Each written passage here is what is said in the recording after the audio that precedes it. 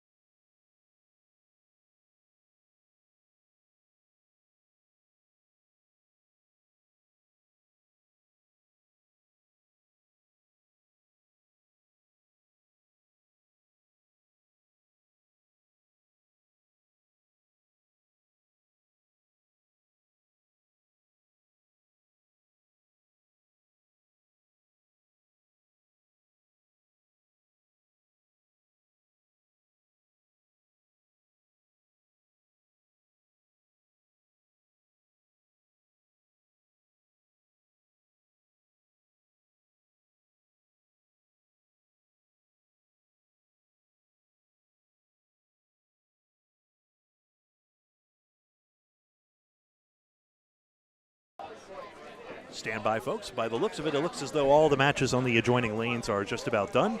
Once I get my mic set, we'll be just ready to go in a few minutes' time.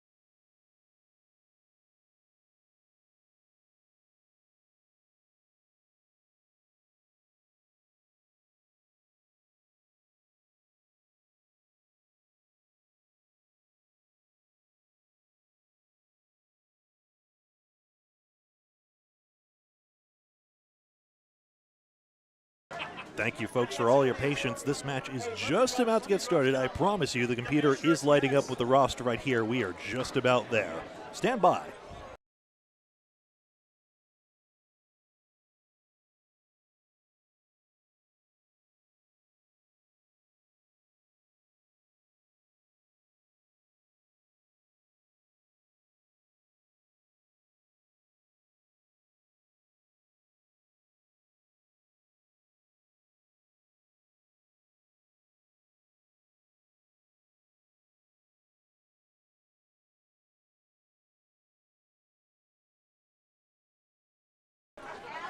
And here we go with the first ball. Madison Riva versus Kevin Gratton for Penny Lane versus the High Rollers.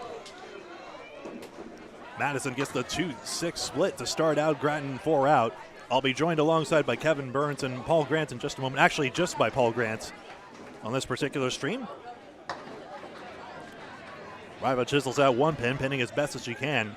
Still one of the high averages in the tournament. Among the ladies, Amanda Carroll has the top average at last check at 118. Pins out perfectly with a 10. Gratton, not quite, hits the wood instead of the pin and gets a 9.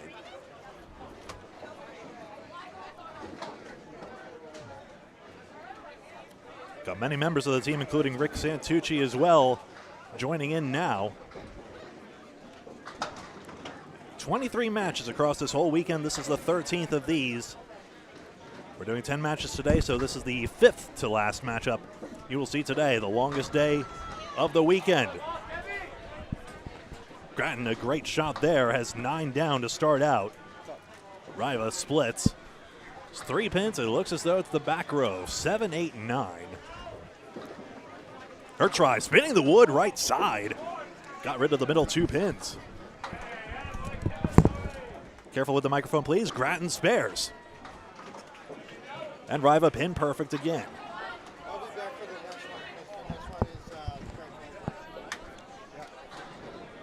Lynn Ward, that's spelled L-I-N-E, Lynn, and Glennis McKinley, you recall from the Atlantic Candlepin Singles Tour, now up on the lanes for the High Rollers and Penny Lane bottom shelf. Penny Lane, a previous championship team, in large part due to the Riva's dominance. Though right now, both teams are 14-10. Team Coca-Cola at last check still undefeated. I believe they won their last matchup as well. They were certainly way ahead. Ward gets the better of the 2 hits, but the worst of the 2 leaves, although the 1-3-1 split doesn't seem impossible with the wood alongside. I'll turn it back now. Rick Santucci on the mic as well. First, we'll go to Paul Grant. Glennis McKinley, great bid. Leads up to 8 and 10. No wood, no luck.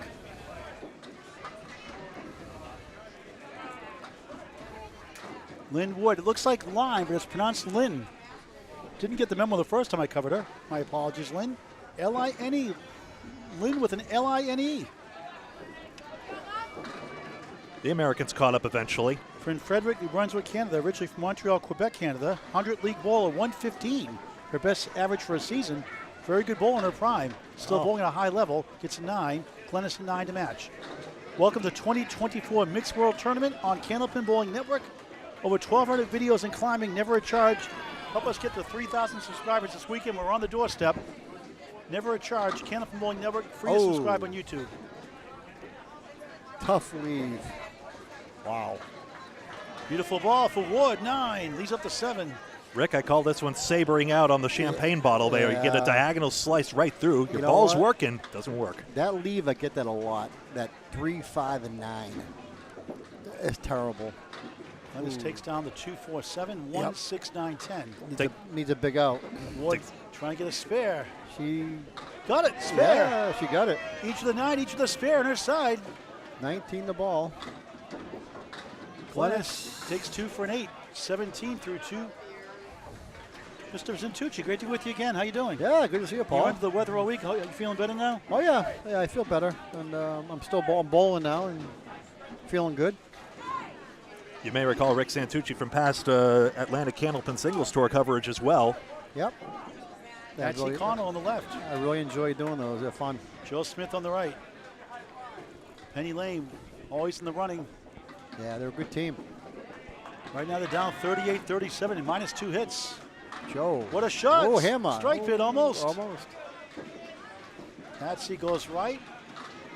Not a bad lead considering. The 1, 2, 4, 10. good old strike bid almost. Yeah. Yeah. Almost. It's like in. There's a spare. Yep. I don't I'll know. refrain from strike bid from now on. How's that? Because it looks like a strike. That's why. Yeah, it does. There's a spare for Patsy. Wow. They got 3 marks to none on the board. 3 to 1 make it. I don't know this one. I don't know her at all. Yeah, she's a fine bowler. She's a 106 league bowler, the 116 her best. Wow. For in Fredericton, New Brunswick, Canada. I've covered the Canadians a few times now, the mixed worlds and the worlds. Oh, she's from Canada? Yeah, it's all Canadian team here on the left. Wow. Smith on the spare, 17 through 1.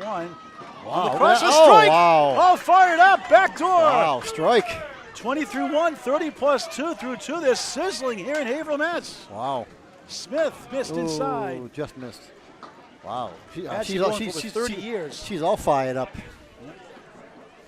Favorite bowling moment was getting her first 400, got a 409. Originally got a 401. Her hobbies, canopin bowling. Nice 10 for nice Smith, 27 through 2.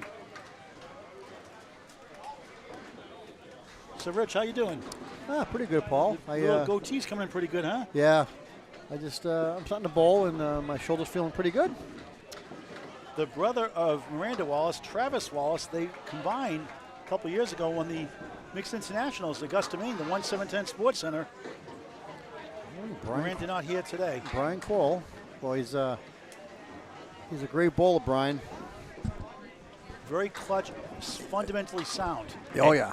And Channel 5 alumnus. Oh, yeah. Beautiful ball, 8, Oh, nice 4 ball. and the 8. The 4 and the 8. Fenway Academy runner-up. I could go on. Yeah, he's Travis Wallace, 1, 2, 3 in front, 7 left. yeah, he's a great bowler, I tell you. Travis Wallace with the Kingswood Bulletproof team from the Men's Internationals. Got it. Oh, hit. No Kingswood luck. Bulletproof, they were dominant. They won 3 world championships themselves, and they were right there in the running. They made a deep run. Yep. He had that wood, and hit the wood Travis too, and from then get Frederick, New it. Brunswick, Canada also. He just turned 30 years young 30. Oh, early this month. Pro Wow. 9. I wish I was 30 years old. Stand in line. Travis and 8. 9 for Brian.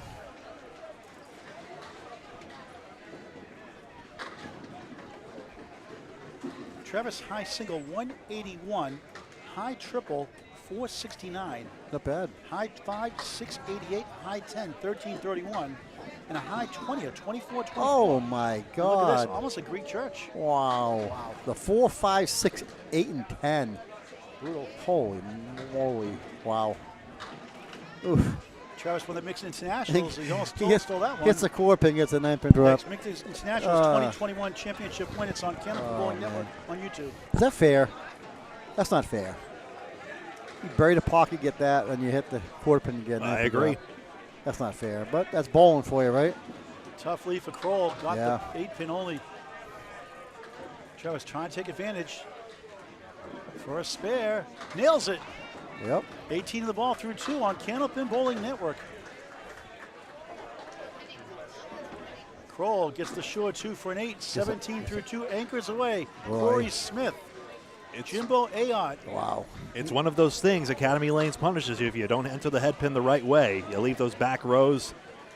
I say crossovers leave kings, but that was ridiculous. Oh, you can definitely. I watch it on YouTube a lot, and you see a lot of strikes, but you see a lot of bad breaks too. Corey, a 121 league bowler, currently 128, his best season in the average. Charlene Woods in the house. How you doing, Charlene? Jimbo Ayotte. From Stanford Bolorama in Maine. Bowl Arama. Jimbo in lane 14. 5-time Pro Series champion, world champ, won the Friday Night Pro League a season ago with Academy 2 with 6. Oh, chopped out. 4-2 split for Smith. Corey's high single 198, high triple 506, a Wow. Kingswood Lanes record. House record. 506. Nice try. 506 is a Kingswood record in Canada. High 5 720. Wow. Well over 25 years of Canopin bowling. What a try. Anytime you have a 500 and a 3 string, that's pretty good. That's exceptional. Hit a 500 for 3. Not too many guys can do that. Gouillart takes a 10 to start his one-string match. Yep. This is match 13 of 23, match 6 of 10 today, rather. Yep, 6 9 more tomorrow, bucks. 9 o'clock a.m. Eastern time, 10 o'clock Atlantic time. Corey Smith a 9. Oh, it's Corey Smith.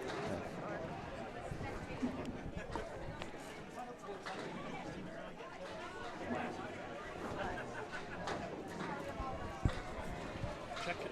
Can you ask Bob to check his connection, please? Gouillart, Oh, nice Gouillart, ball, nice. 8. Oh, wait a minute, Good 9. bowling. Holds up to 6 and 10. Thank you, Nico, for the status update. Stand by. Smith, beautiful Oh, ball. Corey, Strike, oh, yes. hammer. Great ball. 19 plus 2 through 2. Nice. Okay. And a lot of marks dangling for the high rollers. Jimbo spare, 20 in a ball through 2. Spares, 10 spares and strikes, a perfect game. Candleprints for Cancer is sponsored from the Mixed Worlds every year, giving $100 back to the bowlers, a 200 string for the men, $200 bonus for ladies, a 175 string, a $200 bonus.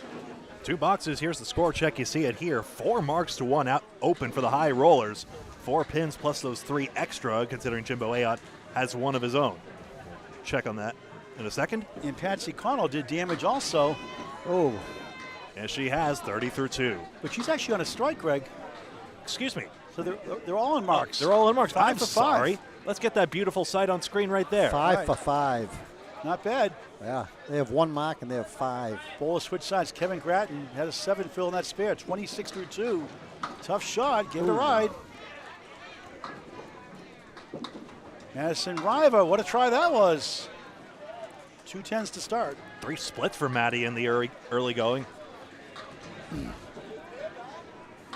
Nice pitting, 10, 36 through 3. M. Riva, of course, to distinguish from her husband, Evan. If ever there was a bowling power couple, it's them. She gets a 10, 3 10s, 30 through 3. I mean, 3 splits, 3 10s. That's amazing bowling, and yet she's losing. I know. Yep. Not much more she could do. No. Nope. I'm going to go commentary light. I need to enjoy some Pub 125 food, but I'll pop in. Off to left goes Gratton, onto 6. Madison, right side. Oh, wait a come minute. back for the Some backdoor 2 action. to 1. 4 and the 7 hold up. A little back door.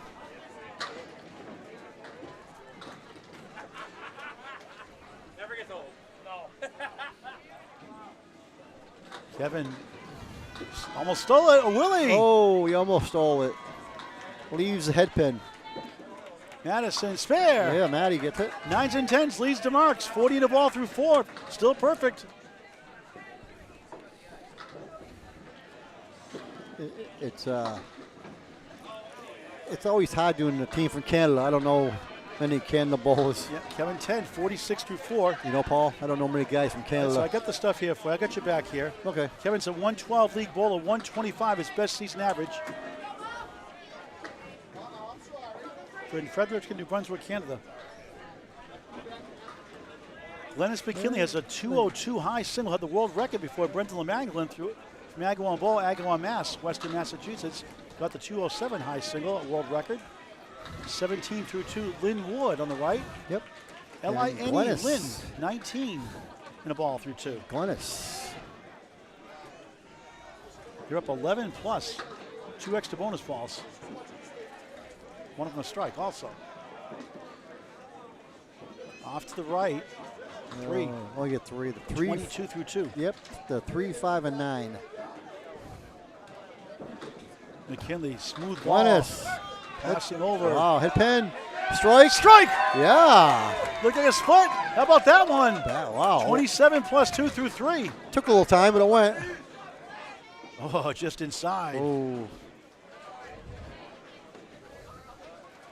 Well, that was a working ball for Glennis, huh? I'd say. Yeah, it took a little slow, but it went. Maybe she can get that double. She'll take an 8, 30 through 3 at the minimum, despite that spare 3. Kennels for Cancer. A 501c3 charity, donations via Venmo. Candlepins number 4, cancer.com. That's candlepins 4, cancer.com. Put your lemon drops in, the 4-pin and the 6-pin via Venmo. Don't have to be there live to donate to Candlepins for Cancer.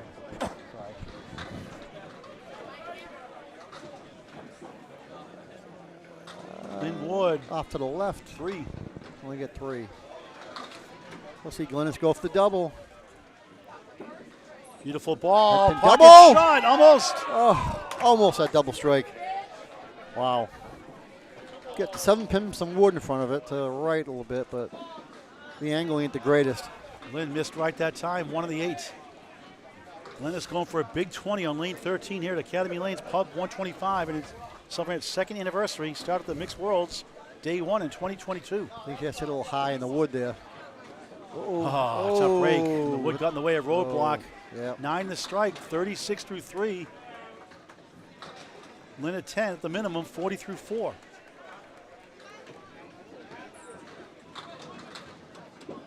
Glennis, the Paul Grant special, missed the second, make the third for a 10, 46 through 4. Middle bowl is coming up. Joe Smith, 27 through 2. Patsy Connell, a spare and a strike, 30 plus 2. Nancy. I know, she's on a strike too, right? Yes. Looking for a double too. 163 high single, amazing. Wow. Over 30 years of Candlepin bowling. Wow. What's your high triple, Paul? 409, Wow. was 401. It's not bad. Head pin. Throws a good fastball, 5. That's the Christy Hapworth special in Maine. The Bob Caleri leave everywhere else. Caleri, but got some wood though. Joe. Smith for a strike, almost. Nice ball.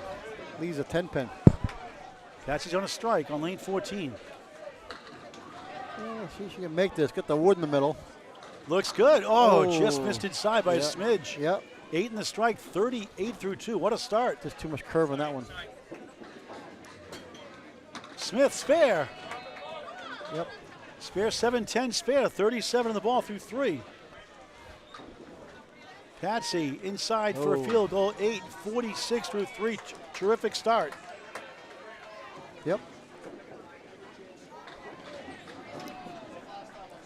Let's see if.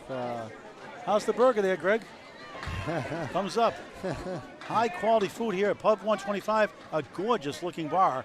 Oh yeah. Great staff and a full bar. Just tremendous food.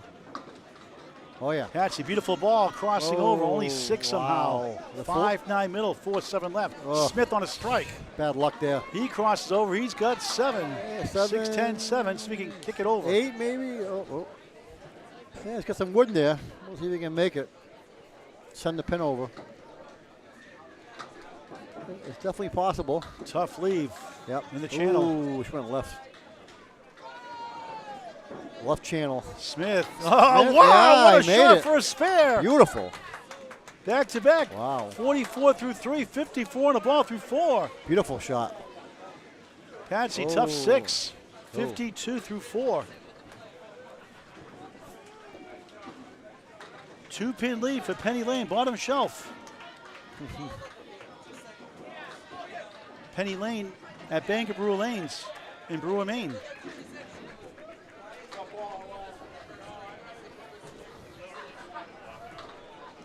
Donation $20 from a bowler on a lemon drop. Thank you very much. 9 families helped the last 2 years. Pretty good. Travis Wallace on a spare. 18 of the ball through 2. Nice pocket shot in the crossover. 7, 3-6 right, 4 left, 25 through 2. Brian Kroll off to the right. 1-8, 9-10. See the wood stays in there. Wood's rolling off, I think.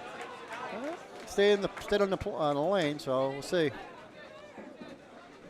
Nice try. Let's see if Brian can make this. So get the wood in the middle. So.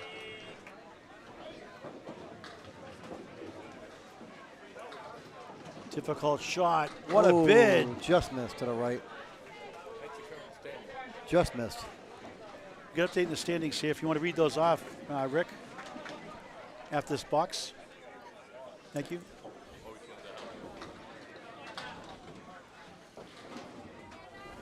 9 for Travis, 34 through 3. Brian Kroll gets a 9 to match. He's at 26 through 3. Let's do the standings top to bottom if we can. Okay. You got Coca-Cola Holbrook is leading at 24-0. PNC Enterprises are 18-6. Drywall Concepts 18-6. Stars and Strikes 18-6. Riverwalk 18-6. JD. The rest at a bunch at 14-10 now. Yeah, the 14-10 is Penny Lane. Right here. Academy, Union High Rollers. Right here. Yeah. Yep, the Window Source. And War Clones. Not Clones, yeah. Yeah, War 14-10. And you got Marquardt Ford, 12-12. Bud Light is 11-13. So is 24-7. And you got 5 team at 10-14. New England Flooring, Pub 125, Central Park Lanes, Huff Power Sports, and Patriot Paving. Harry All-Stars, 6-18. Turkey Hunters are 4-20. And so the rest of the teams. High-low dispensary, underrated, and 1-7-10. All right, thank you, Rick. 36 in the ball for Brian Kroll in the spare, 42 through 4 for the 8 bucks and Travis Wallace. So Coca-Cola is doing really well. Thank They're you, undefeated, 24-0. The only one right now. Yeah, only one.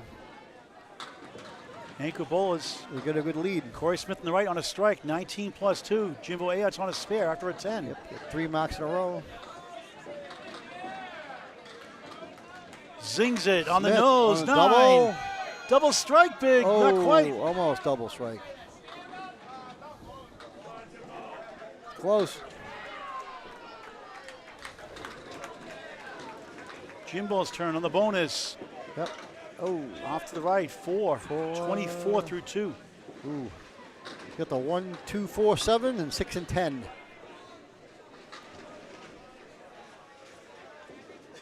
Double barrel wood in front of the 10. Got it. Oh. Second piece, got it. Really? Spare and strike, 29 through 2, 39 the ball through 3. What a try. Oh, Jimbo. By in Jimbo Ayot. Nice try. Hey. Corey Smith, 3-time world champion with Kingswood, 2015, 2017, 2019. Always in the running. 10 for Jimbo.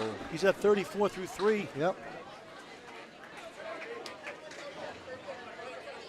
Kingswood Bulletproof. Bulletproof is a software company, just so you know, Kingswood Bulletproof. Impressive 198 high single. Again, that Kingswood record, 506 high triple, high 5, 720. Wow, 506. Beautiful ball again, 7. 7 left, 6-10 right. 6, 7, 10, yep. Decent wood, possibly. Yeah, maybe. To Jimbo. In the pocket, a little little thin. light. 6, just a 2, 5, 7, 8. Yeah, tough leave.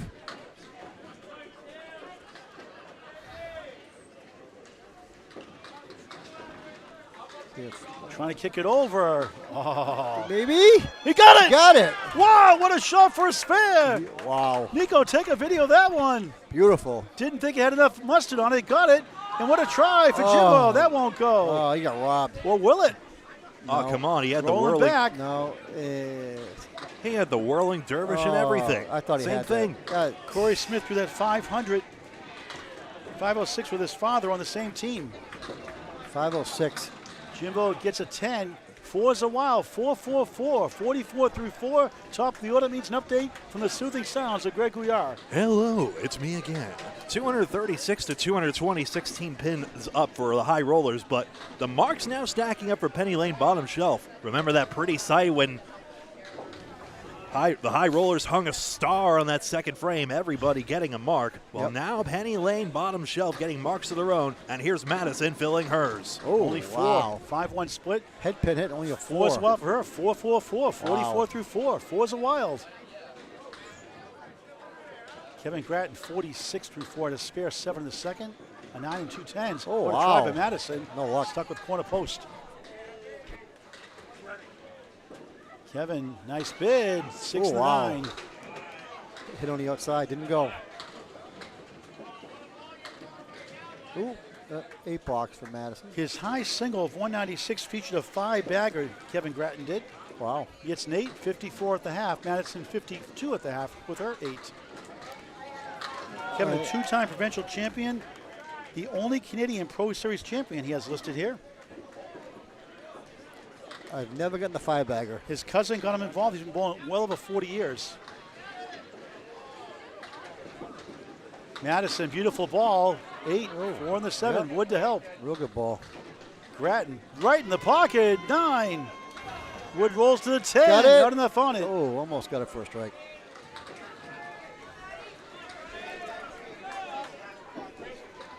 She got it. Thought she missed it. Second spare, the last 2. 62 in a ball through 6. Spare to match. Kevin Grattan, 64 in a ball. Yeah, matching his second spare. Matching spares. That's right, and a good mark by Kevin Grattan to pick up his second. Riva finally getting her due after 3 splits. Her best look on the head pin and takes advantage there. It's a 12-pin lead for the High Rollers, but they're down 3 marks to 1. Folks, we got a virtual tie. Glennis McKinley on the right. Her daughter here in attendance, 46 through 4. Trying to get the bowl. Yep. Glennis. See Lynn Wood, 40 through 4. Nice ball. head 6. pin. Oh, split. Greg, remember the women's doubles event, Cancer double event the first year? She has that 2-string final. She was a beast. 5 strikes in that 2-string match. Wow. With Deb DeRocher winning it. Amanda Keller, Brooke Redridge won it last year. 30 annual, September 7th this year. Ooh, nice try. Almost cut it over. Lynn trying to bounce back. Curves in the pocket, barely. 5. Still The 5, bucket shot yeah. they call in Canada. It's a Starlight 5 in America. They call it the bucket shot in Canada. The Yep. bucket shot. Some call it the hay bale, the diamond plus the 10 if you want. A pack of 5, a bundle of 5. You make the call. Glennis 9, 5's the wild. 55 through 5. Nice 10. Good 10, Lynn good out. Wood Yeah, at the minimum. Nice out. A good friend got her involved over 30 years ago. She's out of Kingswood Lanes. Again, a 176 high single, high triple, 425. Her high average during the Can-Ams, she averaged a 127 in the former tournament, the Can-Ams. That's pretty darn good. Wow. Wow, that's awesome. And winning her first provincial, Oh, my her God. favorite bowling moment. The same leave again, Greg. Instant replay. The 2. Wood, nice balls. 9, Oh, wiggle the 9, 10. Almost got a strike. A lumberyard on lane 13. A lot of wood Looks down like there. 6 pieces or so. 5, 6 pieces. 6 pieces of wood. Glennis sailed away. Ooh, Glennis went left. Got nothing. Wood for a spare. Got it. 16 of all through 6. Second spare of the string. The spare 3 in the second. Lower to score. Glennis gets the short 2 for an 8. 63 through 6 on Candlepin Bowling Network. Middle bowls right now. Patsy Connell, 52 through 4. Joe Smith on a spare. His second one in a row, 3 out of 4. He's perfect so far. 54 in a ball. $100 from Candlepins for Cancer bonus money. And he's bowled with a 10 spare strike for 10 boxes. Combination. $200 for a 200 game for the men. $200 for a lady with a 175 string. Smith on the bonus, 7. 136. Got a good break in that 61 through 4. Patsy, 6 right, 4-7 left. Ooh, that's not good. 52 through 4 coming in. Tough break in that one. Smith for another one. Outside. Up the wall, Oh. yes. Oh, nice. Outside. 3 in a row, 4 to 5. 71 half plus 1. Wow. He's bowling good. He's making his shots. Patsy trying to kick it over. Great try. Oh, yeah. No luck.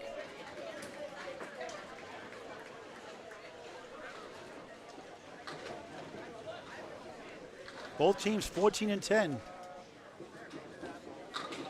They both need this win. They both need the win here. It's a 9, 61 at the half. Pretty good. Halfway point of match 13 of 23. We've got 4 more to go today. There's 10 strings today. We had 7 yesterday. 6 more tomorrow. 9 a.m. Eastern time, 10 o'clock Atlantic time. Smith 6 in the spare, 77 half. 4, 7, 8, 9. No luck there. Patsy, beautiful ball, a little full. The 7 falls down though. Yeah, got a break. Willed it down, 3, 6, 10 to the Haverhill line. The train went by. Smith for another one. Oh, what a try. Oh, good try. That would have been 4 in a row and 5 out of 6. Good effort. I'm realizing I need to differentiate the Smiths. We have 2 in this. It's the Jason Doucette, Blake Doucette problem from Worlds. Men's International, I hasten to add, not Women's International. Yep. The women's tournament taking place in Nova Scotia, just giving everyone their due. Patsy with the wood, threw it away. Missed opportunity. Wow, a name like Smith, you probably have more than one or more than a couple. Joe right on for a 10. How about 87 through 6 Wow. for Academy 2 of the Friday Night Pro League defending champions from 2 seasons ago. Josh Daly's Central 3 team won it just recently. Yeah, and don't forget about Mark Hollywood Smith. That's right. Everyone loves Oh, Hollywood yeah, out of yeah, Stars yeah. and Strikes, South Paris, It's like Spain. Mark Smith, yeah, Mark Smith. I wonder where we got that nickname from. Was that you, Paul? Of course. Patsy at 9, 70 through 6. I was at the Big 20 at ICBA Championship. He didn't want to do an interview. I said, come on, Great look at stuff, that buddy. smile. And he started laughing and joking. Ever since then, it's stuck. Sorry, we know Wherever he goes, he's Hollywood. Hollywood, Mark Hollywood Smith. You got Even on pinfall, 1 extra mark. Remember, you can follow along with Yep, the tie Canadian game. smudges between the team name and total. Brian Kroll in the spare 5, 41 through 4. Travis Wallace had a spare 7 in the second, 42 through 4. Terrific bowler on lane 13. Just missed the pocket, 1, 2, 4, 7. The 4 horsemen left.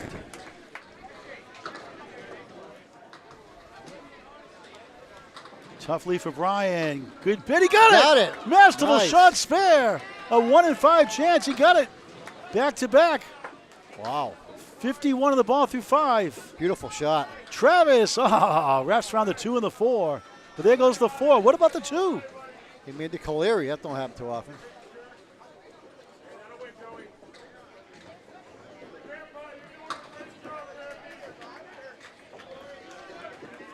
This close Travis match. out of Kingswood bounce it. Oh. The boy sails by it. A 2-for-1 Wow. special. Where's the kitchen sink? 9, 51 at the half, as well as Brian Kroll, but he's on a spare. Yep. Travis enjoys basketball, bowling, golf.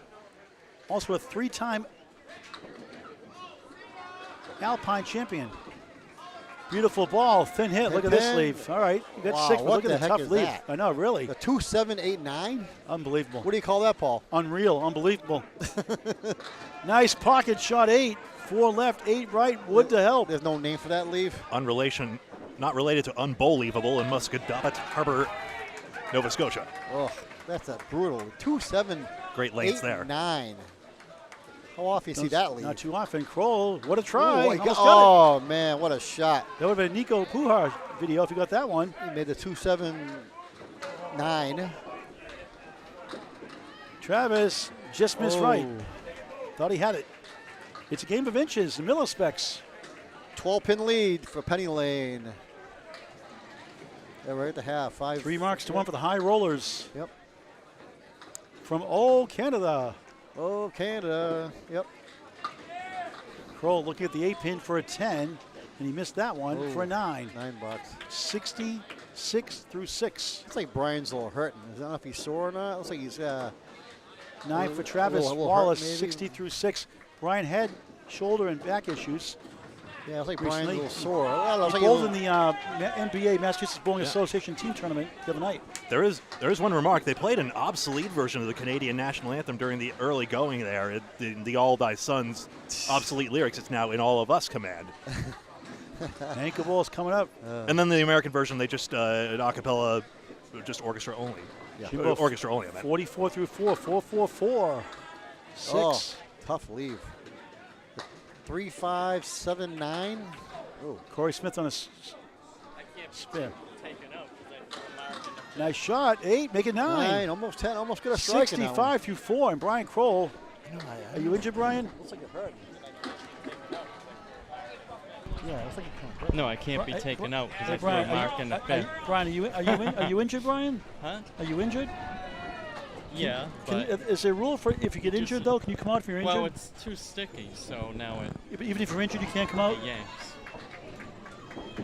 Yeah, I thought the rule was you could come out if you're injured. I thought you could. Corey Spear again. He's got 3 in a row. Actually 4 in a row. 75 and a looked ball like through you 5. You were kind of Well, I can't bend over as good. Jimbo 8, 52 at the half. so I gotta get down. I know you. I know you. I watch you. I know. I could tell. So I have heard that comment from another bowler that the approaches are a little stickier than usual, so you have to shorten up the approach to avoid excessive leg strain, essentially, and overcome that. Yeah. Every bowling center has their own thing. I know some bowling shoes can adjust their sliders or the grips to compensate accordingly, although that's really high-tech technology, although pretty routine to a big ball bowler. Well, a lot of guys have those pads. They change the pads on their shoes. Look at this shot, 9. He's feeling it, back-to-back spare 9s, 84 half, sick. Strike, spare 7, spare 9, spare 9, Corey Smith. 84 half. Jimbo spare. 62 in the ball through 6. Second spare of the string and a spare 4 in the second. Close match, 2-pin lead, but the for another one. Missed it. Wait, oh, no. Wasn't trying to go for that wood, obviously. No. He had 9 blocks to start, perfect since. It's a close match, Paul. Only 2-pin difference. And that's a Paul Grant special. Missed the second, make the third. Greg, ever a good time for that? No. Never a good time for that. Unless you won the match already with the box of 2 in hand. 94 through 6, nothing wrong with that. That means it's time for an update from the soothing sounds of Greg Gouillart. Here we are, 8 pins up for the high rollers. That seems to be a true advantage here, if I understand correctly. 2 spares up on each side. Take a look at Corey Smith, 94 through 6. Joe Smith, 87 through 6. Let's see where the storylines will be. It seems to keep changing every salvo. Yeah, it's a very close match. Back to the top of the order. Kevin Gratton, left side. Oh, look at that. The 6-pin moves to the 3. Wow. Strange leave. 6-pin move about that's on a 5 spare. That's a 3 fill. How 67 through 6. How far that pin move? About Madison strike on spare. Wow. 72 through 6. Wow. 82 plus 2 through 7.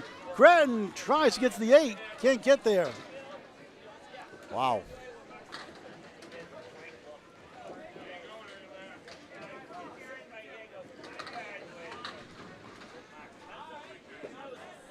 Kevin 9, 76 through 7 on Canopin Bowling Network. Greg, let's pause for station authentication in just a moment.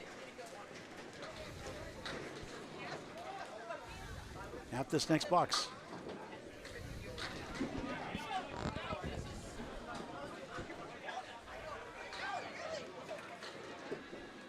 Nice pocket shot crossing over 8, 4 in the 7.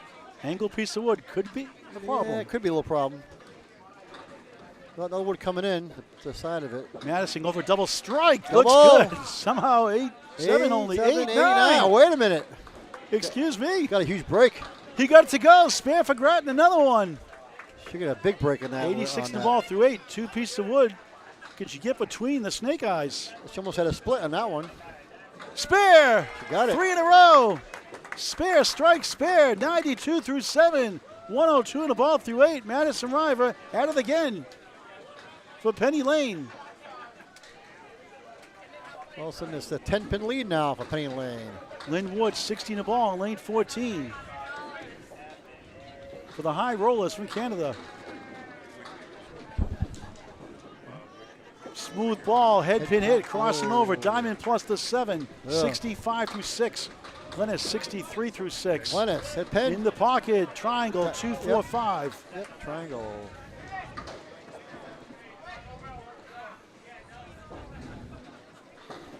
Ward trying to kick it over, just missed right. No.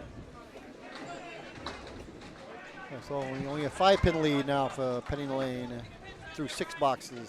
But they got 2 marks to 1 in their favor also. They get the virtual lead barely. Yep. Based on stats, 6.5 for spares, 8.3 for strikes. 5 straight head pins for McKinley right now.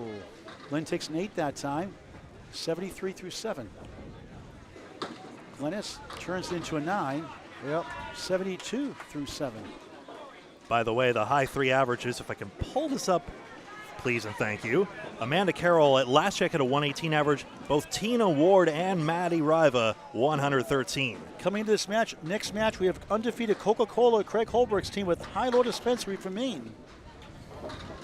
Next on Canopin Bowling Network on YouTube in high definition. Ooh. 5-2 split. Oh, chops at Lynn. 3-5-9. Ugh.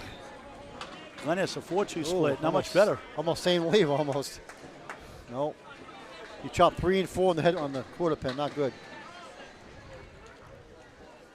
A former 115 league bowler. Ooh, almost. Ooh, got the very professional. She got a cluster of 1, 6, 7, 8, 10 left. Dennis 1-2 in front, Oh, 6-10 boy. right on lane 13. A lot of pins up there in the last ball. Mike Moore will be after 4 o'clock today, doing his relaunch of Lunch of Tom Ulster and I'll correct myself. Lunch of Tommy and Stacia. Tom Ulster, Stacia Zernicke, the golden age of Candlepin Bowling. He'll be here for $20 US dollars. If you can't make it, you can message him on Facebook. Mike Morin, MORIN, for $25. Ship anywhere in the U.S. 2023 President's Cup winner. Glennis, a rare 6, 78 through 8. 8 for Lynn Ward, 81 through 8. Quick update from Greg Gouillart. So when the marks are very even like this, 13 marks for Penny Lane bottom shelf and 12 marks for the high rollers. You want to keep an eye on pinning, which is 7 currently in favor of Penny Lane in terms of actual pins knocked over, and they lead this match by 4. Yep. Patsy had a strike spare 8 to start. Nothing since, but 70 through 6. Still a great string. Another good shot there, but nice. a 2-1-1 split. Wow. The 5, 7, 9, 10. Joe Smith, 87 through 6. Spread eagle. No luck there. Chopped out. He's perfect so far. 10 spares and strikes. No strike, but that's 5 spares and 1 strike. Not bad. Nope. Correction, 4 spares, 2 strikes. Good try by Patsy. Wow, good try. Made the 5-7-10 out of that. Yeah, she made the 9, left the 9 pin up. Oh, what a try. A Wow. 1% chance for Smith. Captain of the Fenway Academy Worlds Team, the runner-up to 5-time champion, A+ accounting, a match of a lifetime on YouTube on Candlepin Bowling Network. 2023 Worlds, Moncton, New Brunswick, Canada at Fairlanes. It was a privilege, Greg, to be with you on that call. Dan Castle did the middle string also. Likewise. 9 for Patsy, 79. Joe Smith, 8, 95, both through 7 boxes. This 1-string match. And again, Joe Smith quietly doing his thing. He's had 5 head pins to 7, and this is consistent with him being an understated part of the success of all teams he's on, including Look at that shot. including Academy 2, on the Friday Night Pro League. Yep. Sorry, Greg. Patsy, beautiful ball. 4th pin for Joe, Smith. He gets hammer. 9. Wood charging to the 6. A lot of wood down there. Security guards in front of it. What's that, lumberyard? Like the rest of the continent, Smith, a very common name in the bowling world, but you got to be able to tell them apart. There are so many good Smiths in this game, too. Tough break for Patsy. Missed that chance. Yes, there is. Smith should nail this one. He does. Fair. 5 piece of wood. In the Century Club, 5 over on a ball. The hits keep on coming. They're up 3-1, and they have the lead. Yep, by 13. Patsy with the 10 makes it 3 right now. 3 pins. Yep, 3 pin 89 lead. through 8. 3-pin lead for Penny Lane, bottom shelf. Both 14 and 10 coming in. 4th bowl is Brian Crow hobbling 60 through 6. Correction, 66 through 6. Travis Wallace on the right, 60 through 6. Yep. Not on marks. No marks. Nope. Travis off to the right. 1, 2, 7, 10. Some wood. Kroll trying to fight in there. 8, Head pin. 4 in the 8. Nice ball. Boy, you Good ball. couldn't tell he was injured based on that ball, unless you really look at his approach. Well, I know Brian pretty good, and I know his approach, and it looks a little different. Oh, what a shot for a spare. Wow, what a shot. Beautiful Travis shot. at it again, 70 the ball through 7. Beautiful shot. Second spare of the string, a spare 7 in the second. Kroll trying to avoid that wood in front for a spare. He got it. He got it. 76 in the ball through 7. His 3rd mark of the string. What a battle. It's a 3-pin lead for Penny Lane. 4 marks to 2 in their favor also. We're in the 4th bowler and the 8th box, so we got about how many boxes ago? Not too many left here. 13. Both in the 13 spare. boxes. Half Worcester, 3 in the 9. Ouch. Oh, yeah. 72 through 7. See why I hate that shot? That's not a good time for that. Momentum killer. Kroll trying to take advantage of his mark. He gets 7. Make it 8. 8, 9, Make it 9. 10. How about the 7 for a strike? No. Whoa, wait a minute. He's got security guards by the 7. Yeah, a lot of wood there. 85 through 7. It looks pretty good. Look at this leave. 178 right side, 610 for Travis Wallace. Oof. Tough break. Yeah, not easy. multiple league and tournament wins in his career. Kroll, another one. Yes. Back to back, 4 out of 5. 95 of the ball through 8 for Penny Lane. And again, Kroll adapting well despite his approach being thrown off. And look at that out. Pro shot there for a 9 for Travis Wallace. 81 through 8 on Candlepin Bowling Network. Oh, yeah. Help us get to 3,000 subscribers on the doorstep. Greg, tell us how they can do that. Like and follow on Facebook to follow us there, but then to subscribe on YouTube, click the subscribe button. And the best way to really be in the know about all our bowling content is to hit that bell icon that pops up after you hit subscribe, or if you've already hit subscribe already. That way you get a notification every time we upload. And either way, we greatly appreciate your support just by watching. Corey Smith, 94 through 6 on lane 14. Half Worcester Ooh, himself. another half Worcester. 2 in the 8. Jimbo Ayotte, 62 in the ball, lane 13.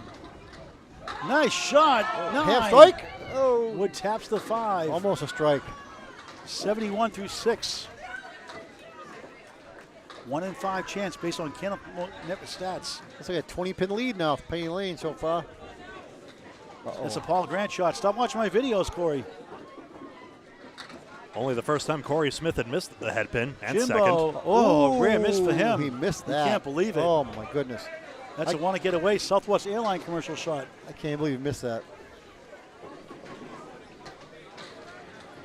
Trying to get a big out and a tough, rare 5 box. 5 box. Beside himself. 99 through 7, 10 for Jimbo. The Paul Grant special. Yep. Missed the second, make the third, 10. 81 through 7. I knew that was coming. Yep. Got 25-pin lead. Ayotte will be frustrated with that, but it's still a 25 and 2 mark advantage for Penny Lane. Yeah, they got 3 marks to 1. How many bowlers can say they have a Kingswood house record of 506 for 3 strings? Oh, Corey Smith right there has it on lane 14. I just want to bowl at Kingswood one day. 506. Former Get a men's break. international 8, site. 9. 3 in the 6 for Jimbo. Like I said, you get a 500. You're doing really well. The How shot- many guys have 500 for 3? The shot can go. Yep. For Corey. Definitely can go. Tasha May watching. Plays the 2-pin, I think. Can he get it? Yes! Yes. Right on cue. What a shot for a spare. Wow. 109 to the ball in the 8th. That's a wow, Paul, huh? Yes, it is. Oh, that's a nice shot. Jimbo matches He spare. made- yeah, matches 91 to the spare. ball through 8. Back to the top of the order. The final 2 boxes for each bowler. Greg Gouillart. 25. Thank you 5 very boxes. much. 25 pins With up 10 right boxes. here. Thank you, Rich. 4 marks to 2 right now. 25 pins. Bonus pins right now are 93 to 80 right now. 13 extra bonus pins for Penny Lane and 12 more in pinning as well. Take a look. Again, powerful women getting it done. Madison Riva, 102 in a ball. Also Joe Smith, 105 in a ball, leading his way. Men and women combining to power the team through. That's how you get it done. Half Worcester. My only big mystery, why hasn't Penny Lane done better beforehand? They're crushing it on our last 2 streams. And look at this, both on Space Wow. Madison, half Worcester, a 2 fell, and look at this, the W, the 189 go down. A 2 and a Kevin 3 fell. Gratton, 83 through 89 through 8. Brutal. Wow. And a banana split plus the queen pin for the ladies, the 5. Boy, there's some chopping going on there. Boy, which one do you like better? Madison, I don't know. 7. 111 through 9. Kevin trying to get 3. And a tough 5. Brutal. 94 through 9. 2 5 boxes in a string. 26. 2 different bowlers. Penny Lane, bottom shelf, has a 3 marks to 1 lead, a decent 26-pin lead. 9 blocks to go. Madison back at it, 1 of the 6.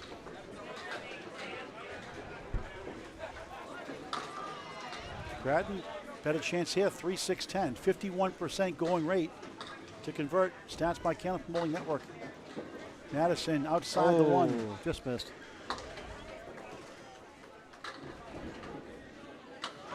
Oh, you missed it Shot too. by Kevin. From a 125 league bowler. Madison 9. Decent string, excellent string again. 120, nothing wrong with that. Near perfect. Kevin a 9. He ends up with a 103 string. Looked a lot better than that. 8 box to go. The lead right now is 26 for Penny Lane. Bottom shelf, 3 marks to 1. Their 3rd, 4th, and 5th bowlers on marks. Glennis McKinley, 78. Lynn Ward 81 through 8, not on marks. Madison Riva 120. We are spoiled. I tell you, I'll miss her the day she takes her talents to South Beach or wherever in Florida. Or wherever in Florida. I don't know the geography. Thank you, LeBron, for that update. Yep. LeBron James. Lynn, nice ball. The setback shot made that nickname made up in Canada. 2 splits. And by the way, that move to Florida is still a few years out, so we still get to enjoy the Maddie and Evan's talents for quite some time. Oh, that shot by Glennis. Doinked it. Interesting lead. 2 splits. Going left of that wood. Can you kick it over? Maybe. Oh, that won't go. Hits the 5. Hold on. Wait almost. a minute. Wait, Would bounce between the 6 and 10 somehow. Yep. Glennis takes 1 for an 8. 86-9. Undefeated coming to this match. Coca-Cola, Craig Holberg's team up next on Candlepin Bowling Network on YouTube in high definition. Take on High-Low Dispensary from Maine. Yep. 8 for Glennis, 86-9. Lynn Wood, a 9, 90 through 9, 7 blocks to go. Thank you for watching this great game of Candlepin Bowling. Get the word out. Invite your friends to bowl. Candlepin Bowling, it's unbelievable. It's a sport for all ages. Glennis, head pin hit, nice. She got a chance here. 3 right, 5 left. Yep, 2-5, 3-5. Yep.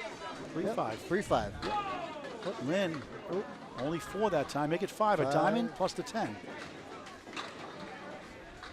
Glennis' daughter watching here in hand. Trying to get to the bowl.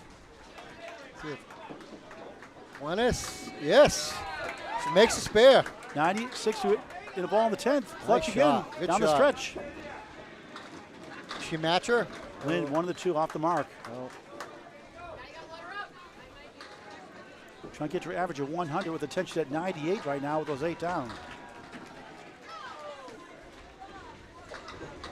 This is match 6 of 10 today. 6 more tomorrow. 9 a.m. Eastern, 10 o'clock Atlantic to wrap it up. Lynn 8, 98, 98. String. Quick update from Greg. Is there a path? There is a path, obviously. There is, and there is enough time. Trouble is, if Penny and Lane fill their marks well, although the path is still there for the high rollers without needing, say, a double strike, it becomes increasingly uphill. Glennis's fill is 7. 103. 103.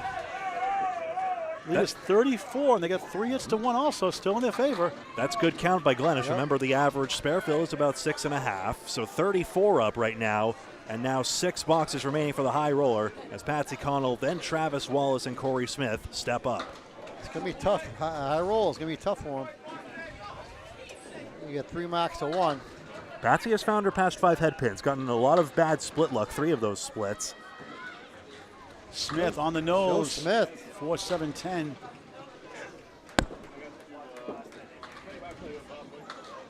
Oh, only chopped 2 on that one. Patsy Connell, 89 Wow. through 8. The 2 and the 4. Smith's 7 fill, 112 through 8.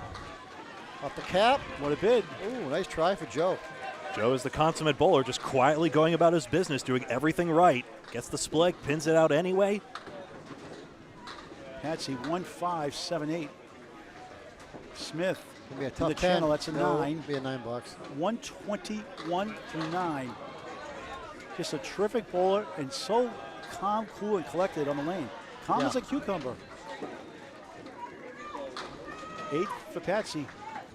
Yeah, 97 through 9 on Candlepin Bowling Network. Closing on 1,300 videos soon, Greg, and 3,000 subscribers on the doorstep. Please subscribe, get your family and friends up north in Canada, Unbelievable. all across the country. I don't have my eye on the subscriber count right now, but we appreciate each and every one of you. Even if, say, you're watching not on a YouTube account right now, so you can't subscribe, but either way. There's about 153, Greg, when I came on board about almost 3 years ago, and almost 3,000. wow. Times 20. Nice ball, 9 for Patsy. Patsy Connell trying to finish up strong. Joe outside. Ooh, good try. Hit, only got a couple. He's got the 2, 4, 8, 10. Ugh. Smith was 7 for 10 on the head pin. Joe Smith, that is. Patsy Connell, 6 for 10. She could use this one for a team. Off the wood. It won't go. Oh, no. Right at that pinch. He was trying to do that, obviously. Oh. Smith, nice out. Oh, good- 9. yeah, Pro good shot. 9. 130. Excellent string for Joe Smith. Patsy, the Paul Grant special, missed the second, make the third. Never a good time for that. 10, 107 string. 106 league bowler, formerly 116 league bowler. Still, technically, the high rollers don't need a double strike, but holy smokes, Travis Wallace and Corey Smith have to come up big now. Oh, yeah. 41 pin lead. 2 marks to 1 also for Penny Lane, bottom shelf. They are the sort of bowlers you could put that pressure on. Sorry, Rick. No, that's okay. You don't mind. Ryan Kroll, 2 marks in a row, 95 in the ball through 8. Fighting through injuries past year. 5, 6. 5 is the fill, 100 through 8. Travis needs a miracle for his team. 1, 2, the 10 goes down. Here comes the wood back, but the wood's in the way. Roll for 3 in a row, just missed inside. Just missed.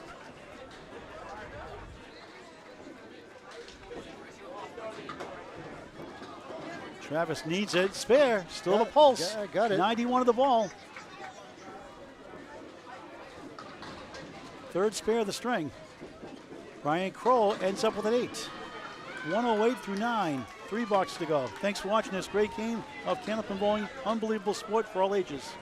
Get the word out, fall leagues are forming in Maine, New Hampshire, Massachusetts, and Canada. Wherever your local bowling center is.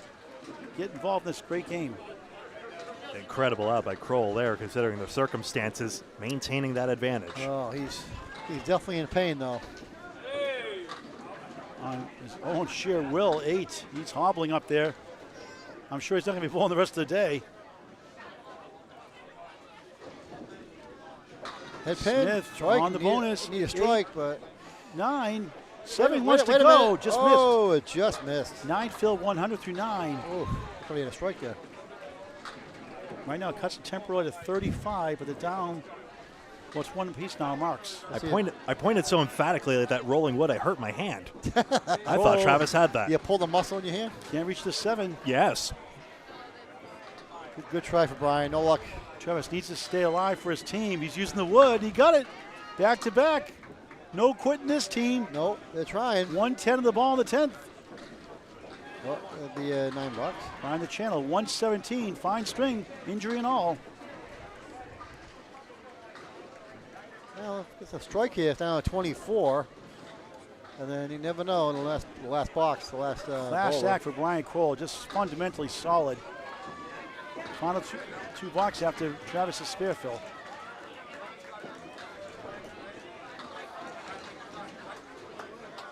Takes his time. It'll be 7. 8, 117 string for Travis Wallace. For Fredericton, New Brunswick, Canada. The guy has a bright future still at just 30 years young. So still technically the high rollers doesn't need a double strike necessarily, though that could quickly change if A-Odd fills at all well. All of a sudden it's down to 27 each on a spare though. So double strike more than likely in play, realistically. Unless disaster strikes for Jimbo Ayotte, that's low odds. 91 of the ball. Trying to put it away here. He gets 8, make it 9. Yep, what, 10 maybe? 100 through 8. Ooh. It was a disaster for the pins. Corey, 109 of the ball, just 4. Ooh, tough one. 113 through 8. I think the path is just about not there. Yeah, They're living on a prayer. looks like Plainly is going to win the match. Spare, that should do it. Yep. 110 of the ball. Game, set, match. Penny Lane, another win. They go to 16 and 10. Oh, nice try. Good effort. The high rolls will go to 14 and 12. Good effort. They battle them all the way through. Nice 10. 123 through 9. Another solid performance by Corey Smith. Another class act. A true gentleman. It is indeed mathematical. Paul has it right. Yeah, it's over. It's impossible for. Stay tuned for the top seed, undefeated, pending this last match. Coca-Cola next on Candlepin Bowling Network. We'll pause after this string is over, and we won't shut off the stream, Greg. We'll stay on the rest of the way. That's correct. And Mike Warren here for the Candlepins for nice the ball. Lunch with Tommy and Stacia book. $20 here or $25. Mike Morin, M-O-R-I-N on Facebook Messenger if you want it shipped from the U.S. Winding down here, final box. Jimbo 5, 125 through 9. Another solid performance. Corey in the channel, rare miss. He missed E1 of that one. Ayotte a 9, excellent string again, 124. 124. Smith's inconsequential to this match, but he wants the momentum going forward. Still 10 matches remaining after this one. 9, 132 for Corey Smith. The final score from Greg Gouillart. 557 for the High Rollers and 594 in the victory to Penny Lane bottom shelf. Madison Riva 120, stellar as ever. Keep your eye on the women. That's how a lot of the differences develop. And then Joe Smith and Jimbo Ayotte getting it done. And Brian Kroll, 117, not at full strength. Corey Smith's 132, not enough for the cause. We will be right back with match number 14 in just a moment. Cutting the audio here. Looks like the rest of the matches still have a few boxes to go, so this might be a bit of a delay here, but as ever, we appreciate your patience, and we will be right back with you once that's all set.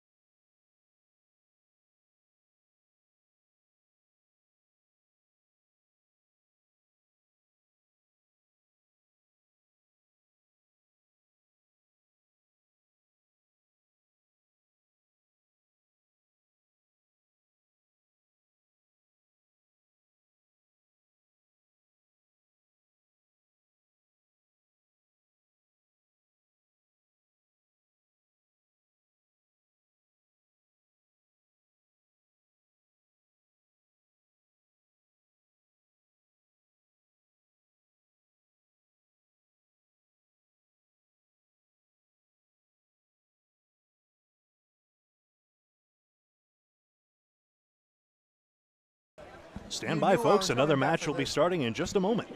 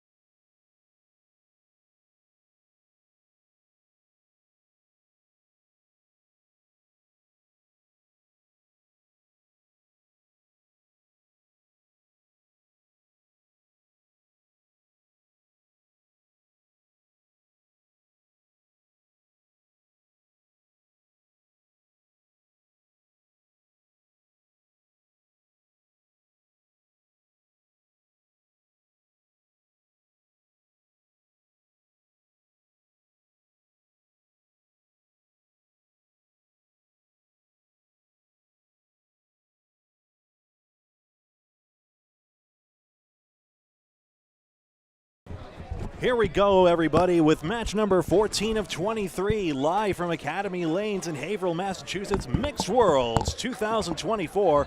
My name is Greg Gouillart alongside Kevin Burns, and on the call, Paul Grant.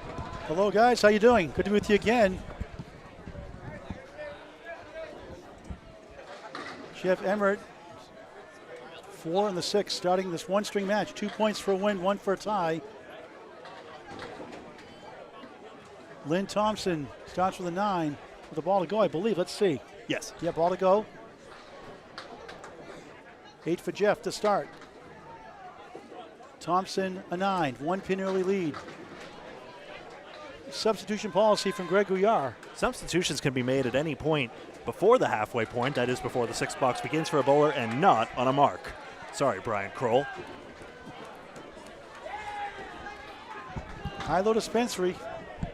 Bowl less well next time, Undefeated Brian. Coca-Cola, Holbrook. Sorry. Tough split, 3-1. Lynn back in her game, 2-2 split. Good to see her back in action. High-low dispensary.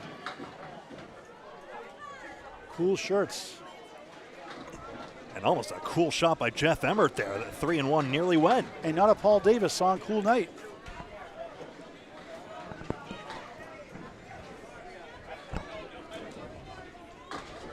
Takes a 9, 17 through 2 on Candlepin Bowling Network in high definition. Lynn, 10, 19 through 2. Tell the viewers, Greg, about Candlepin Bowling Network, how they can get subscribe for free, and all that good stuff. Glad you found us. You found one way to watch Candlepin Bowling Network, either on Facebook or YouTube. We're on both platforms, including another stream currently in progress on YouTube alone, the way it works out.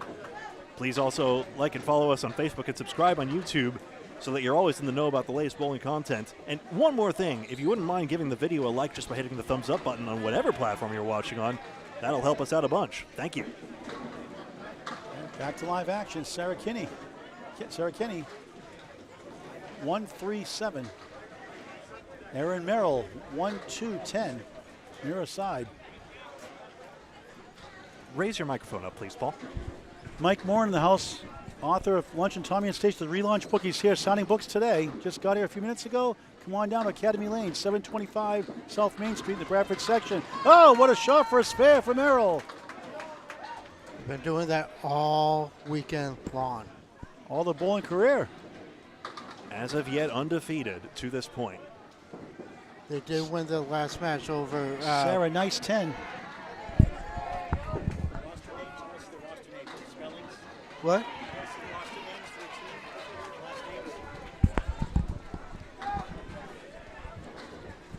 Sarah, 10.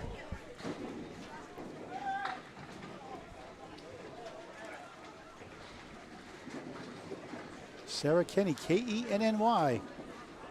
Smooth ball, a little full. 4-2 split, 4-1 split.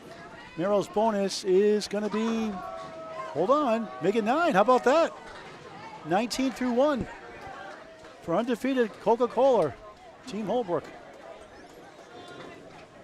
Most wins, be it Coca-Cola or someone else down the line. We had Penny Lane go undefeated into Sunday a couple years ago. Most wins, and if there's a tie for first, a one-string roll-off. A tie in other places is broken by total pinfall. Sarah, good bid, almost. Merrill can't get the spare. Again, that head pin left up is a trouble one, it seems like, for some reason. And again, high-low coming close on a split conversion, getting one side and just not the other. Nice 10, 2 10s. Merrill a 9, 28 through 2.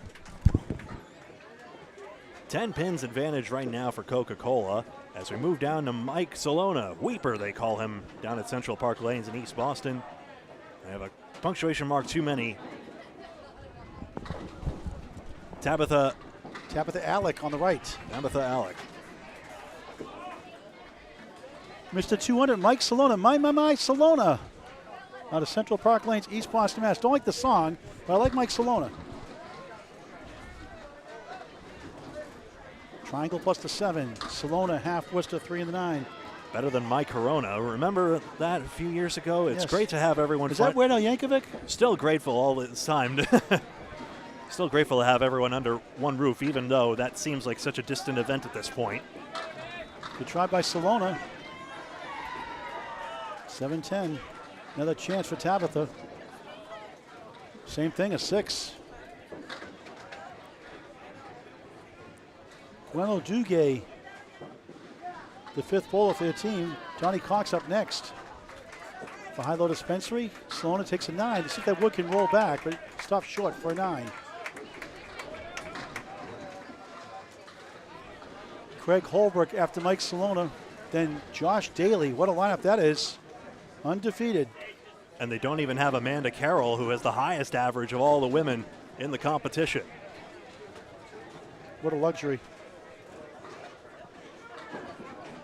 Tabitha, nice ball. A little thin to the crossover, though. The bucket shot in Canada, they call it.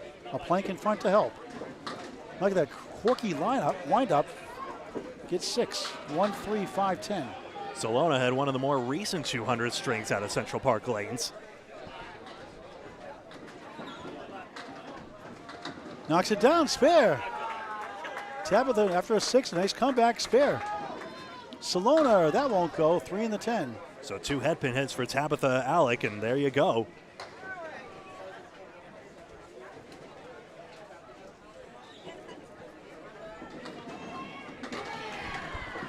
Solona picks it up for a 10, 19 through 2. Quick update from Greg Gouillart. Remember, you can always keep an eye on the smudges between the team name and total. Canadian marks up there, American smudges around the player's total score, a bit unorthodox, but you can see at a glance who's on a mark and who's having a great string.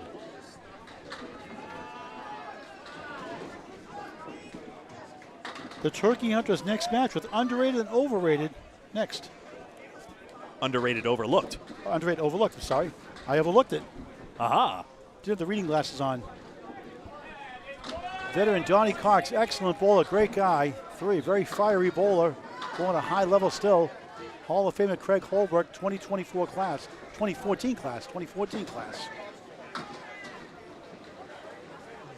His teammate, longtime teammate Bob Wickham, the 2023 class. With Al Johnson and others. Bob Kelly has a shot for a spare. 1-3-7 for Craig Holbrook. Another day at the office for Craig.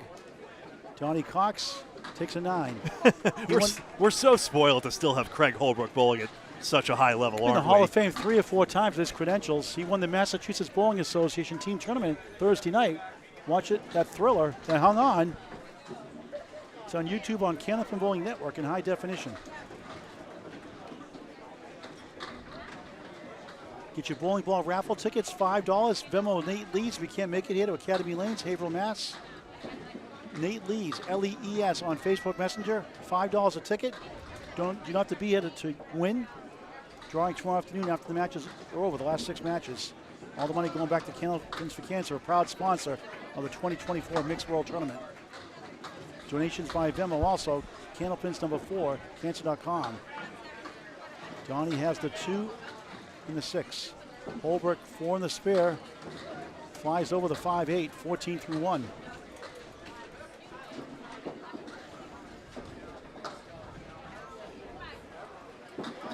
Craig off the wall, nice 10, 24 through 2.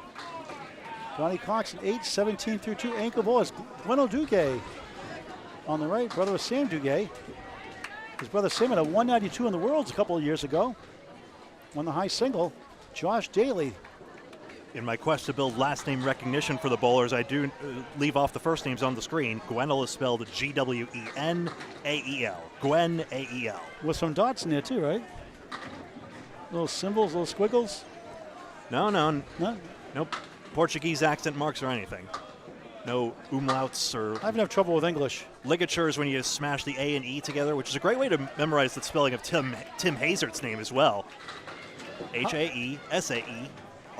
Josh Daly, otherworldly at another level this year. How great can this guy get? And today, perfect string as well, much to everyone's chagrin. Oh, yeah, the Boo Birds came out with that. Yeah, he got a thunderous boo for winning the $100 raffle, $100 donation, bonus money for the perfect game, 10 spares and strikes. $1,000 paid out already to bowlers. Yeah, all entry fees are just Josh Daly donations. Nobody's won it twice, I don't think, yet, though, right?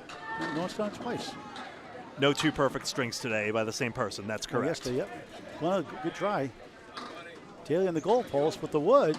Ah. Show the piece of wood straight back.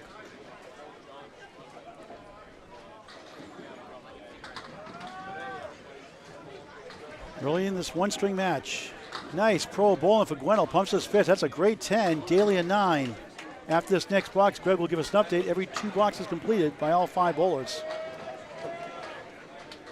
Again, lunch at Tommy and Station. Mike Moore and Arthur in the house.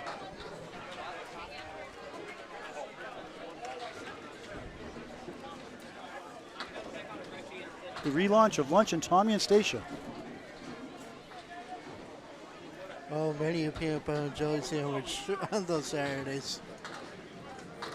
The left-hander fires away, too far left. Gets a bounce, 7-1-3-9. Daly comes it right. Comes back for the 4, 1-2-7-9.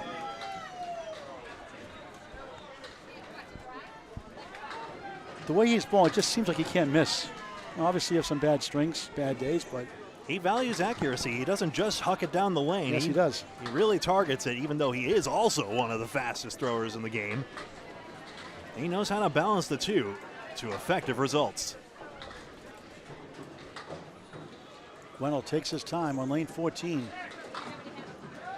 Giving right of way to the bowler to his right. Tough break. Thought he had it, left at the 3. Daly's turn for a spare. Yes! Like I said, you may call your next witness. Case in point. Outstanding shot by Daly. 19 of the ball through 2. Back to Greg Gouillart on the top of the order. Gwennell Duguay gets a 9 there, bringing it up to 19 through 2, and now we see it here. 109-89. Coca-Cola Holbrook still on course for an undefeated first 2 days as it stands right now in this 14th match of 23. No team can beat him. I thought Bud Light 3.0, the last string, was going to be him. Lynn Thompson takes aim here. Got the head pin, 7-pin hit by the wood. Doesn't drop just yet. She'll help herself almost certainly. Yeah, I kind of turned on an angle. Jeff Emmert gets the 3-6-10.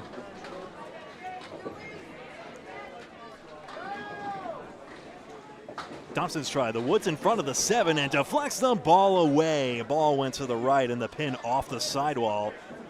Emmert has a chance here and runs the 3-6-10. That was a roadblock on Lynn. Second open mark for high-low here. Thompson can't pin it out either. Gets the 9 box.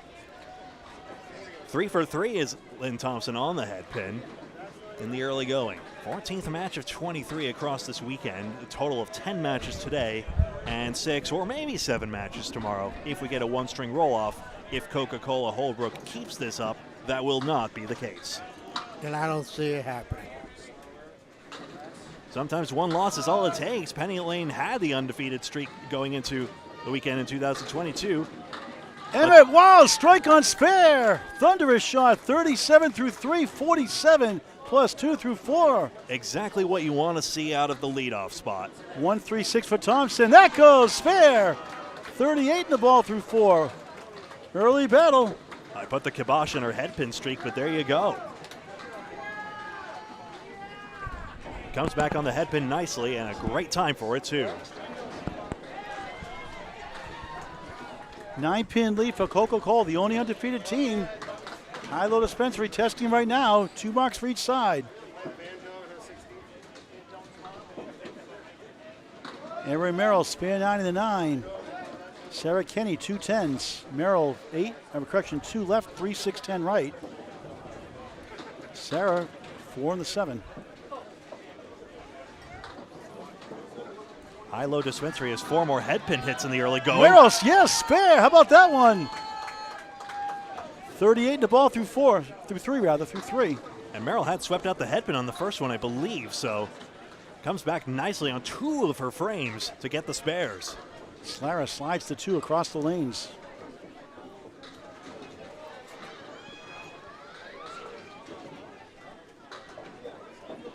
Big out. And tough. Well, she got better. Oh, look at this. How about that? An unexpected 8. That might matter. Crackerjack surprise. 28 through 3. So even though Sarah Kenny is no longer pin perfect, those sticks might matter down the line. Remember, $100 bonus money from Candlepins for Cancer for anyone who rolls a perfect string, 10s or better in every box. 10 paid out so far. Pretty good. Let's look at that first 200 game for the men for $200, 175 string, $200 for the ladies. Sarah Kenny, 1-3-6. The 6 goes, 1-3-8. Aaron looking at the 3-9-10. Wood to help. Knocks it down, spare. After a spare 7, 45 through 3, 55 and the ball through 4. Vintage Aaron Merrill from Maine. Sarah missed the head pin. Rolling back, but not enough on it.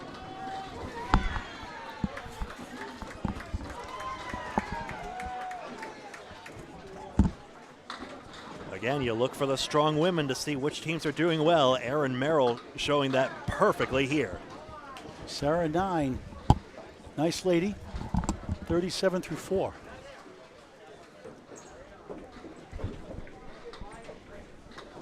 Mike Salona, the middle bowler, 19 through 2. Tabitha Alec on a spare after a 6. 16 in the ball. Salona in the head pin pocket.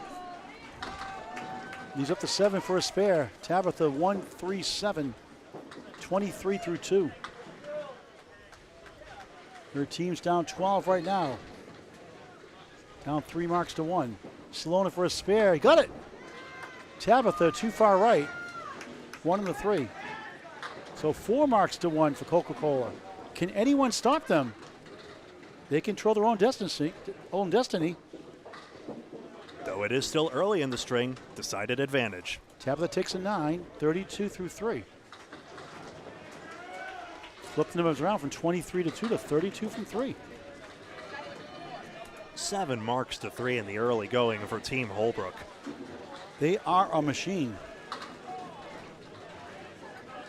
And Craig Holbrook trying to has a state title from 2 days ago. Could have an international title tomorrow. Salona 9, 38 through 3. 6, 9, 10 rather, taken down by Tabitha.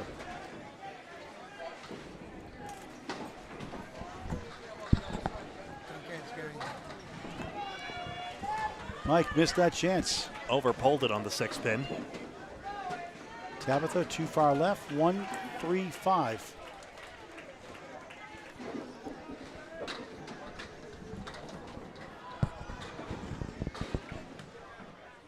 Salona, a 9, wasn't there. 47 through 4. Tabitha Alec takes a 9, 41 through 4. Don't cry about it, Weeper. So the story goes. Apparently he would complain sometimes, I guess, and they ran with that nickname. Sarah Kenny actually is the one that runs it, not Tabitha. Sarah works at the Avon Valley Lanes, not Tabitha, my mistake. Just said it wrong.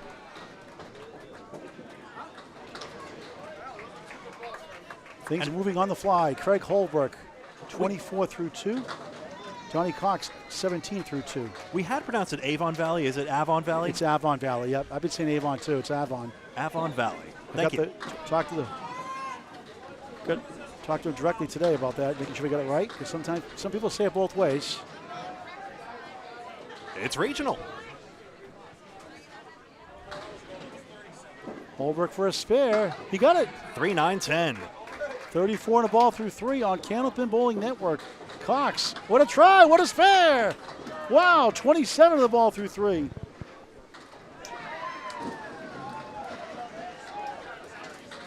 Clean up on aisle 15.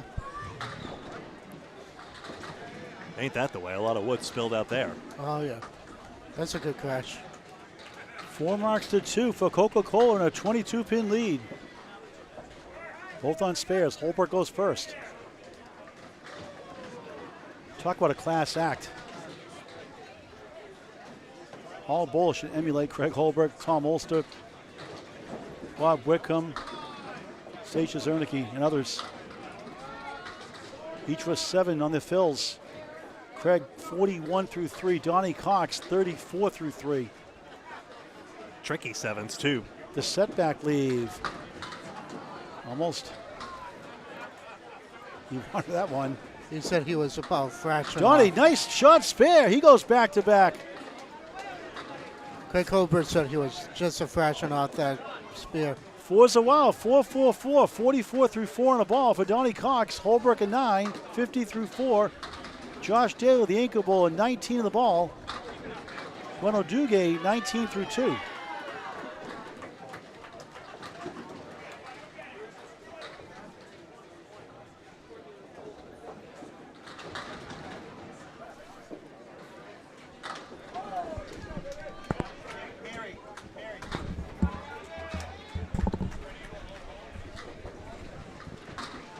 Daly, the fireball left-hander. This guy just been lights out. No surprise. Look at this shot. Powers 8, 9. Just that power ball takes it down. 10-pin left up for another one. A lemon drop for Gweno. $1 for Candlepins for Cancer. He takes the dollar out right away. He won $100 earlier for a perfect game. Gave $20 back to Candlepins for Cancer. Thank you, Gweno Duguay. Daly missed that one. 28 through 2 on the spare 9. Gweno, nice second ball. 78. Daly wasn't there for a 9. 37 through 3. Gweno with the wood, nothing there for an 8. 27 through 3. Update from Greg after this next box. Coca-Cola, undefeated Coca-Cola. Holbrook has the lead. And 2 marks for each side. 31 pins right now. Executive producer at Candlepin Bowling Network is Bob Lee on the other YouTube channel with Duncan McDougall and Hall of Famer Bob Wickham and others. Daly fires away the setback, 5-6-10. Duguay, beautiful ball. He's got a triangle, 3, 5, 6, 7 left. As usual with the setback leave, Daly should avoid playing the wood on the right side. It's never going to get that 5-pin. He'll likely elect to use the wood on the left side, sweep it all out. The broom is out. It's kind of tough sometimes. You got to be careful going the channel. He's got room. Dugay's leave is stranger, though. If he hits the 3-pin on the 3-6 side, then the 5 ideally hits into the 7, cap, and takes it all out. Daly, can he get it? No. Oh, I was there too. He's like unbelievable. What was wrong with that shot? Duguay too far right. 3, 5, 7. Not far off the mark, but only gets 1 stick. Daly at 10. 47 through 4. Gweno, nice out. But object pin for an 8 though. 35 through 4. That means an update from Greg Gouillart. Thank you, Gweno, for at least putting a bid on that so we could see if it was connected like that. I really wanted to know as well. 33-pin advantage for the, as of right now, undefeated Coca-Cola Holbrook. 33 up. Same 2 marks on each side. Here comes Jeff Emmer to fill a strike. 47 plus 2. After a spare strike, he gets 5 in the first ball. Lynn Thompson's on a spare. She gets 7. 3, 6, 10. Chance for another one. 45 through 4. Spare.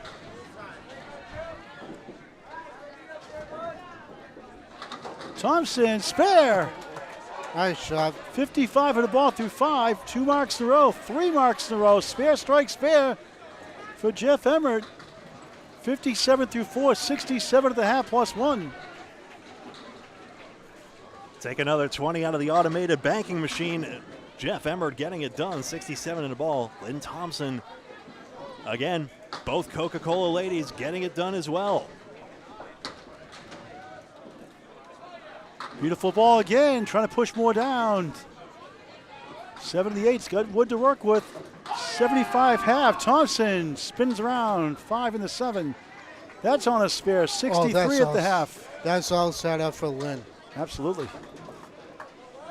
You can't get better wood than that. Like Lynn's chance better, but he's got a shot here too for another one. No. I was wondering if Emmert might have a play on that piece of wood that was even further right. Maybe it could have cut across. Yes, for Thompson. She's got 3 in a row. 73 in a ball through 6. I claim no degree of certainty. 10 for Jeff. 85 through 6. What a start for the leadoff bowlers. It's 2 marks to 1 for Coca-Cola and a 30-pin lead. Erin Merrill, 55 in the ball through 4, has 3 marks in 4 boxes, 2 in a row right now. And Sarah Kenny, 37 through 4. Greg. And Lynn Thompson has 3 straight marks. Girl power yet again. That is vintage Lynn Thompson right there. She's been away for 8 years. Say it again, multiple Greg. surgeries. Say it, Craig. But what you're seeing now is she's coming Lynn back. Thompson, absolutely. Yes, yes. The mixed doubles tournament they have in Augusta every year.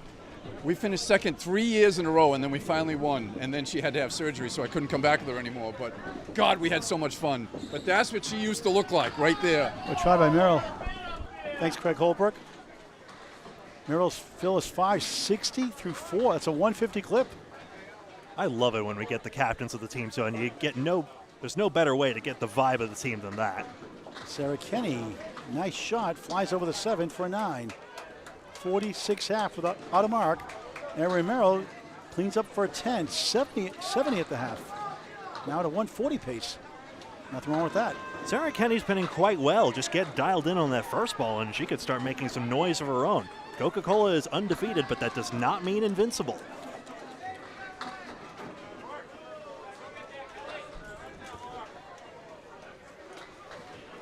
Sarah trying to get rolling here. Smooth ball in the pocket. 2-4-7-9. Merrill 8, 9. The queen is the 5 for the ladies. It's rocking. Won't fall down.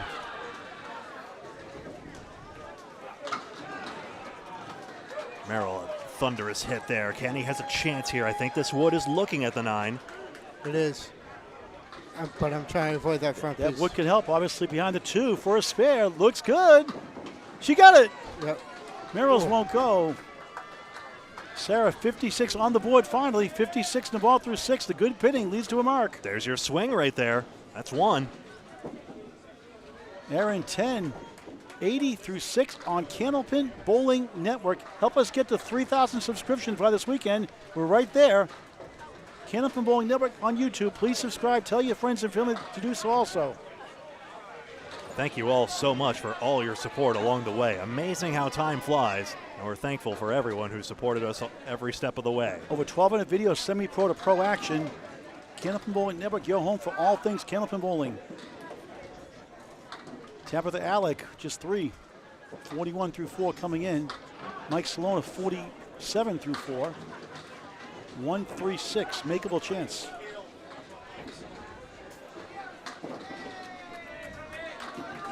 Good bid, can't reach the 7. Salona for a spare, too far right, 1 of the 3.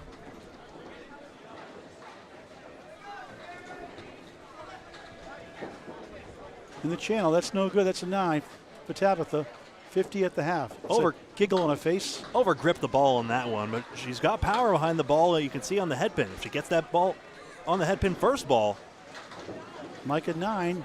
He's sitting at 56 at the half. We're at the halfway point of this match. Greg, we got, what, 3 more to go today after this? Time's flying.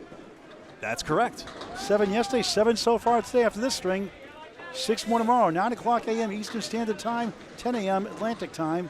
Final 6 rounds live on YouTube on Candlepin Bowling Network. 2 different streams. 2 different matches. Tabitha, another giggle with 3. Salona, right side, 6. 1, 2, 9, 10. Had a 200. 2 years ago.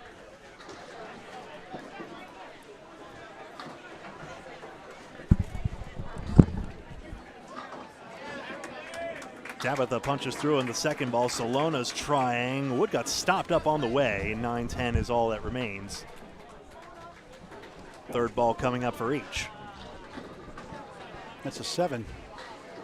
57 through 6 for Tabitha. Mike Salona takes a 10, gains 3, 66 through 6. Coca-Cola has control right now. Just 1 mark for Salona, but he's gone nothing below a 9. They lead by 39, but they're down 1 mark. Plenty of time left for high-low dispensary. Actually, in fact, nobody on Coca-Cola has less than a 9 box. Nobody. That's amazing.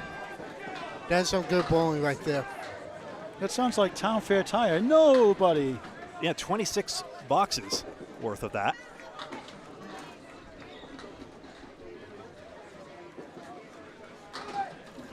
Johnny Cox. Craig Holberg, strike! Well, that doesn't surprise me. 63 years young, bowling like he's 20 again. 60 half plus 2. Johnny wiggling pins, 5 in the 8, 6 right. He had a spare 4, 48 through 4.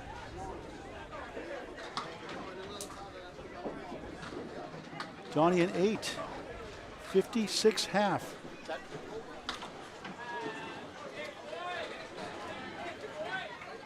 Candlepin Bowling Network's got to win one of these 50-50 raffles eventually, right? We won one last year, actually. That's true. We won $630, $500 went to our equipment upgrades, $130 to Candlepins for Cancer. Raffle's a time-honored tradition of bowling Didn't take a dime. to help increase the prize fund as well. That's the other half. Forsman in a post. The 8 for Cox. Holbrook on a strike, trying to double it up. He had one the other night in the Massachusetts Bowling Association state team title. Try to will down that 4, not having it. Holbrook, recent finalist in the Friday Night Pro League. Team Hingham just short to Josh Daly's Central Park Lanes Team 3. Johnny chops up the 3, brutal, 1-8, 6-10 right.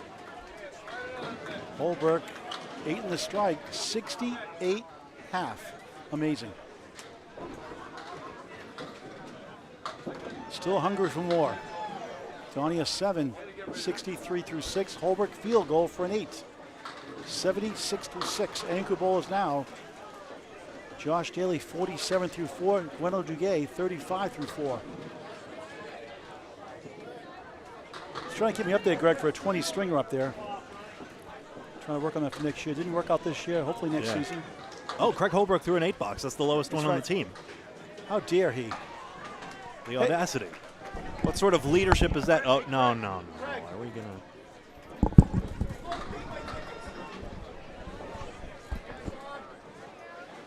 Oh boy.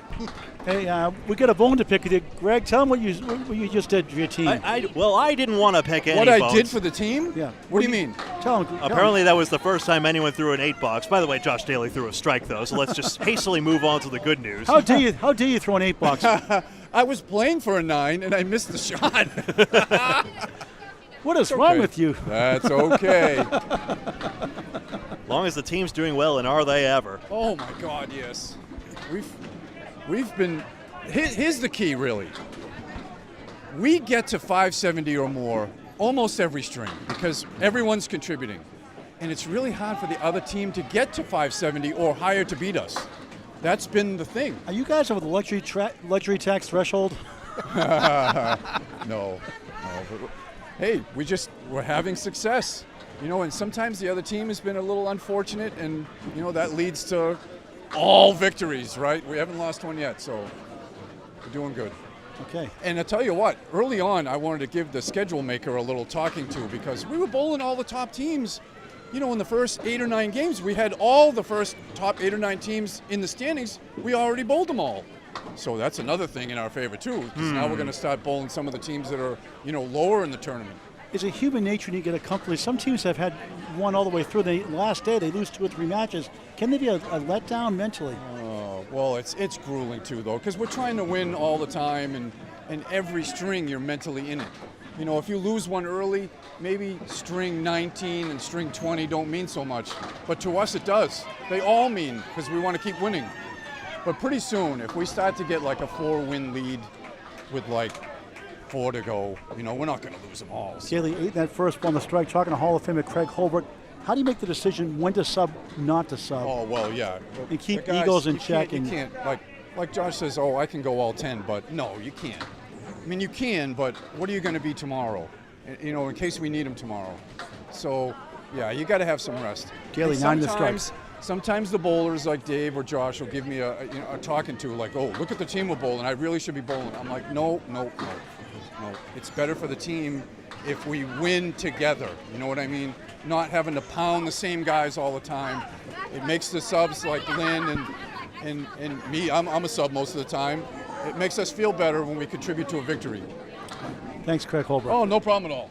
We're having a blast. Okay, Craig Holbrook, number 1 seed, undefeated. Greg, top of the order, means time for an update. Well, the pins they're aiming at are having a decidedly less good time. They're just getting massacred left and right. And Lynn Thompson and Aaron Merrill have the highest scores on the team. Presuming Lynn fills this well, they will actually lead the team in this Mixed Worlds tournament. She's on a spare, 73 in the ball through 6. Add 7 more, 80 through 6. There you go. 9, 10. Already, both of them can pin out 120. Jeff Emmer having a great string, 85 through 6 coming in, not on a mark.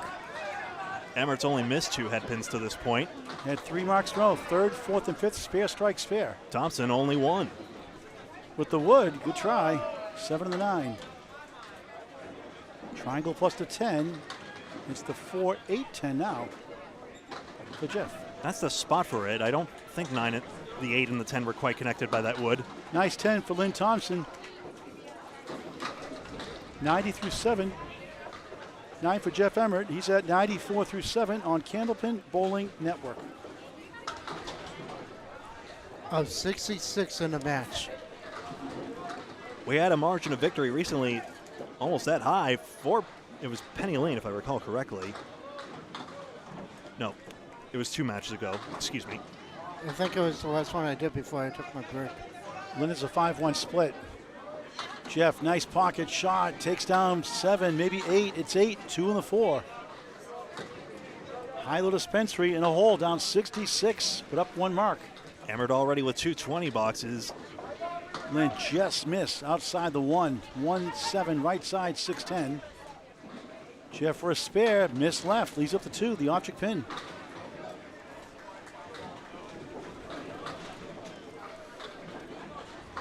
Lynn, nice out. How about that? That's a wow 10. 10s don't get enough love. 10 for Emmett to match. He's at 100. Lynn's at 100. Jeff's at 104 through 8. High-low needs some marks. Sarah Kenny, 56 in the ball for high-low on the left. Aaron Merrill, 80 through 6. Not on the mark for a change. The pinning is just outrageously good. Coca-Cola has had 20 markless frames and has left 11 pins standing in those 20. And Aaron Merrill only had 1 pin, a 9 in that second box after a spare 9. Exactly. 3 spares, 2 10s, and a 9 box. Not too bad. 80 through 6. 4 horsemen in the post. But also not worth $100. Haha. I say facetiously. Sarah on the spare. Nice ball, but splits 3 and 3 somehow. Brutal. 60 through 6 at the minimum. Really? I thought that was a pocket hit. Pins disagreed. Yep. Good try by Merrill. All business on the lanes. Aaron Merrill still has the it factor. Sarah chomps out the 4-7, trying to get the 3 in the right and move on to the 8th box. Merrill, object pin for a 9. Name of the game is Hit Your Object. 89 through 7. Actually, Paul, the name of the game is Candlepin. Object pin for her, 7, tough. Huh. 67 through 7 for Sarah Kenny. On 2 object hits, and that's the thanks she gets.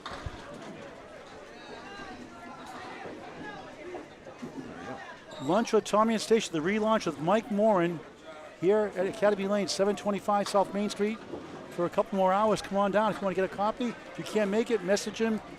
Mike, M-O-R-I-N, Mike Morin, M-O-R-I-N on Facebook Messenger. $25 for ship anywhere in the U.S., $20 in person. We'll do some book signings off and on throughout the region. Merrill, good try. Look at that. Just the 7 left up. On a good run this string. Sarah trying to work out of this mess. Good second ball and a tough lead. Look at this. Queen pin goes down to 5. The 9 holds up. 4-7 left. Merrill in the channel for a 9. Academy Pin's merciless with those crossover hits, unfortunately. 98 through 8 for Merrill.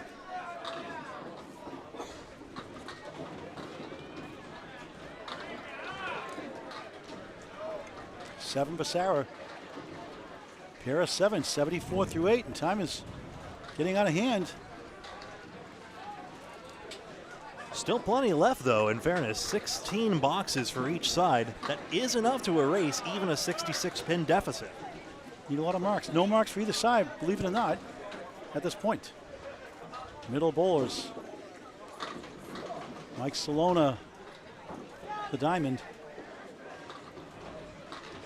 Tabitha Alec on the crossover. She will get 7, 5, 9, 10. See if she can use that wood. 3 pieces.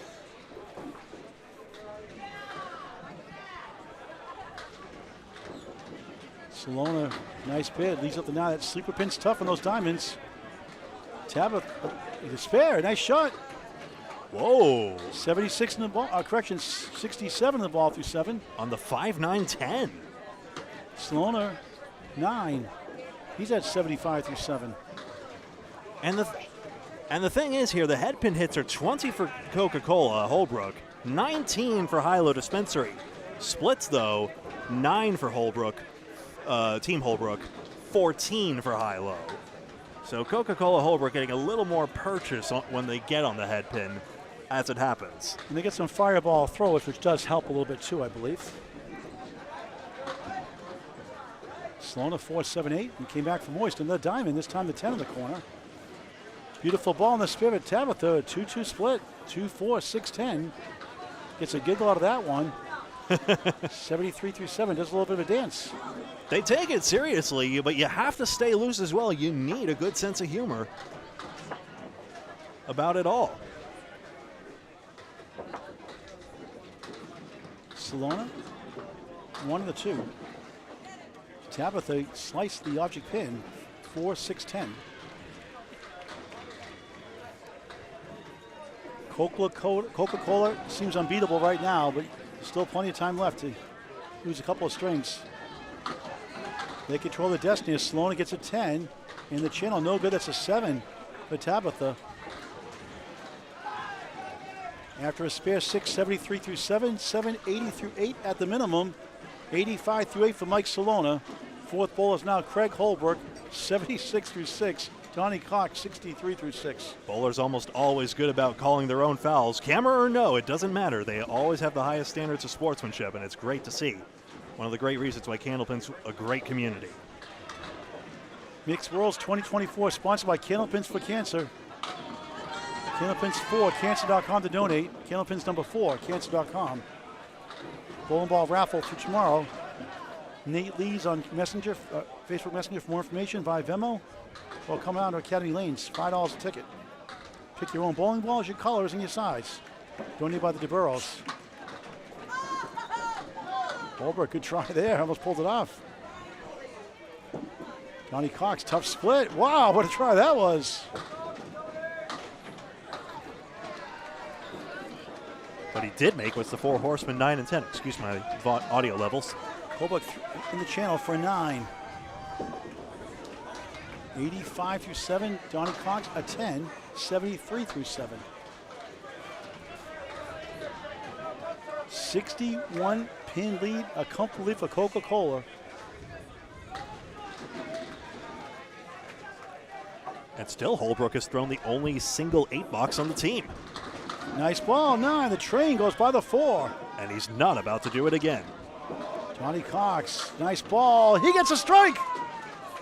Spun back for the king. 83 plus 2 through 8. Second mark of the string. Had a spare 7 in the third. Strike in the 8th. Holbrook, spare. 95 in the ball through 8. That's a 10? That was a spare for Craig. Yeah, against the strike, that should be a spare. They got a 10 on the board. Excuse me. Let's double check. Hey, Craig, is that a spare? Yes, it was. They got a 10 on the board. Yeah, Craig did confirm it's a spare. They have a 10 on the board. So 95 in the ball. Thanks, Paul. They say that in Nashville Predators games because the PA announcer always says there's a minute remaining and they thank him for announcing that. Two guys that just threw those 2 balls. My 9-pin drop and his strike. We were both born in the 60s. He's born in 62, I'm born in 61. How's your team trying to jip you a spare? They're trying to give you $10 instead. How dare they? That's because Lynn wasn't paying attention. It's all right. I made that single clean. All right. Have fun, you guys. All right. Craig Holbrook, what a character. Daly 2 in the 5. His mother here watching. Sister Kayla here also. His mother Mary. Daly's only missed 1 head pin. 76 through 6. Gwendolyn Duguay, 52 through 6. Daly for a spare. Missed right. 5th split for Duguay, unfortunately. If you can trim that wood over somehow. Hasn't had a good leaf to look at all game long. Nice try. Bounces in front of the 4-7. Josh, 9. 85 through 7. How about that effort I had on the 6-7-8? Oh my God, that was a disastrous leave, and I almost made that thing. I know. It was crazy. How can you miss that shot, Greg? What's wrong with you, Craig? How'd you miss that shot? What's wrong with you? Calvin says to me over to the right, he goes, Craig, you got a nice break there. I go, hey, it's not that bad. I might make this. And I almost did.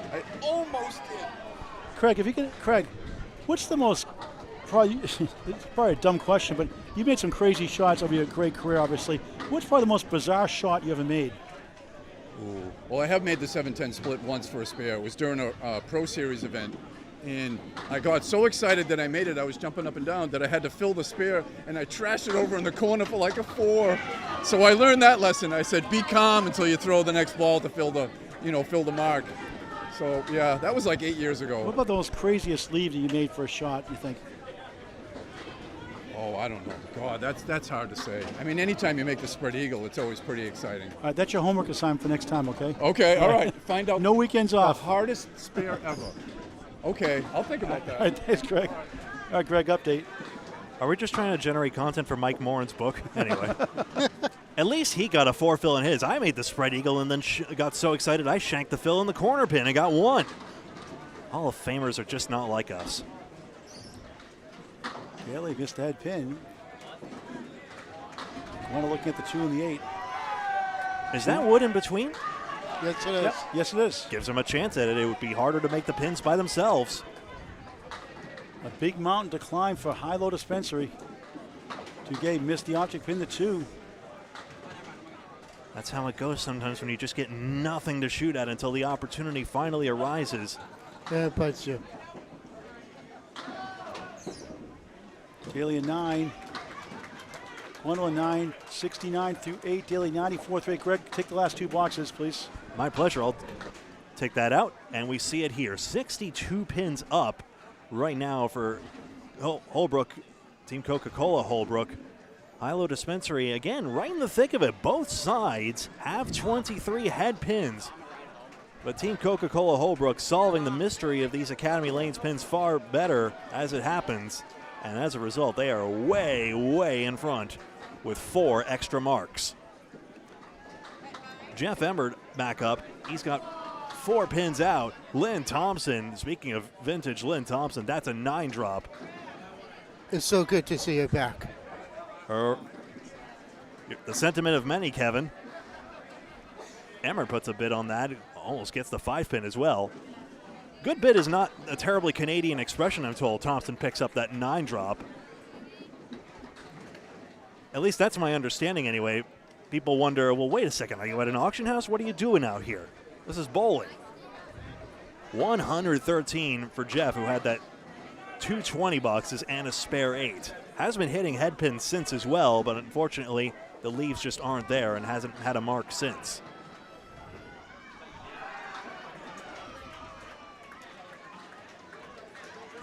Match 14 of 23. Buries to pocket. Did he ever? He's got the 5-7. Where's the wood going? Oh, it's vertical, though. We'll see if it helps out. Lynn Thompson, does she break it up? Not quite. 6-7. 8 drop. Lynn Thompson, 8 for 10 on head pins. Emmert's tried. Landed on the corner pin, not where he wanted to aim that. Lynn's going to get some advice on this one. There are 2 pieces of wood. What I would do is I try banking it off the wall. Let's see if she does that. Goes low on it. I wouldn't have gone that low, but definitely try put some mustard on the ball, bank it out the wall, and pray. Jeff Emmert ends up with 123. Thompson fouls that at 1 away. So it will be a 9-box, or no, it is a 10-box, excuse me. We'll score a 10, 128. Check that. Yes, it is called foul. 127 for Lynn Thompson. Incredible. Strong women getting it done again. 70 pins. Welcome back, Lynn. And And now Erin Merrill, who's having an amazing string in her own right, 98 through 8, and still 2 boxes with which to possibly go 120. Sarah Kenny's been a bit luckless on the head pin here. She's had 3 splits so far. She's got a chance here, especially if this 9-pin flushes out, but the plank isn't half bad either. Merrill a hay bale, a cluster of 5, call it what you want. Possibilities. I mean, I'm playing in between the 1 and the 3, the 1 and the 2 when I'm clearing. Can even go more on the head. Yeah, she did it. Carries through anyway. Kevin was worried about the lack of carry on the outside, but it gets through, and Kenny gets her due. I would have played that on the inside, not the outside. Merrill comes up with 9, 107 through 9. This weekend I've been noticing the ladies are crushing it. Absolutely. It's a great indicator to see who the best teams are. It is. And it's probably why Coca-Cola is highly likely to go undefeated again through 14 matches. Which is insane. Kenny crossed over on this one, and the pins again don't like it very much. That's not nice. 5 pins. Well, I think the pins are trying to say, we're tired, we've been beat up, we need a break. So we're not going to give you what you want. 2, 4, 6 for Merrill. Nobody ever gets what they want in this sport. We don't go here for that. I don't know. I'm playing the triangle on this one. Kenny's try. Lands in the channel. Oh, dear. That's not good. Unfortunately, she's going to lose all 4 of those pins, so the best she can do is 6. Merrill didn't get on the split, so she's still got 3 left. That's what I was trying to avoid. I did not like. That pin will not that go would be either. A 5. And it can for Merrill. Something about the way Coca-Cola throws the ball, it's just better every step of the way. The box is 5 for Kenny. 94 is the string. Again, though, 4 head pin hits, just not getting any hospitality from the Academy Lanes pins. 117 for Erin Merrill. Honestly, I would rather pull on these pins than the pins that lead up. That's true. The Lita Lanes pin action has been quickening up. They got new pins a few years ago, but they have been breaking in. Tabitha Alec gets on the 2 pin. 5 pins in the middle and the 10 pins. Salona. Well, Craig Holbrook was right. They've been averaging about 500 each string, and it shows. They're at 518 plus. It's a near guarantee again. Alex try gets the head pin. Wood dives off the back of the plate, else the 5-8 had a chance. Nice Salona shot. Get that split to go. 95 and a ball through 9.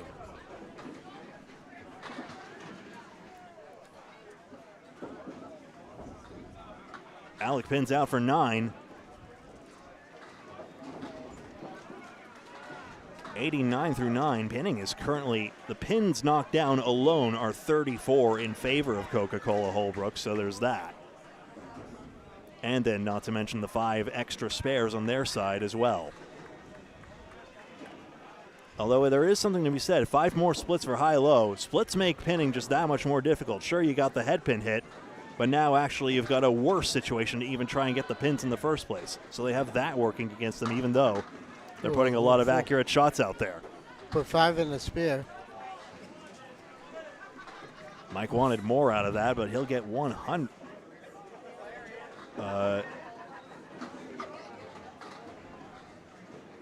Where are we at here? 8 out there. Excuse me.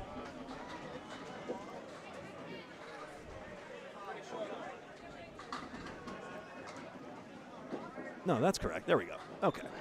Tabitha with a 9. Thank you very much. Alec with a 9 box indeed. 98 string. Sorry to repeat that. 8 box for Salona, 103. Well, 5 fill and 8 box, 108. There we go. Lost my sense of situational awareness. Holy smokes, look at that Coca-Cola advantage right now. Plus 79. This is unheard of. This is like Hall of Fame stuff here. And then we get to enjoy vintage Donnie Cox and Craig Holbrook yet again.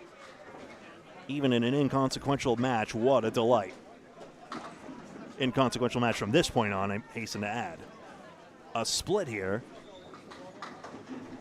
Love to see Cox show us a shot here. Holbrook's try on the spare, bouncing wood this way and that. Tips the 10 and 6.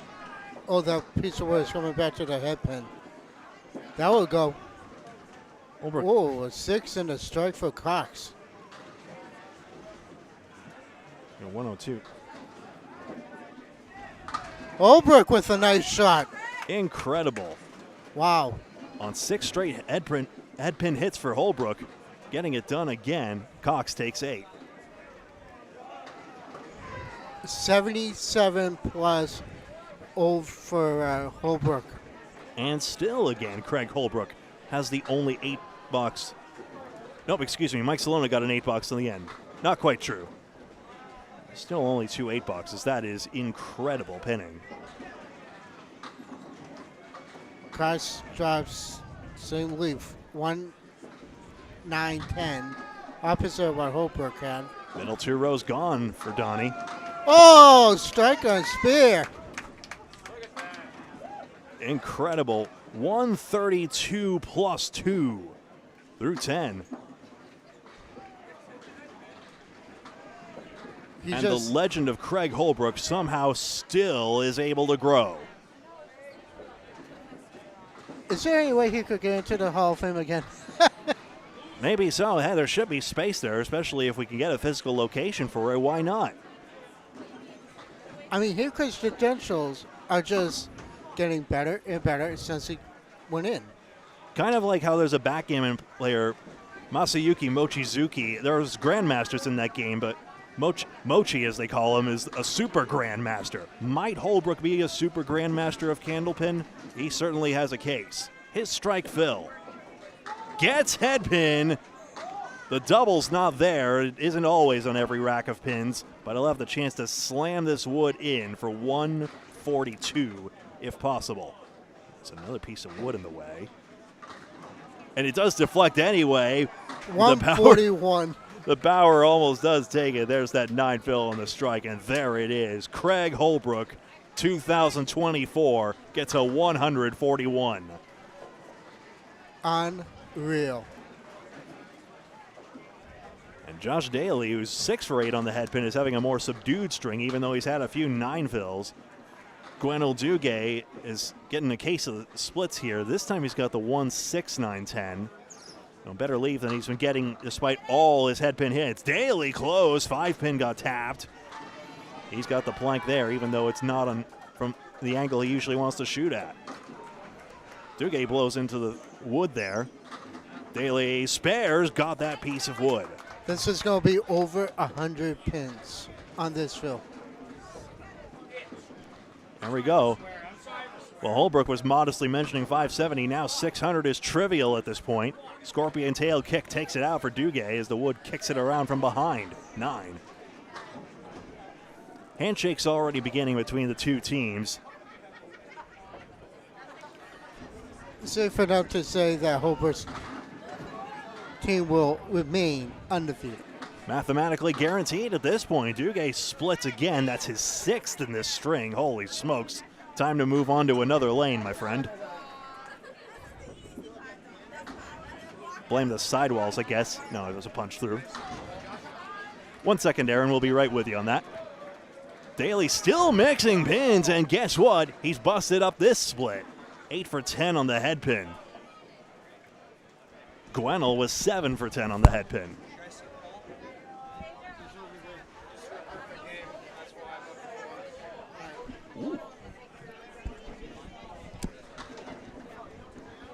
Aaron Fontaine claiming a perfect string. We'll verify that.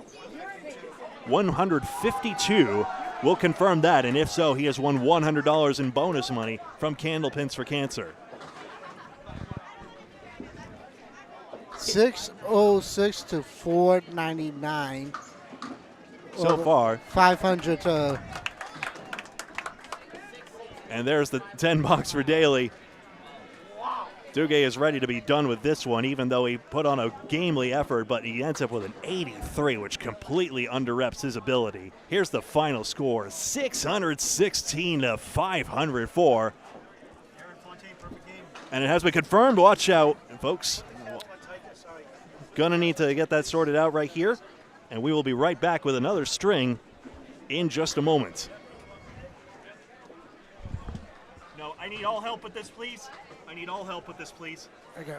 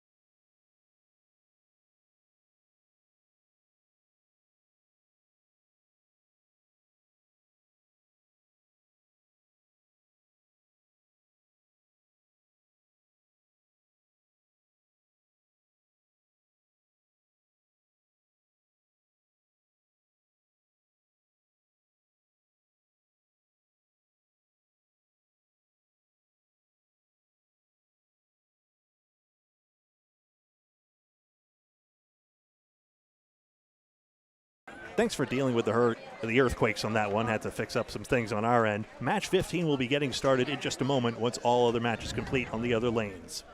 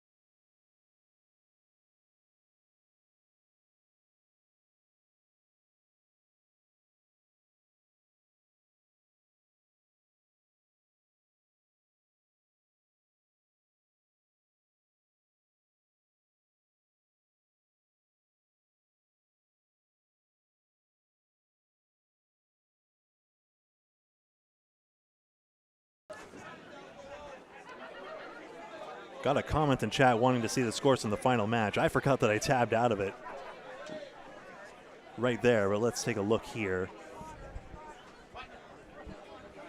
We sort of flipped away from the result last time, but it was 616 for Coca-Cola Holbrook and 504 for High-Low Dispensary. Thompson and Merrill 127 and 117, and Craig Holbrook with 141, Daly 123.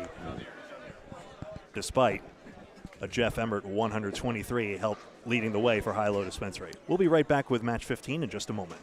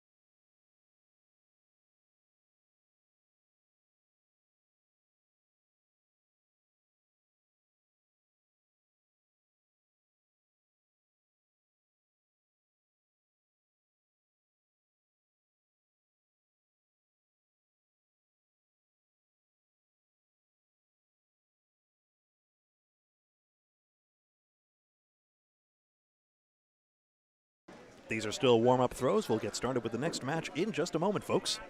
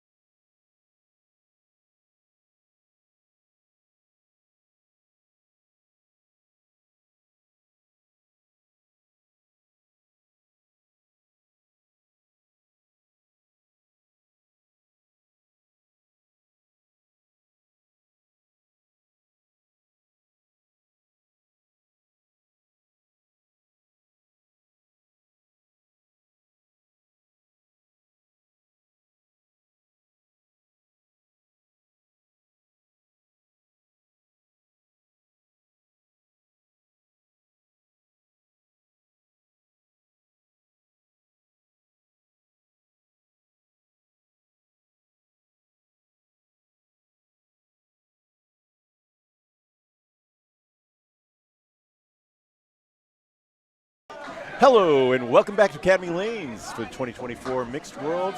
I'm Bob Lee on Greg Gouillart's rig. We have underrated and overlooked. On your right, starting off on lane 14, this is match 15 of the Mixed Worlds. Jeannie Reynolds pulls that one off on the left side of the 2-pin, leaves a Caleri. And we have Lynn McClellan for the Turkey Hunters. Turkey Hunters coming out of Canada. If you're here, you must have outsourced tech to someone else.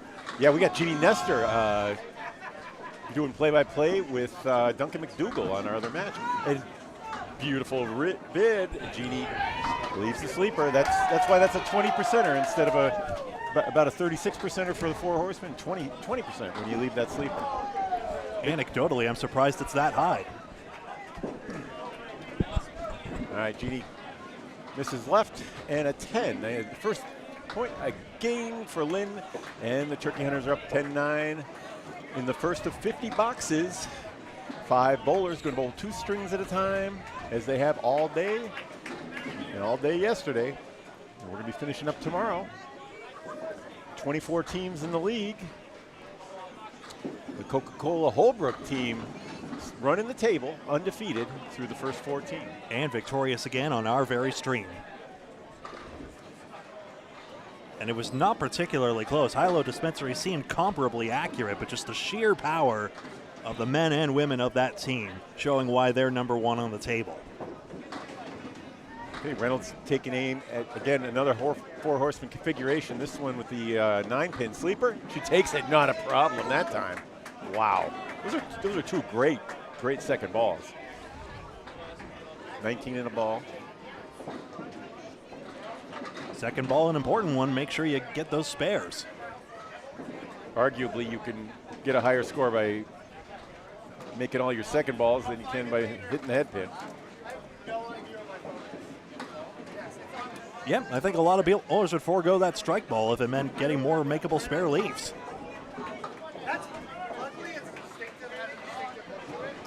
Cheryl Yaden and Paris Panicali up next for Turkey Hunters and underrated and overlooked UROL.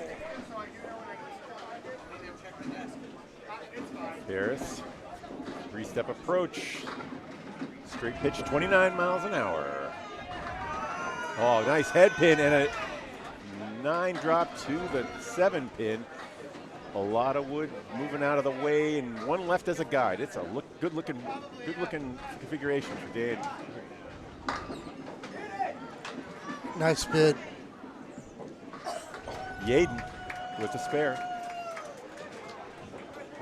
Panicali was close on that one. The wood wrapped around the 7, unfortunately. As Panicali takes 9, Bob, you'll be delighted to know I finally have the C batteries in my bag for that radar gun. So if it ever conks out, please advise. Well, I did run through another set of C's. I've been measuring everybody I could here. Well, I'm taking time off. We've got a lot of great broadcasters and several people that figured out the tech. Fill ball, 8, and that shakes, but it will stay as an 8. Yaden with a 18 to start. Panicali's got a diamond and 1. Nope.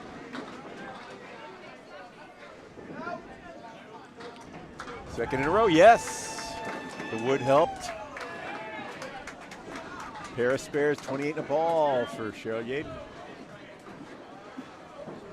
Of the Yaden family, bowling family. I was talking to Rob Linehan of UROL, and he's not going to be in this particular lineup. So mentioning there's a lot of close matchups in their recent matches. So I believe a middling record, as I recall correctly, for them. Yeah. Great team chemistry overall, though. I'm going to actually buck out and get the up-to-date standings. They always put them out about in the second box. So, Greg, why don't you do the play-by-play with as Fernando Gacharna and Glenn Pinson take the leads. Here's Fernando, the eldest of the Gacharna bowling family, at least the kids anyway. He takes out 3 on the first ball. Both Blanca and Carla, if I recall correctly, on the Central Park Lanes team. At least it'd be a logical team name, if nothing else. Great house out of East Boston.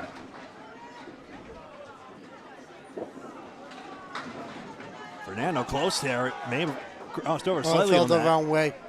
If only, otherwise the wood would have crashed to the 9. Glenn just lands on the 8 pin. Fernando, a recent champion of Class B Atlantic Candlepin Singles Tour. Has wood moving out there. That's why he has to wait for it to stop.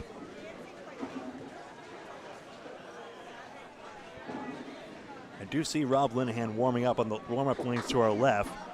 Bowlers have been afforded the use of lanes 11 and 12 in case they want to warm up for a potential substitution opportunity.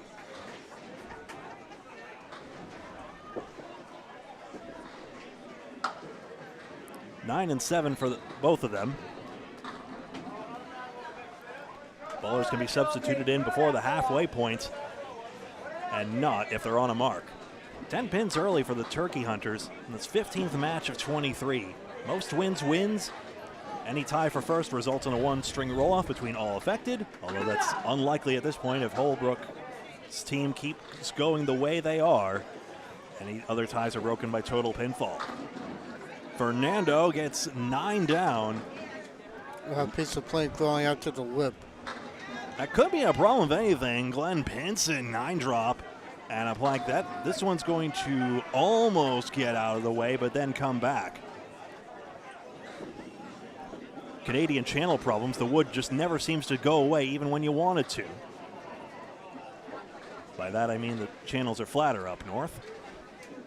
Gacharna's try, left side of the wood, spares in. So the second mark or underrated overlooked. Pinson may get in trouble on the left side of this front wood. We'll see. Gets on the red line. It drives in perfectly. Spare to match. And Bob Lee is back. All right, I have the official standings, and underrated and overlooked is at 4 and 24. Currently sits in 24th place. Turkey Hunters at 6 and 22 are holding on to 20th place. Turkey Hunter's been averaging 533 and underrated overlooked at 485 per game. And then how's the top of the chart looking right now as Mike Erickson and Jerry Dunn step up? It looks like it's almost like a cakewalk with Harry's All-Stars. I'm sorry, with Coca-Cola Holbrook at 28-0. Stars and Stripes is in second place at 22-6. PC Enterprises 20-8 in third, tied with a record, but they're in order of pinfall. After that, Drywall Concepts and Riverwalk also at 20-8. And so the top 6 will get money. Right now, that would be Penny Lanes. Penny Lane at 18-10 is tied with the Narclones. But Narclones would be out of the money because of pinfall at the moment. 410 for Erickson. He had a good hit. Really wants to cut the 4-pin on the left side. Then the would have crashed into the wood. Dunn spilled pins on his first ball. He's got a chance here. Left side actually never hit the wood at all. And the sharpshooter and champion on A+ accounting showing us how to get it done. 10 in a ball. And 9 for Erickson. Bob, I can hand back play-by-play anytime you want, but I just wanted to make sure. No, I'm still looking over some of these averages. Figures, Bob Lee would rather be infatuated with statistics. Well, Mike Erickson averaging 105, 423 through 4. He's been part-time in it, even though he's one of the skippers, right? Erickson. That's right. Yeah.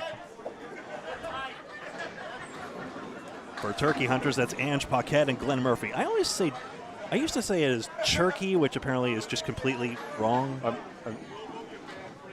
Turkey? It's not Thanksgiving. Turkey. What's wrong with that? I don't know anymore, honestly. Let's not get too fine about that. Spare fill coming up for Dunn. It's going to wash out. It's 8, in fact. All accents are good except your own. If you're trying to correct and use other people's accents on how they pronounce things. The Paul Grant problem, after all. All right, Erickson taking aim at the 189. Finds the 9. Doesn't look happy about it.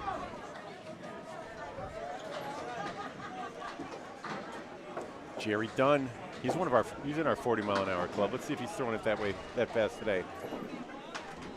40 miles an hour on that pitch. Didn't make the sleeper fall, but he got 18 on the first box, though. 40 miles an hour. Holy smokes. That's not Chris Sargent's speed. Well, it's more like Justin Waters' speed. Chris Sargent would be 42, I think. For perspective, Tommy Olsa, 43. Josh Daly, 43 to 45. Most of today, it's been 43. Timmy Douglas, 43 today, but in the past he's been closer to he's been 45 and even 46 at a peak. That's a 10. It's important to have measures. It's not necessarily important to throw. So important you want to throw your arm out. Yeah. There's something about control. Most major league pitchers will throw a fastball when they need a strike. Yeah. They will not overthrow it though. So they're throwing about 95%. Unless you're a Aroldis Chapman, then you just have the one speed. Or there's a Cardinals pitcher, I believe it is, who even throws faster than that somehow. When you need to strike? Yeah. It's interesting. Jake Cook now. Well, he's picking it up. And Mike Brown for the Turkey Hunters. Listed as an average over 120. You can only have up to 2 of those averages for the men on your team.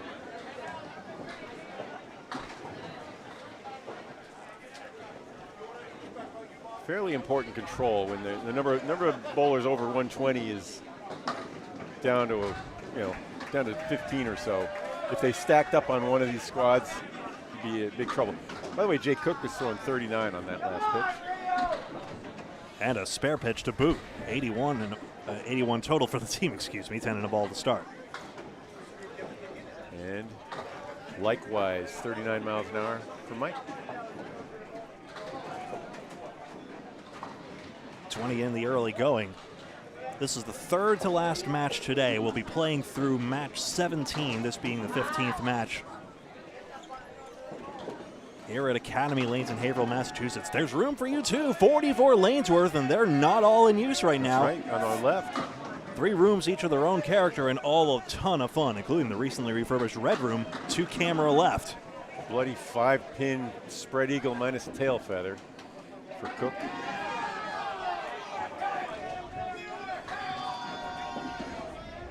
"24 teams battling, no buys. The only way you can get a break is by using a substitution."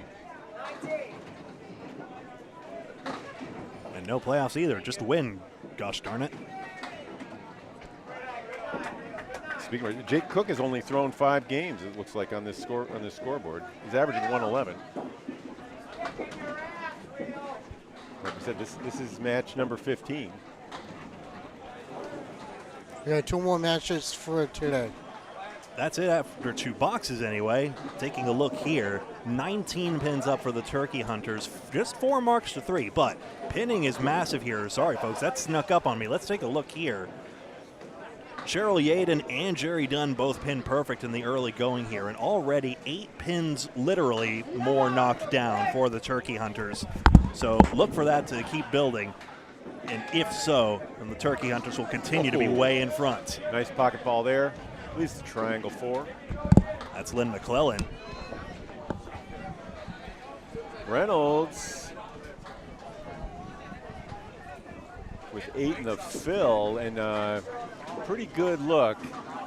I think the wood on the left may be troublesome. Let's see. Oh, doesn't need it. When in doubt, go right at it. Yep. Janie Reynolds getting it done. McClellan takes 8. So 37 and a ball, back-to-back spares for Reynolds now. The cliche you'll probably be dismayed I've used too many times on my stream, Bob, is look out for the women. It's the gaps in that air that show you where the really strong teams lie. And although underrated and overlooked may be low in the standings right now, if this continues, perhaps the match might turn the opposite direction. Yeah, so Jeannie Reynolds has bowled in 11 of the matches so far, carrying a 93 average. Off to a great start here, though. Already 93? Yep. She's torching that at the current moment. Yep, she's at 46 through 3. That's 16 over already. This 7-pin is a guide, and she's got it. I know a lot of them are wanted to perform well on with the cameras. This is they put a little star next to the match when they're on lane 13, 14, or 15 and 16. Some people really thrive under the pressure. McClellan gets 8 on that, 35 through 4. Now it drops down. Cheryl Yaden and Paris Panicali. Bowlers having switched sides after 2 boxes, of course.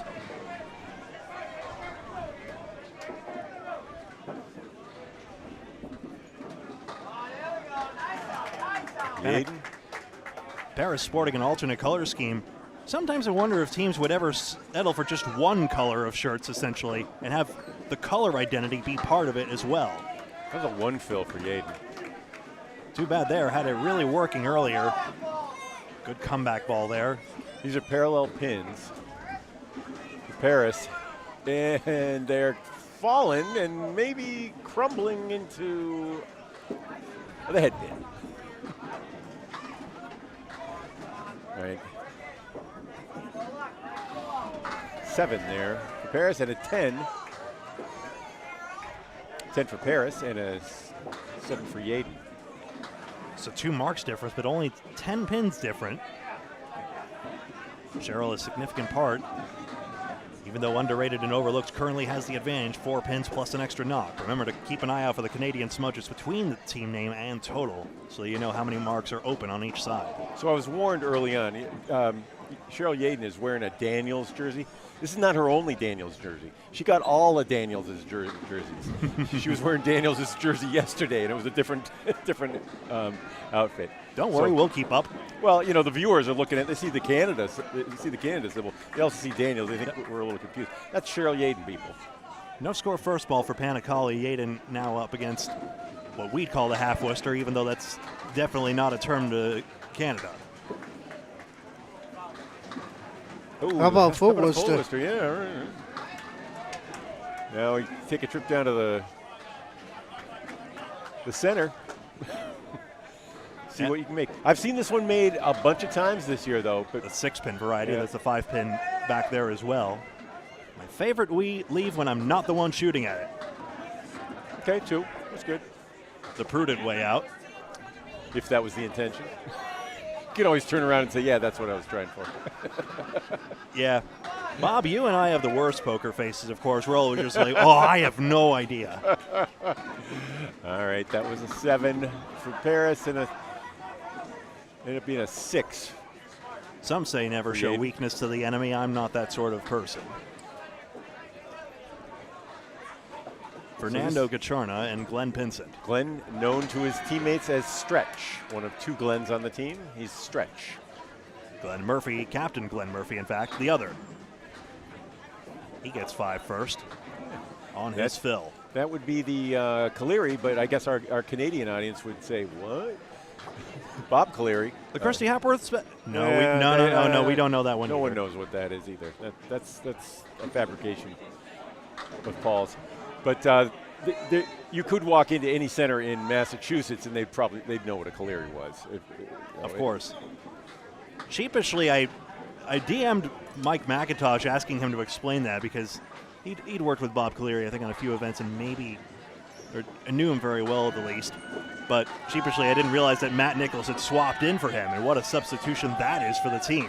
Oh, yes. Well, Mike's son is on a baseball team. They needed a coach for the summer, and this is a big weekend for him, and that's a 10. That gains 4 for Fernando. Yeah. Gacharna up to 37 through 3. All right. Lead is 12 now. Gacharna, former what we call Class B Atlantic Candlepin Singles Tour, now formerly called Semi-Pro when he won it. Beating Danny Finn, who's still haunted by that 6-pin, that naked 6-pin that he left. Sorry, Commish, rig the league better next time. Finals of this year's Atlantic Candlepin Singles Tour starting June 30th. Heaven help me, I believe it's 10 a.m. Please go to the Atlantic Candlepin Singles Tour Facebook page. It is. At Harvard Lanes. The revamped Harvard Lanes. Revamped Harvard Lanes, yeah. I am so excited to get back there. The refurbishments are gorgeous. New pins. They redid the lanes. It was awesome. You know new pins don't fall as easily, right? No, they don't. Yeah. I know that firsthand. But they're pearly white and gorgeous. Yeah, well. maybe you just don't hate them enough because they're not beat up yet and they don't look ugly enough for you. I don't know. But no, it's because their bottoms are square. By the way, these pins are nice square bottom pins. They're not very well dinged. I don't know how new they are, whether they're new or not, but they don't topple easily. I want to say they're probably maybe 6 years old. They do look like they're 6. Yeah, but they're standing up. They're standing tall. You can whack them with a pin moving 5 miles an hour. It won't go down. You can whack them with a 2x4 and they won't fall down. You whack them with a 2x4, they're going to go across the room. Just walk up and kick it. I've done that before. All right. Lead is now 9. In fairness, you've worked at bowling centers, Kevin. Yeah. Jerry Dunn and Mike Erickson coming up next. Underrated and overlooked, looking to dig their way out of the 24th place against number 20, Turkey Hunters. Candlepin Bowling Network, match 15 of 23. Unless the top 2 tie, there will be no playoff. It's all about your league score, sort of like a lot of leagues run. And we won't have to schlep the setup all the way to the other side of the blue room, all the way down to lanes 35 or thereabouts. Jerry Dunn cursing another spread eagle. Mike Erickson comes in from the right side, rips the pocket, and the 4-pin was the last to fall from the backside. Come on, with that body language, you have to give him the strike. You can't let leave a man hanging like that. That's 2 object pins for Dunn. Not a whole lot to show for it. Maybe he didn't throw his fist out is the right way. Come on. Florence Greenleaf would disapprove, but come on, let's see some theatrics. Okay. It's good for the game. Another object, 3 object 8. That was a good 8. Pro 8, right? Yeah. something about their words. The sportsmanship of the modern bowler is simply appalling. They want to almost gesture and be theatrical rather than focusing on the professionalism of the game or some such like that. An old, if maybe slightly quaint, candlepin book. I want to publicly thank John Kafalis for providing a copy of that. Greatly appreciated. It's been making my life a lot easier. Erickson strike Phil, hit the head pin. Okay, well, he's lucky to get the 5 out of that. Although there's that pin stinginess we were talking about. Sure, it was a full angled hit as well. Dunn's try, no sleepers back there, and now no 3-pin either. Here we go again. So a minute ago I was telling you Dunn is in the 40-mile-an-hour club. He's also in the 120 club at the moment, averaging 121 through his first 11 games played. Very nice. That'd be a 6th fill for Erickson. Erickson, the secretary of one of the great leagues of the South Shore, the Timberlanes in Abington. There's that out from Dunn. 5 becomes 8. Nice.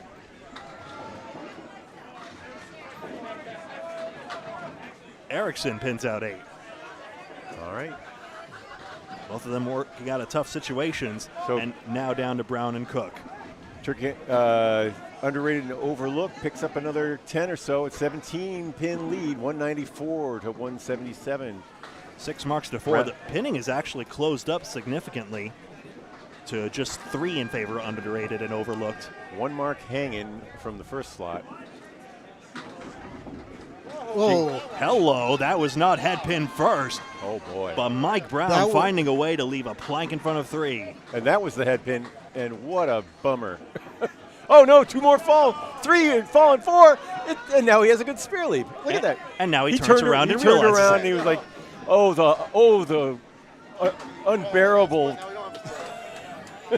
Brown Spares takes advantage there. Cook's try. Boom, missed it.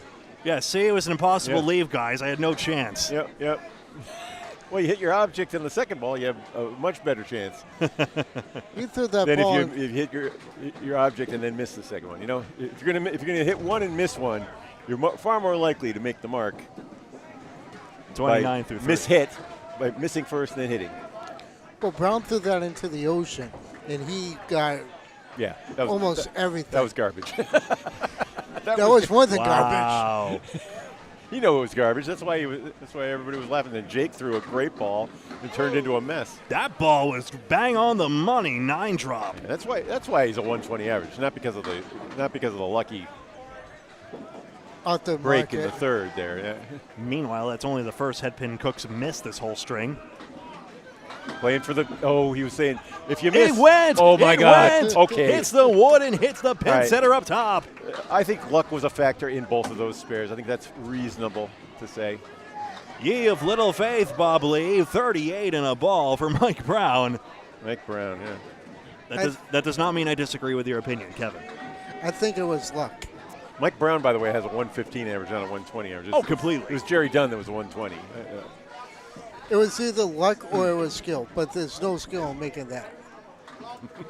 Mike Brown. All right. Jake Cook gets 37 through 4. He'll hope for some of that luck to come his way. Nonetheless, though, underrated and overlooked still 4 pins and a bonus ball each. Including this one, Jeannie Reynolds coming up in just a moment. Lynn McClellan will stay in. Substitutions can be made before the halfway point. Not that I'm suggesting anything. I just want to say it, if anything, when it's least plausible.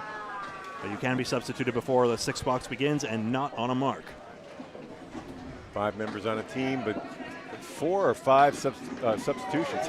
He's ripping it up, another 9. She's at 65, 25 over her box in the 4th. McClellan's got a good leave as well with the triangle. Reynolds first. Hop, skip, and a jump. Hit the channel wood, didn't fall anyway. McClellan ring it around the 6 pin.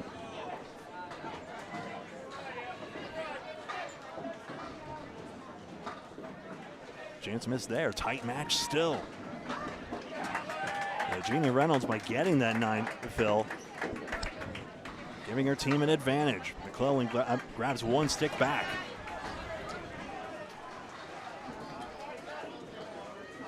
So basically, it's 220 to 205 after 2 strings of 5-pull.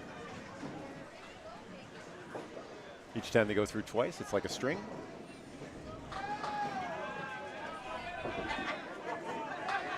Jeannie Reynolds here. Hey, folks, big favor, if you don't mind hitting that thumbs up button on whatever platform you may be watching on Facebook or YouTube. It greatly helps us out. It's exposure to the video and helps support these bowlers. Either way, we greatly appreciate your support just by watching. Thank you. Right, we have also a special reach out to our YouTube supporters. Would you also go and check out our broadcaster Drew Steele on the match that's up on Candlepin Corner? Chris Waterman put that up. They could use some subscribers. They were 383 last week. If they get up to 1,000, they can get a little revenue from the ads. Those annoying ads you watch. That's what helps pay for our trips to places like Worlds and Mixed Worlds. For the most part, we're just giving that stuff away.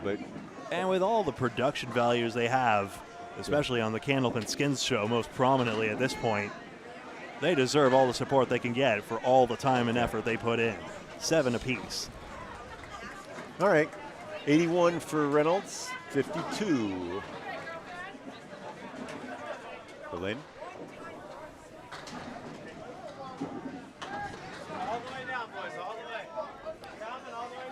Score should be correct now. Nope, I do not have them correct. I beg your pardon. It's 81. Stand by. I had one box marked wrongly before. Jeannie Reynolds, 81 through 6. That's correct now. So it's a 12-pin lead for Underrated Overlooked. Looking for their 3rd victory here in match 15. Oh, yeah. Look at that spread eagle that fixed itself. Yaden. What a break. Now that's a break. 6-10 plank as well.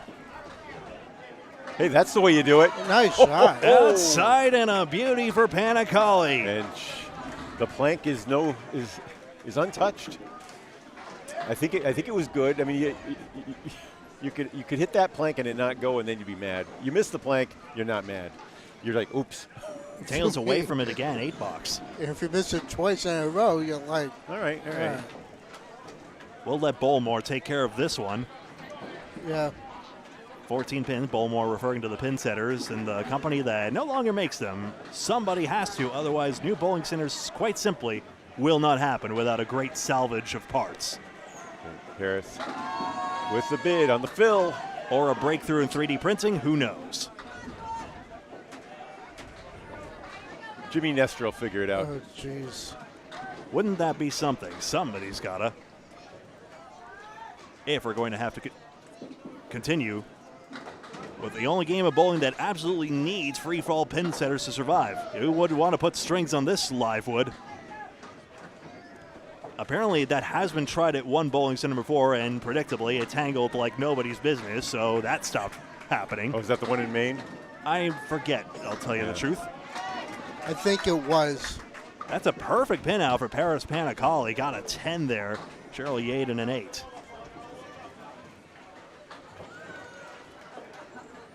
Lead 19 now for Underrated and Overlooked. Jeannie Reynolds showing the way up top with 81 through 6. And here's Fernando. He whooped my tail a few times this year, but I beat him in the ACST. Just a moment here. It looks as though we seem to have a substitution. I believe it's a switch of Glenn's, and Glenn Murphy is now in box number 5. Stretch is gone. Shrink wrap Glenn? No. What do they call this one? I got to find out. Was Glenn pin sent before? Here's Fernando, 6 out on the first one. Gouillart of the 4 Horsemen, 5, 7, 8. Welcome to the game, Murphy. That's a good hit, but apparently the pins disagree. This one will slip across more easily than you expect if you hit that 5 pin hard. On the outside, maybe. That goes 1, 3, 10, 6 for Gouillart, his second mark. Murphy was aiming for the right side of the 5 pin, and That one probably would hit the right side of the 6-pin. He'll try again. No, too far right. Miss it, unfortunately, a 7-box. Pin and gap is still within 5 here in favor of underrated and overlooked. So mostly the bonus pins on their 2 extra marks making the difference. Speaking of 2 marks, Nando had his 2nd mark and is filling here on lane 14. Takes aim here. Oh, Got head pin very, very full. That's 6, though. all right. Most bowlers will just aim for the head pin. Simple as that. How else are you going to aim at a toothpick 60 feet away? Glenn Murphy, 9-drop, 4-pin. It's folly. I've asked some of the greats. You know, Craig Holbrook, when he was at his best, could sometimes feel like he could aim for the side of a pin. It's just, but in general, if you're gonna aim for the side of the pin, you're gonna miss to that side way more often. But although we have more anecdotes of games where we just aren't feeling it, Gaturna ripped it across, made the 2-4-10. Ouch. An extraordinary non-make. Murphy does spare. Very well not done. That's 9. 68 through 6. Meanwhile, Shrink Wrap Glenn made a spare. He's at 54 in the ball. Mike Erickson gets back up against Jerry Dunn. Their last chance to come out. Good to see you all here across both their platforms, Facebook and YouTube. Hey, if you want to support Drew Steele right now, although I don't believe he's in action at the current moment, but you can support our other YouTube stream on Candlepin Bowling Network. That other stream is on YouTube only. They might be able to use it. Mike Erickson up here. All right, Erickson has a strike and then a bunch of 9s and an 8. On the head pin more than not. That's 4 for 5, but his 2nd split. I think of him as a weird John Winchell. He throws from the right side so often. He throws from almost. I've seen him throw it in the gutter before. Gets the 8 of drop into the 5, if my eyes don't deceive me. Wow. That's a strike. And when you think you're gonna avoid those splits when you throw in from the way on the right side, it doesn't really work, as you see. The splits happen either way. He'll use the left hip, slid across behind. Wood taps it, but not on the red line, and not enough mustard. You're right. The red line would do it because all the weight falls behind it. The edge, you only get like a third of the weight of the pin, which is 2 pounds 8 ounces, right? And the purple line, and by that I mean the commuter rail that runs behind these lanes. Hey, I think the match is drawn closer here with that strike. We'll wait for the fill to come in, but well, take a look here. You see it's 26 pins, but 3 of those smudges you see on screen. Yeah, so 4 turkey hunters. When I see a square smudge, I see 8.5 pins. And when I see those triangles, I see 6.3 pins. So 21.5 by your math. Yeah, it looks like we're going to be within a handful of pins here. Erickson did the same gesture as his strike earlier, but unfortunately gets nothing to work with. Yes. 2-4-10, next to nothing If you anyway. throw from the side, you'll get splits from the side instead of getting splits from the middle. Oh, that's done. Yikes. 3 on the first ball. 40% of head pins turn into splits. And it doesn't seem to matter from which angle you throw or how much spin you throw on it. Ooh, 2-4. Tough for Erickson to do the reverse cut, essentially, since he throws right to left. You can reduce your split amount by hitting with a ball that's got left to right or right to left spin, because the pin will turn a little bit as you strike it. And that'll shrink the chances of it flowing through. Yes, Rick Santucci. Get it working in multiple dimensions. Interview Donnie Richmond. Yeah, hey. You want to come on, Donnie? Hey, Donnie. Ask you questions. What are you seeing? Donnie Richmond, everybody. Hall of Famer. Match number 15 here. How are you bowling lately? Not very well.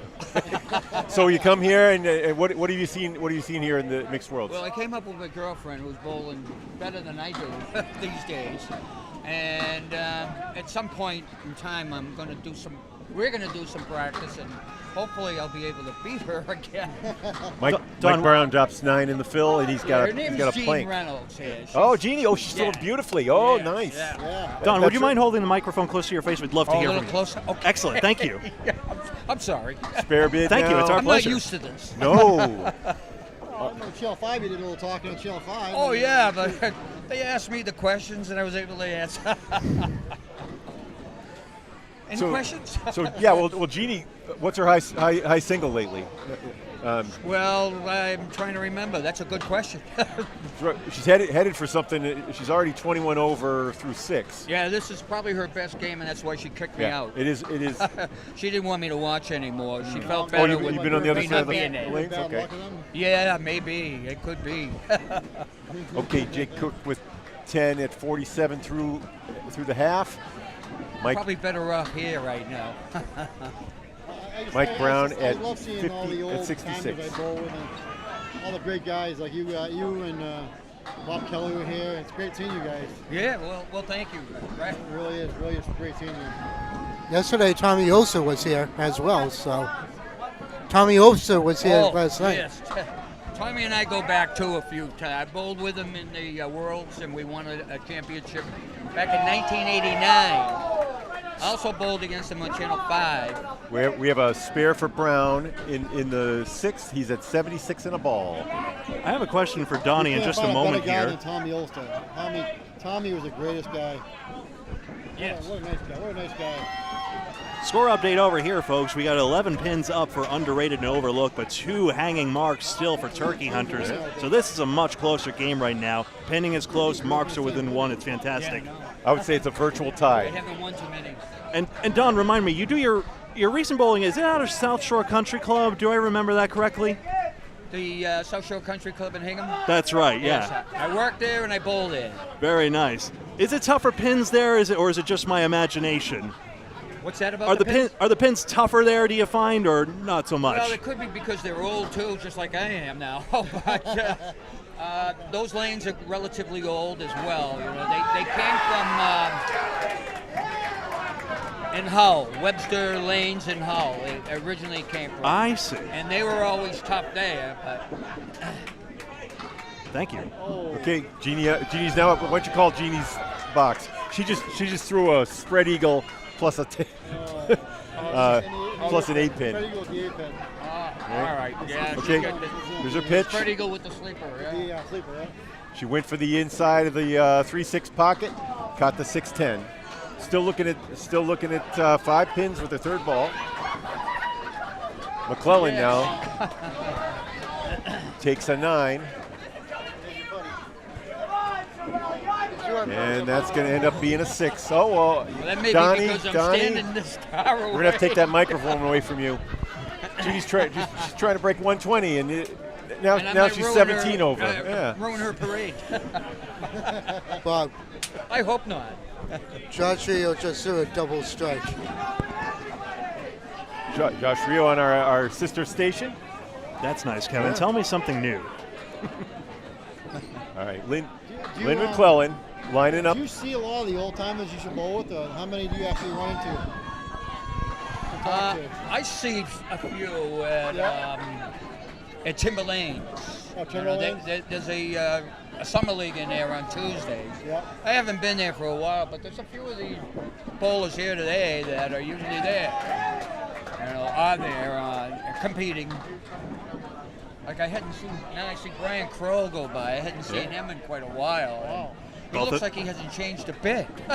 His bowling hasn't He changed a looks bit either. like he did when I saw him Both of you Channel 5 30+ alumni. years ago. Wow. He's still got his hair hope and that's the me. same color. I got black hair. I guess I gotta get my hair still. You got a little gray. I'm near 60 almost. I'm getting there 60. A 7 for McClellan and an 8 for Gene. So that stops the bleeding. But it's a 9-pin lead for underrated overlooked. A very indecisive 8 With at that. Two spares coming. That looked like it was going to fall over and be a 9 or a 10. Now standing up, Paris Panicali. And Cheryl Cheryl, 15, Cheryl will be bowling first on lane 14. Match is coming into. We're gonna take it back, and we're coming down to. This is a virtual tie, and we're coming down to the last 15 boxes. We're gonna take it back, unless you want to call it. Okay. It's real close. But thank you, Donnie. Okay. Thank you. Greatly appreciate having you on. Thank Donnie you. Richmond, people. And look at that ball. It's a strike. Oh, Crushed it. Please don't replay it. There is Panicali. Finds a way to get it done. I don't know which pin she hit first. That's a cliche. I'll have to retire, but the pins do mix. No. Yaden loses that pin out of the channel, so best she can do is 9. Lead a moment ago was 9 minus 2 spare fills. Really trying to make this cut. No, darn near did. Would have made the 2-4-9 out of that. So that'll be an 8. That raises the lead up to 11, but critically, 2 balls coming here from Panicali after Yaden throws her first in the 8th. Off in the ocean. Fill ball coming down the pike, and that's the hay bale. Bundle of 5. It's actually our first head pin of the string. See, people do well with positive reinforcement. It's psychological. What is that grunt about? We don't do that here in New England.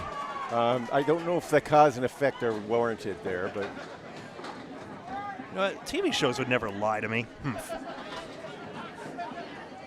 all right. 7 pins standing for the out ball there.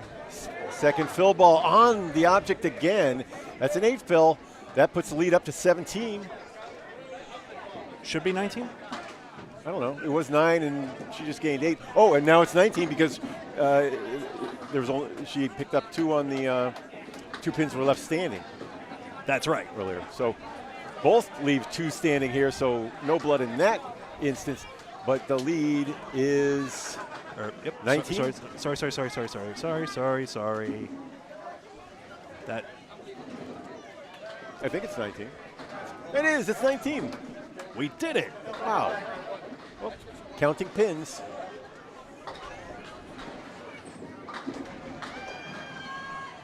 All right, this is one of the fill balls from Glenn Murphy, late time sub for Glenn Pinson. And that's a 5 fill. So drop that lead down to 14. Here comes Gasharna in from the right side, crosses over onto the 1-2 pocket, shakes everything but shakes the 6 pin. That wood is good. It's touching, and everything he does, he blasts that piece of wood, it should go. Even low? Low might smear away, but the way it's angled, I wouldn't. Oh God, everything about it except the cap. I didn't mention the cap. He decided to go high because he was afraid of low. You shouldn't have said. But alas, Bob said everything, and everything did not work. Everything did not work.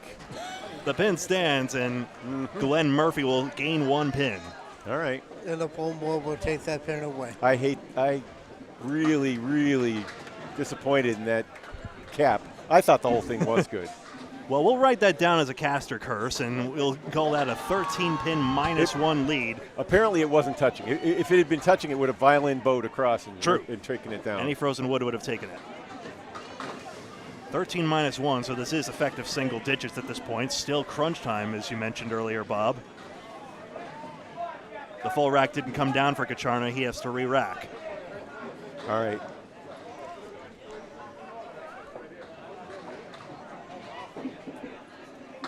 Murphy hits the 6 pin, just the 6 and 9 out. Kacharna already has 2 spares, so it was 1 from each of the Glens in this case, 1 spare each, Pinsent and Murphy. 1-3-10. The 4 horsemen toppling a little bit. I think the 1-3-10 is a little easier than the 4 horsemen, but it doesn't always play that way. Uh-oh. That's a half Worcester on the left side. This has happened a few times on this lane 14, just chopping out the wrong pins and making that 3rd ball that much more difficult. For the spare. Nope, left. Kachana's probably still mad about that spare that got away from him. Oh dear, though, this is going to be against a 4-box, though, so Fernando has a chance to gain upwards of a mark if he can make this anyway. Kachana gets 9. And it'll just be 9. Sister Blanca, of course, bowler of the year alongside Tim Douglas. Pro Series, right? That's right. Bowler of the year given to the Pro Series bowler with the most points from winning events. Ericsson's going to have to re-rack when he turns around. He realizes, of course.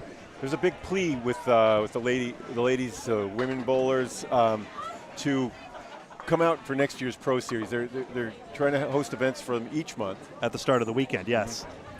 Nate Lee's tournament organizer and Pro Series tournament organizer with that borderline admonishment, let's be honest. But apart from mixed doubles, which was a grand success, Brittany Underwood and Tim Douglas won that event.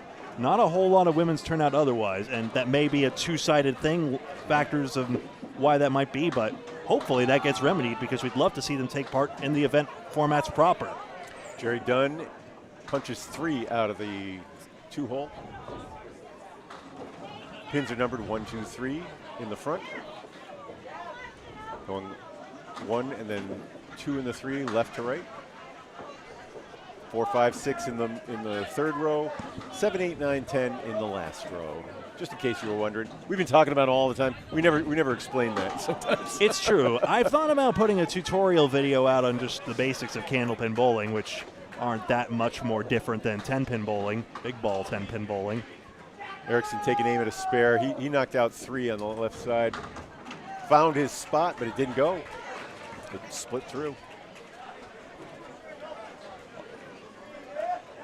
Dunn will take 8. Thought for a second he was going to carry a corner as well. Erickson would love to pick up that rail there. 3 pins in a row, called a rail. And he gets the sleeper too. The 3-1 falls for a 10. And the lead will jump to 20 pins. 20 pins is a magic number.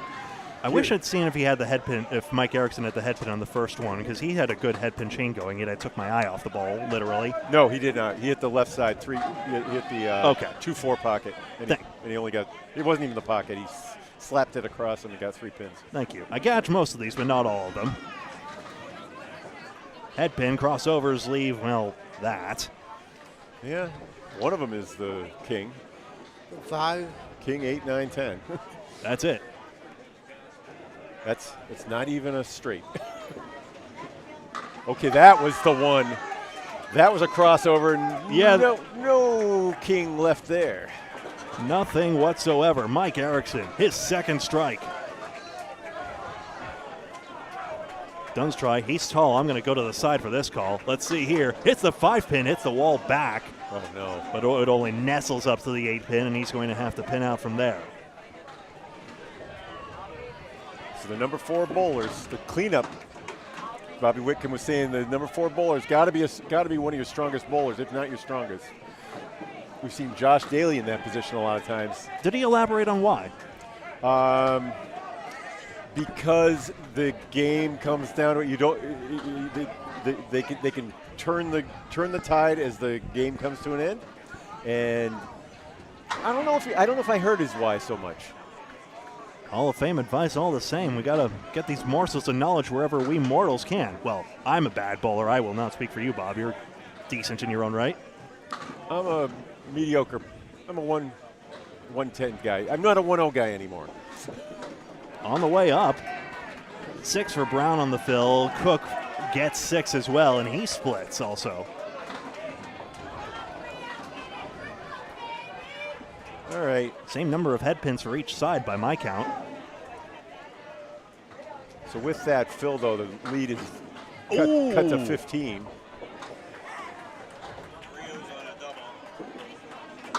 Pins both ways. 7 and 10 don't care. 10 for Brown. He gets up to 92 through 7. There was a Veeb there that Jake was aiming at. He hit it just right. It just didn't splash the way he expected it.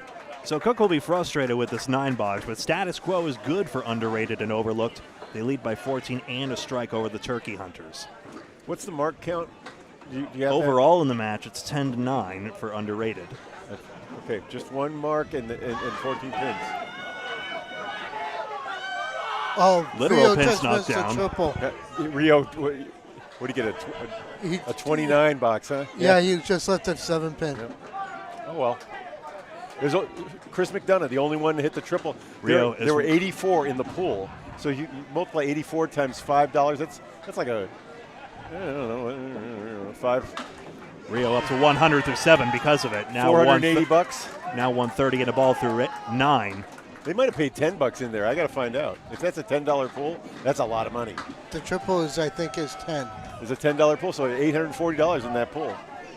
Brown spares 102 and a ball. He's anchoring down well. 4 marks, and Cook needs an out. All right. Compose yourself. I would aim at the left side of that head pin, but firmly on the fed pin. Got it. Nice job heat. there. Nice heat. That means it's a 12-pin lead, and each team has one hanging, but underrated and overlooked actually has a strike, Phil. So advantage is should be roughly a 14-pin advantage. There we go. By the way, in terms of literal pins knocked down, underrated has knocked down 6 more actual pins, so it's 6 bonus pins and 6 real pins. 10 to play. The score, 415 to 403 after 4. Like I said, each team with a mark. Oh no. Why did that happen to Lynn McClellan? It's a double setback. Why indeed. Reynolds still pinning out. She goes for the cap, misses. Cat might have risked sliding in front of the 4-7. We'll see where the third ball ends up. All right. Reynolds challenges 8. And look at that. Pinned out very well. That becomes 9. Lead is down to 13, right? Or no, I think it's down to 11 in actual pins, but the strike versus the spare poses a potential difference of 2 pins. Less variance. I know how to speak statisticianese. Well, I'm sorry, guys. It's the way I think, and if I put too much of a filter on, I stop talking. I'm just pretending I don't like it myself. All right. How about that? 9 drop. Jeannie at 103 through 9. This wood is still moving, Bob. I don't like that as a fact. If it twists a little, then she can hit it. But I think right now she's going to have to aim on the left side to get it. No. Yes. Oh, yeah. She got it. Deflected in. This try, McClellan wraps around the 5. And a big swing here for underrated overlooked. So we were talking to her boyfriend, Donnie Richmond. And she really wants a 120. This is her best game of the series. So she's at 113. How about a 7, Phil, for 120? She had herself up all the way up to 25 over. And they're down the pipe and a 5, Phil. All right, a 118, not quite, but what a performance. She had 3 spares in a row in the first half and spare 5 in the 10th. So 4 mark, 118.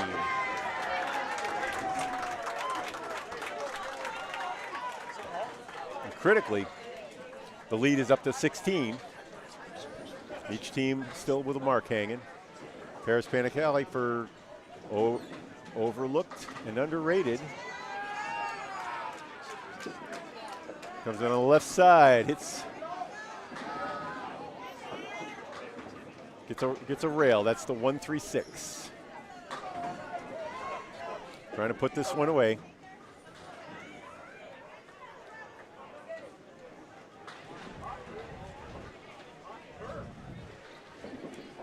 Paris just right on that one. Gets pins, though. Yaden still with 2 standing.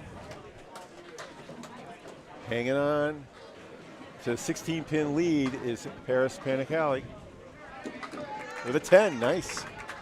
Gains 2 more. It'll be 18. Paris now at 92.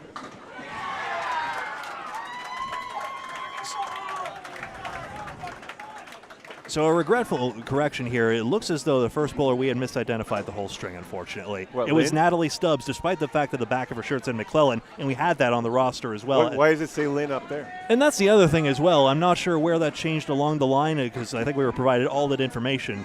But unfortunately, 2 and 2 happened to make 5 in this case. Okay. But that is Natalie. We've confirmed that now. So apologies for the mistaken reporting there. Natalie Stubbs. Okay. And that's how you spell it as well. All right. There you have it. Well, I guess one of our viewers took note of that, and we apologize. Yes, Eric, thank you. Launched out here. We always try to patch up our Canadian bias, and making it to these international tournaments is the best way we can to do that. Unfortunately, we do stumble along the way, and we thank you for your grace as we do our best to work through it. To be honest, though, they did give us the lineup that said it was Lynn. Yeah, they did. When they gave us the official lineup, so oh well. So it's understandable, but still, thank you, folks. 14 pins up for underrated and overlooked, and now on to Glenn Murphy and Fernando Gacharna. Third to last match in this Mixed Worlds 2024 tournament. Haverhill is Academy Lanes. I'm Greg Gouillart. You've been hearing from Kevin Burns and Bob Lee alongside our executive producer. Along with a rotating cast of characters on this and the other stream as well. Great to have everyone's help, even if they're not directly heard from on the microphone. You got those binoculars? You pass those binoculars over here? I want to see how Coca-Cola's doing. We were trying to figure out how in the world you would focus on one scoreboard, because it looks as though the lens are crossed up. She subbed in the 4th box. That was what it was. There's a focus dial that you turn, and it works pretty well. Gotcha. That is a great ball by Fernando, and the 7-pin cluster goes for the spare. Murphy almost follows suit despite missing the head pin, and that's all he'll be left with. Coca-Cola leads 581 to 547. Probable undefeated again. I'm assuming the mark situation wasn't outrageously against them, if not outrageously for them at the rate they're going. From what I can see, it looks like it was. Yeah, they're bowling against JD Seamless Gutters. So yeah, which I also saw in my binoculars. I don't know. I brought them to a lot of Patriots games and worked there too. Extra clarification. Lynn McClellan did start. Natalie Stubbs subbed partway through. Well, okay, that makes more sense. Says one viewer, but that's highly believable, so I'm going with it. All right. Thank you, Mike. That makes more sense. Still, sorry we missed the complete face swap there. 7 fill for Fernando, 103 through 9. All right, the lead now over 20, 21.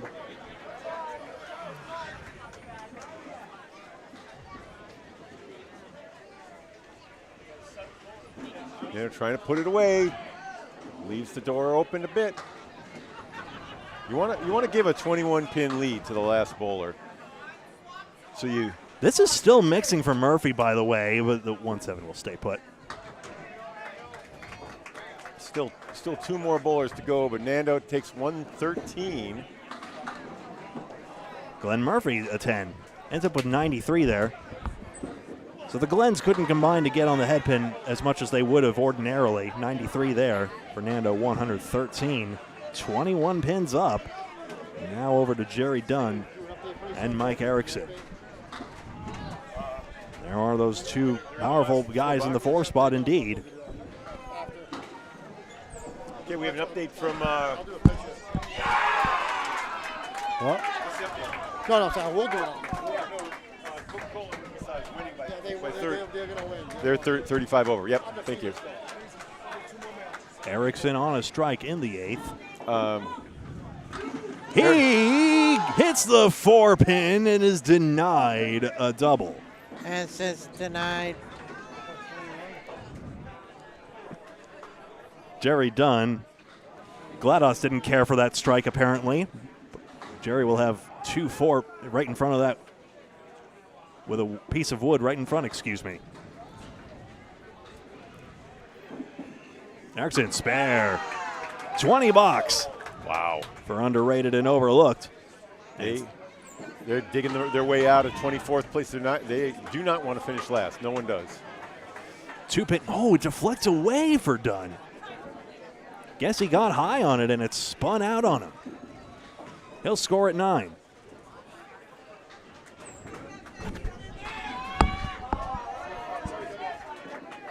$95 through 9, 100 and a ball through 9 for Erickson. 32 pins, significant advantage for underrated and overlooked with 2 extra strikes and 1 extra spare. Pinning still fairly even between the two squads.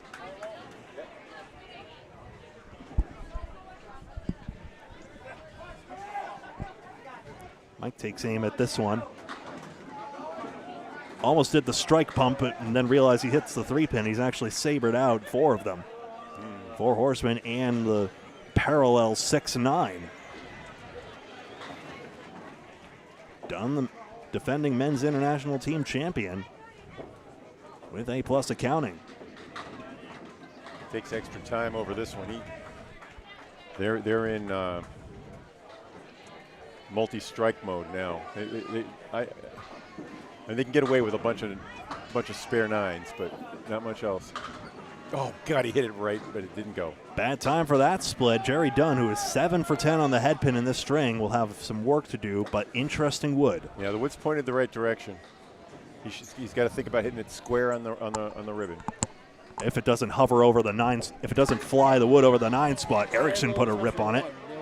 Oh, interesting. So High-Low Dispensary tied with underrated and overlooked has already won. So underrated and overlooked has to win just to keep pace for last place in the battle to not be in last place. 9 and 8. Yep. So they're actually likely to move into a 3 or a 4-way tie. Because if the Turkey Hunters lose, they're going to have 6 wins, and the Hurricanes are also going to have 6 wins. So there's going to be a big bunch fighting it out halfway through. Someone's tapping the mic. 4 pins out for Cook. Mike Brown, 6 out, splits. Brown's on a chain of 6 straight head pin hits. Lead now 31.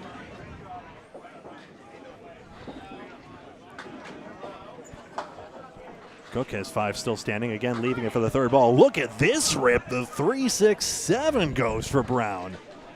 Not a spare, though.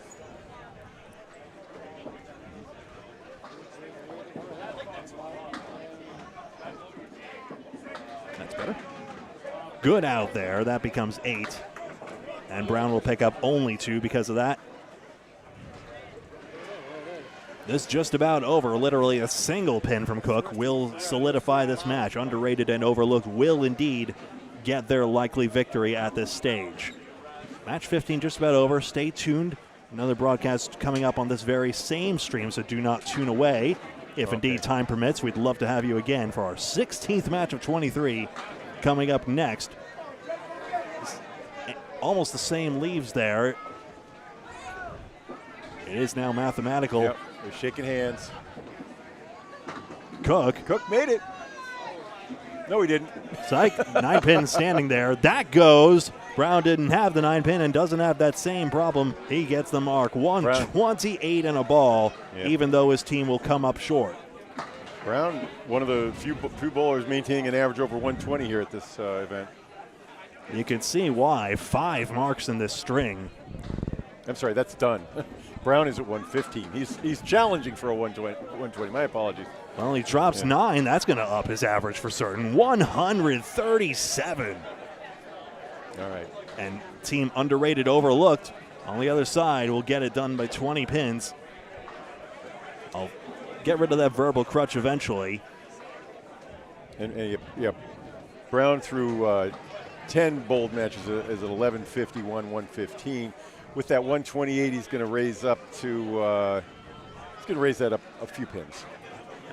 Jeannie Reynolds winning her comparison by 31 pins alone. That's one of the big swings. Sure, Mike Brown won his by 47, but just across the board, Fernando Gacharna, Mike Erickson, Paris Panicali winning their comparisons as well. So, and that's how Underrated wins. And by our back of the napkin calculations, Underrated moves into and high-low dispensary, who both won, move into a 3 or a 4-way tie. We know the Turkey Hunters are there. I don't know about the Hurricanes for at 6 and 24. Stand by, another match coming up, the penultimate match of today. And don't forget tomorrow as well. Matches starting at 9 a.m. Eastern, 10 a.m. Atlantic. We'll be right back for match 16 on this very stream in just a moment.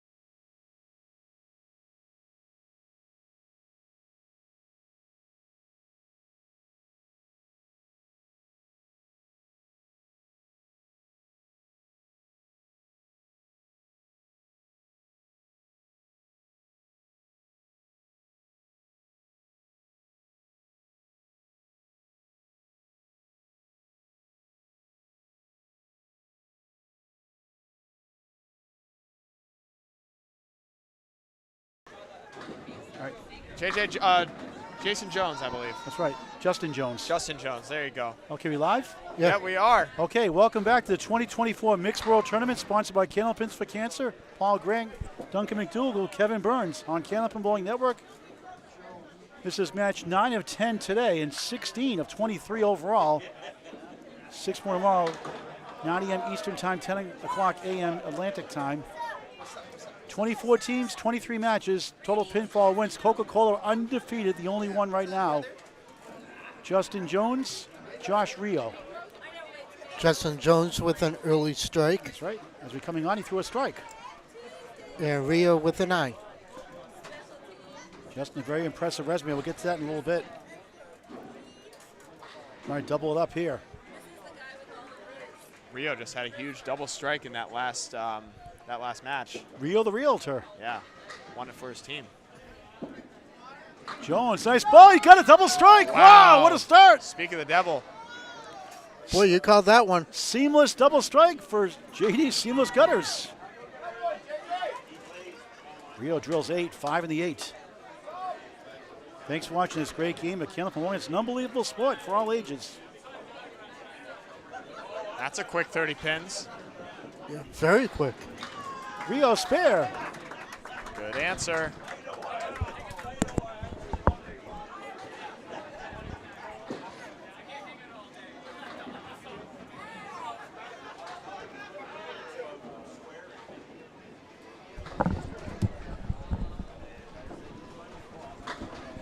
Brooke Betteridge on the right. Kathy Boyd on the left. Kathy works here at Pub 125 in Academy Lanes. Kathy took the last string off. Brooke Betteridge, great. Oh my goodness. Look at this one. Wow. That's the 1-3? That's the 1-3-8. Wow. Couldn't see it from here. Back on the perch. Take a picture of that one, Nico. At least you can't miss a pin on the deck. It's technically not a split. I'm calling it a split. That's disgusting. Oh, she just missed the object. Not much better for Betteridge. Boyd for a spare. Good effort.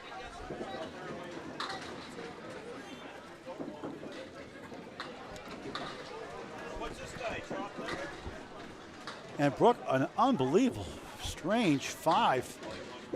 Yeah, that's not normal for her. Kathy in the channel for an 8. Nothing you can do about that. I can't hear it either. I'll see if Greg can help. So yeah, I was going to talk to you guys about that. So I Doug just, or I just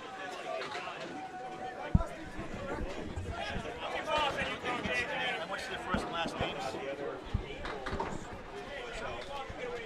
Brooks tough.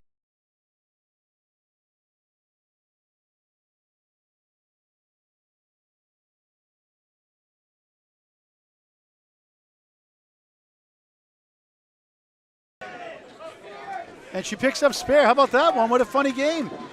15 of the ball through 2. Boyd sent a diamond.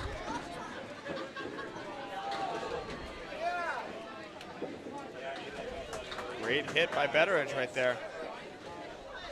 What a strange game. Kathy will take an 8. 2 8s to start her match.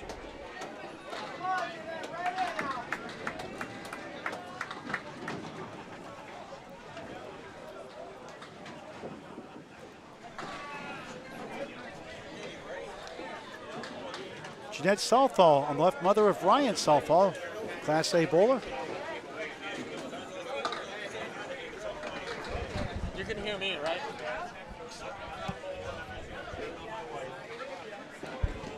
Bring the levels up a little bit. Change anything. Hopefully you can hear another us. Tough leaf here. We can hear each other, so we think you can hear us. Melissa Sinton. Oh, wow. Look at this bid. Look at this break. This is Sinton with a very, very tough leave. This is Sinton, not Southall.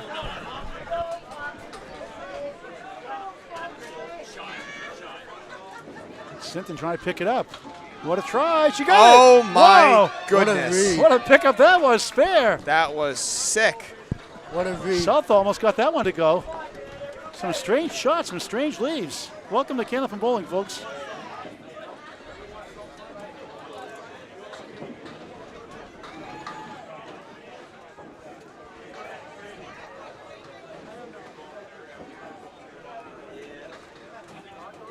What's this sitting? Was that the 5, 6, 7, 10 she just made? I couldn't see it. I got obstructive view here. I have to get up higher from the perch here in a second. I think it was just spectacular shot.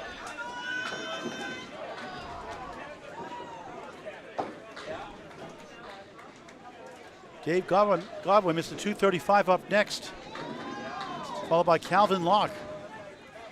Big Phil. 17 through 1. Southall after 9 blocks has a 3-6-10 spare chance. I can't hear myself either, but I can hear you, so I think we're okay. If I see Greg, I'll ask him. That won't go for Sinton. Good effort.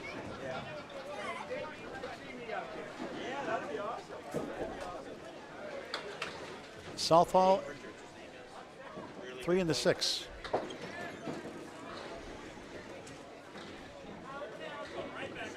Sitting with a 9. Starting her day off pretty well. 26 through 2. All right, update real quick from Duncan McDougal. I'm just filling it out right now. Looks like we have a 8 box right here for a Southall. So early, 71 to 63, 8-pin lead, but a double strike for Justin Jones, putting us over the edge. Dave Godwin, how many bowlers can say they were 235 in their career? He can. Not many. He's on lane 14 here at Academy Lanes, pub 125, Haverhill, Mass. Tough leave, 8 left, 6-10 right. Here's the Bulldozer, Jeff Walsh. I wonder where he got that nickname from. 5 and the 7. Some guy with the initials PG, I think. I was going to say that. Oh, he got it! Oh, Wow, what a shot! Unbelievable spare. Some wacky ones here. Wacky leaves, wacky spares. The Bulldozer, good try. Great bowling early on. Good God. Walsh in the channel for a 9. Nothing like the great game of Candlepin Bowling. It's a sport for all ages. Get the word out. Candlepin Bowling. Can you pull up the stream, make sure we have audio? I'll try. I don't think I can get in.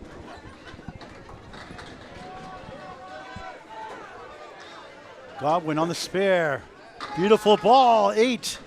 18 through 1.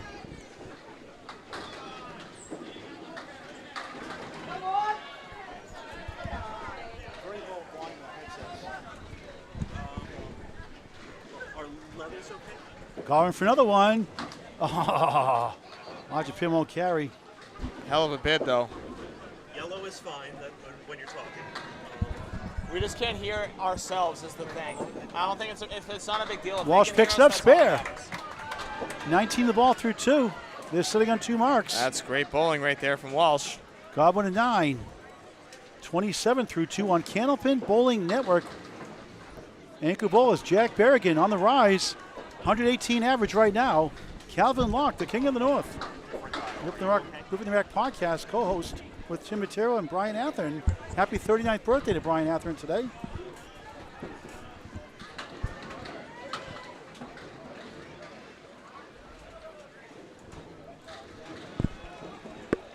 Three-time world champion for Kingswood.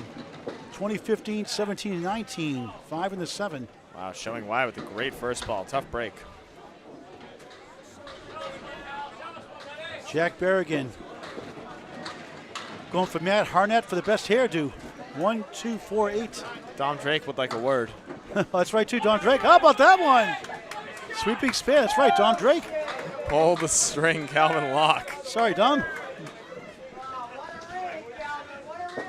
Everyone giving him grief, as is tradition. Berrigan, oh, you got that one to go. Wow. Some great shooting here.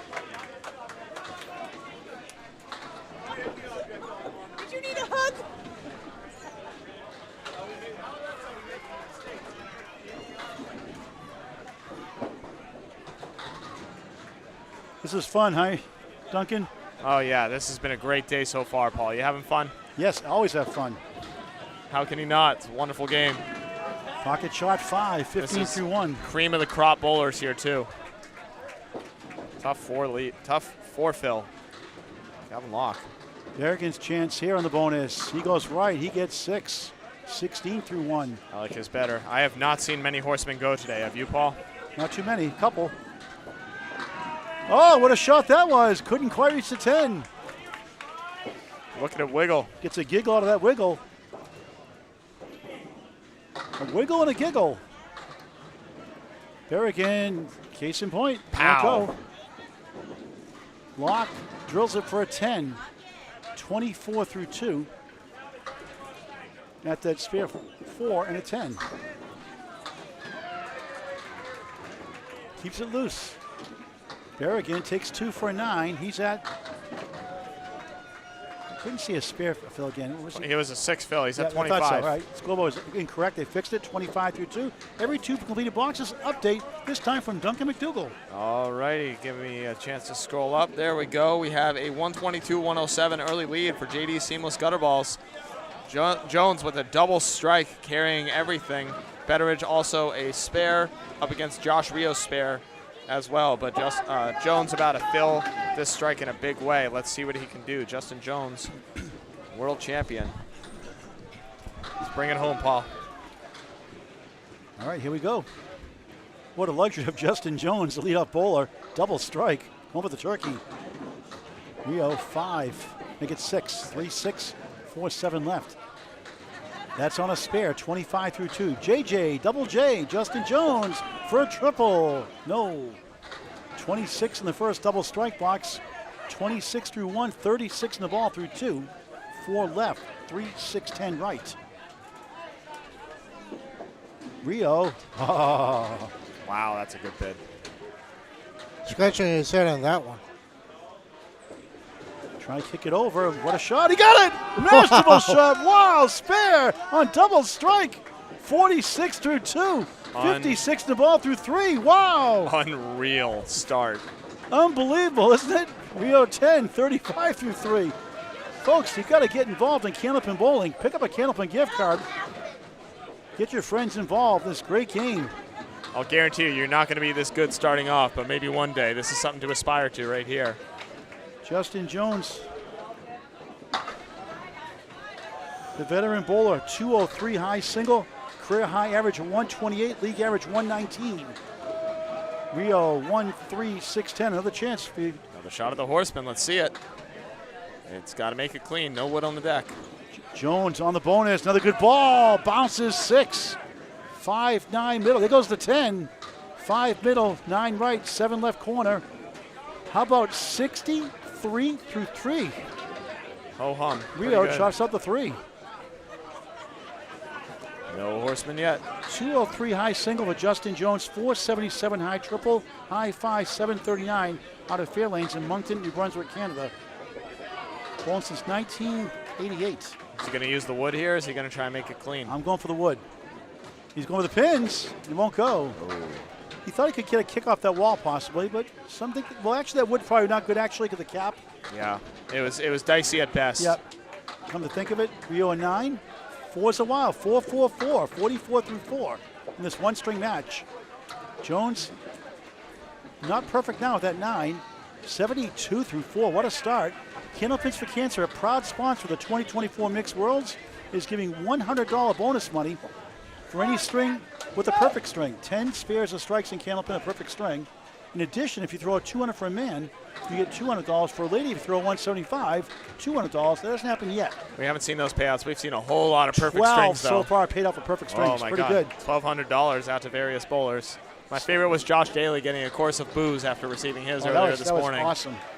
What a moment. Kathy Boyd on the right.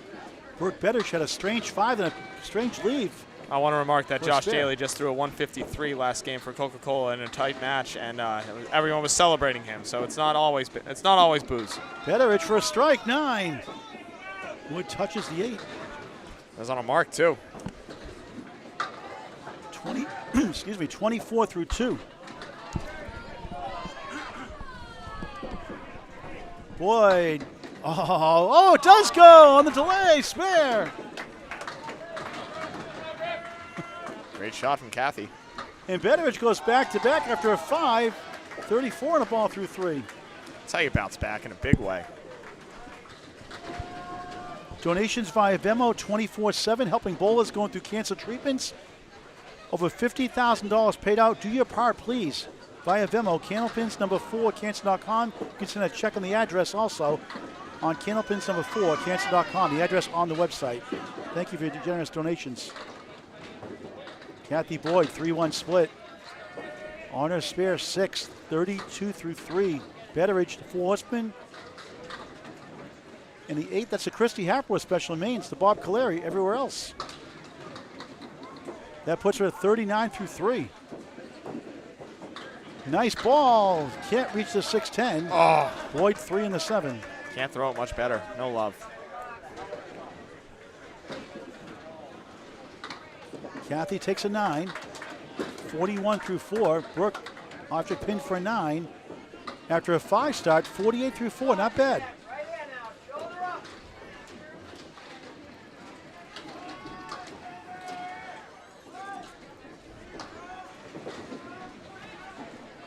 Melissa Sinton, the 3rd spot at a spare 7-9. She's on lane 13. Lane 14, Jeanette Southall, a pair of 9s.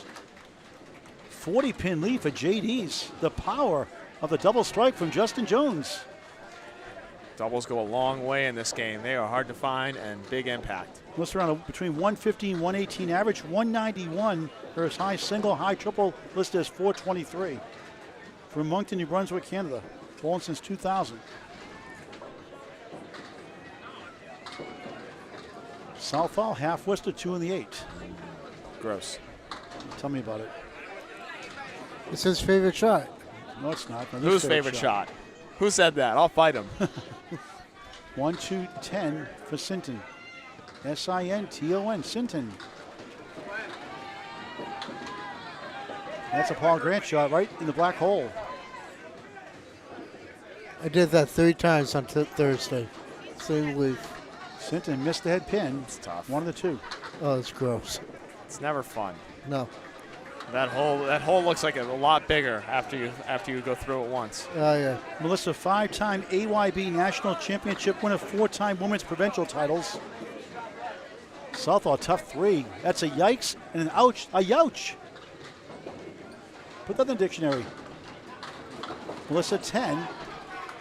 36 through 3. Jeanette, 21 through 3. Well, I don't think there's room in the dictionary for that. We're going to put it in. They put new words never yet. Put it in, youch. Melissa also 3-time, not including this past one. I don't know if she got the last one or not, but 3-time Can-Am International titles. That 191 high single was a Fairlane's house record. On the head pin, 3-2 split. Meanwhile, Jeanette Southall, 1-2, 6-10. I want to apologize. I had a scoring error on my thing. It's an extra 10 Oh, pins. wow, what a shot for Southall. Wow. Some great shots.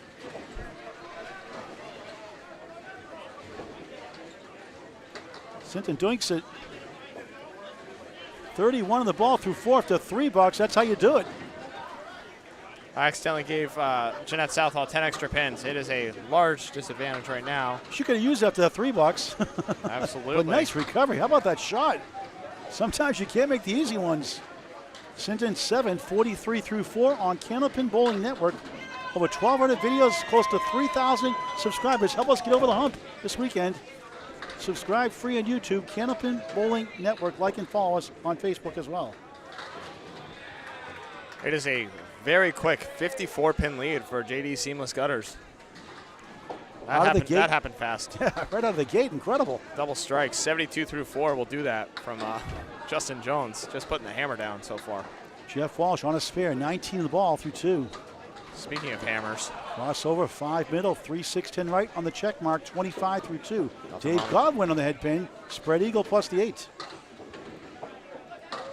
Nothing wrong with Walsh's ball. Godwin, not what he's looking for. Walsh got the 5. Godwin trying to kick it over, just the 10 pin that time, 4-2 split, brutal.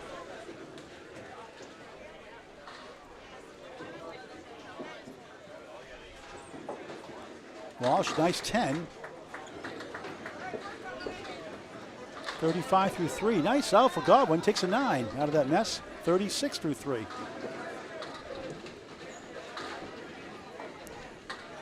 The Friday Night Pro League Game of the Week returns in September. 35-week season plus the playoffs. Live coverage on Facebook and or on YouTube every Friday night between 7:30 or so, sometimes 8 o'clock. Jeff Walsh just missed the pocket, 5-2 split. Mr. 235, Dave Godwin. Full horseman in a post.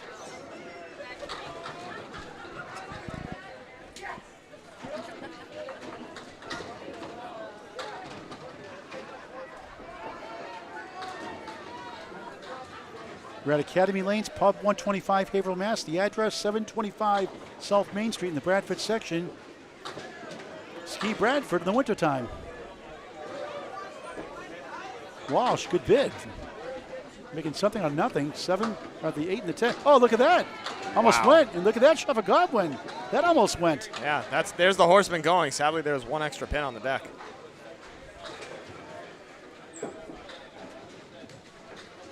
Walsh a 9. 4's a wild. 444, 444, 44 through 4. Godwin a 9, 45 through 4.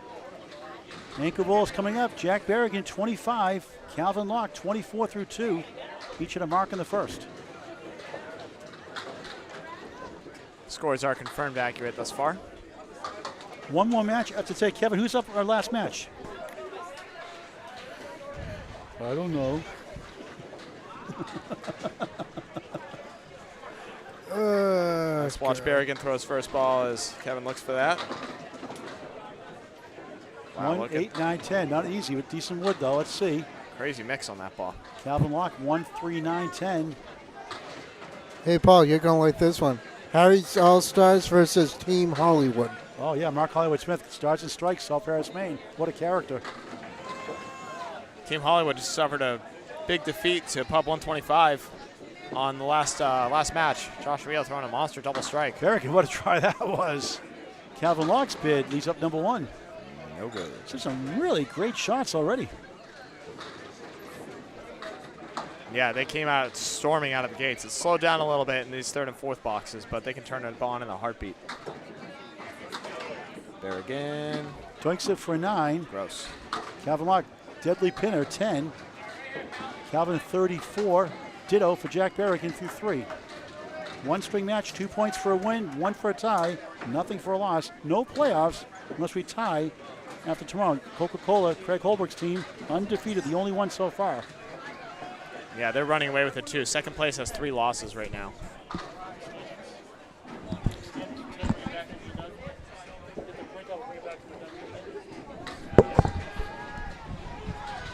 Jack Berrigan, home bowler, half Worcester, 3 in the 9. Boy, this kid has gotten better and better every year. Lock a 2-1 split. The 4 goes away after all. Now it's a 3-6 spare chance.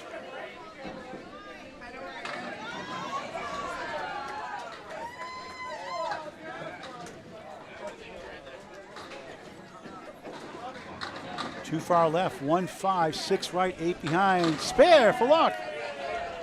Calvin 44 on a ball through 4. 4, 4, 4 plus. Making the easy ones look easy, Calvin Locke. None of them are easy in this game, though. Single pins are about as easy as it gets. 2 pinners, deceptive. Nice bid by Berrigan. Grabs 2 for an 8. 42 through 4. Back to the top of the order means an update from Duncan McDougall. All right, we're going to show you the scoreboard right here. It is a quick 50-pin lead for JD Seamless Gutters, 252 through 4 boxes, 2 completed games total. So it's at a 125 average throughout. Justin Jones leading it. We have, I believe, 16 head pin hits, 10 splits for JD, and 10 head pins, 4 splits for Pub 125. Okay, we got the standings here. And Coca-Cola has control because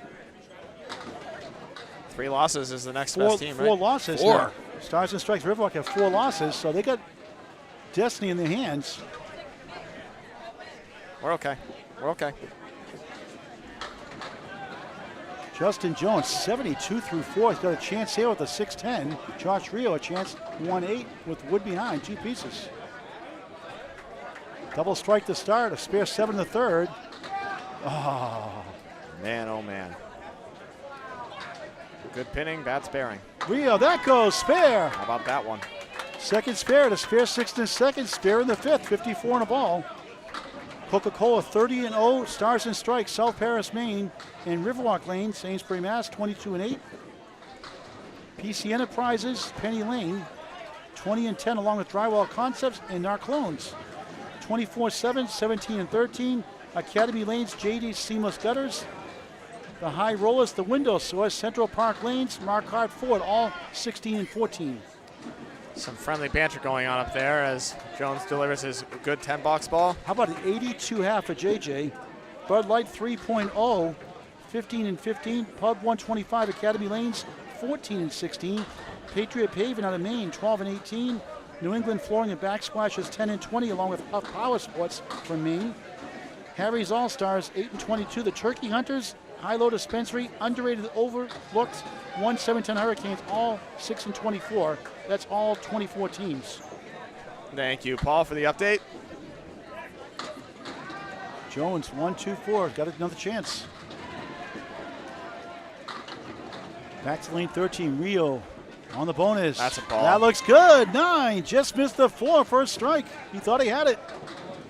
63.5 for the Realtor. Pretty good. Still down 19 to his competition at the half. See if Jones can make it hurt here with the spare.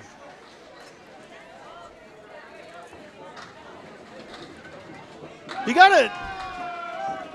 Just so good. This 92 man- and a ball through 6. This He's fun to man- watch. This man is hot right now. My God. He's looking for a very big string right now. 48 years young and bowling like in his early 20s. Rio a 9. He's got one more ball to hit. I'm sorry. Throw on that one. Is he ahead? Oh, that's right. So let's see. Yep, you're right. Try to look at the notes and keep track of what's going on. And like I said at 9, I predicted the future. Brain is mouth is the future. Brain's in the past. Once again, I got it right. I'd be good in Back to the Future. For better or worse, it is the 9-box. 72 through 6. Thanks, Duncan. A pleasure to work with you, Duncan. Always a pleasure, True Paul. gentleman, a true class act. I do what I can. On the other hand, we have Kevin Burns here. Just kidding. Kevin's a great guy. He's a better guy than me. That's no, for sure. Kevin's awesome. We like to have fun with Kevin. That's a low bar, though. Kevin always very helpful to us. Burke Betteridge, 1-3-6-8. Here's Kathy Boyd, 4, wobbling 9-10. Three pieces of wood off to the right. I like to call Brooks the baby Caleri. 3 in the 6, a little too light.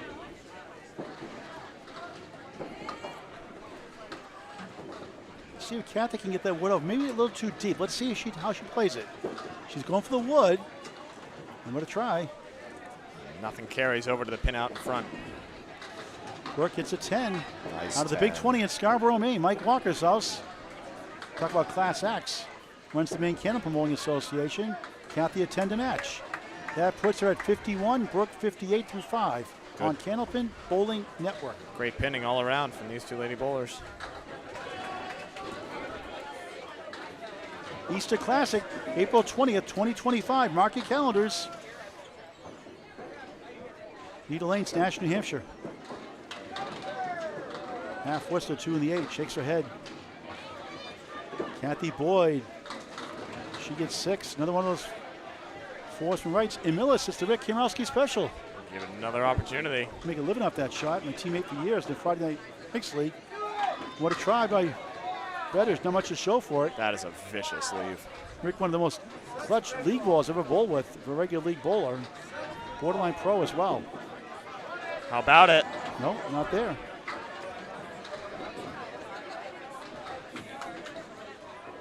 Rick Kierowski, 70 years young. And a true story, I don't know if you know the story, Duncan McDougal. When we used to get the 4 horseman leave, I told Ricky, I used to always make this shot more than the average pro at 36%. As Brooke gets a 7, Kathy a 10, Kathy 61, Brooke 65 through 6. We used to put a bucket every time we hit the 4 horsemen. So when the lemon drop I heard about, I said, let's do that for Candlepins for Cancer. So the Kierowski special was indirectly a link to the lemon drop pool, which has helped 9 families in the last 2 years. How about that? That's awesome. Great story, Paul.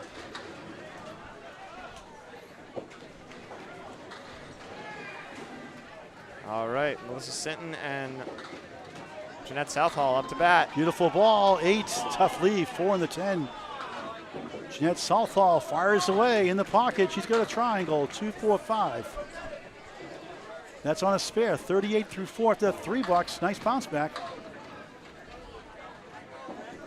Melissa got the 10, not the 4. Jeanette for another mark. Missed the object pin to 2.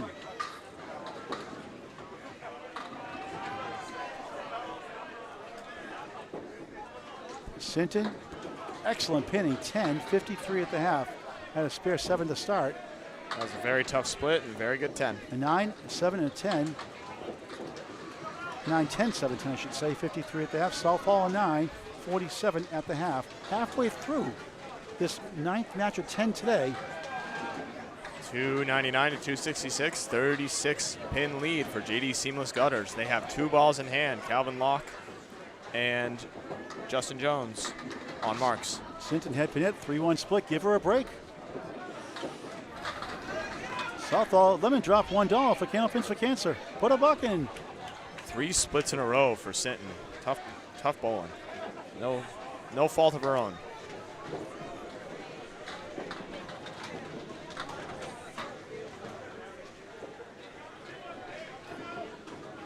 Jack Berrigan going to give the news once she's done up there. Going to break it to her gently, the lemon drop hole. He'll break it to her however Tell he the 9 wants. come if we help. They appreciate the lemon drop hole. Soon to be 10. Melissa takes an 8, 61 through 6. She's frustrated up there. A lot of splits. 5 head pins, 4 splits out of 6 boxes. Clipped up. It's crazy. Southall 7, 54 through 6. No justice in the world when you get splits like that. I'll tell you that. Dave Godwin 45 through 4, 44 through 4, 4-4-4 for Jeff the Bulldozer Walsh. Well, they're spelling decently. They both want to be doing a little better. Plenty of time to do so, though.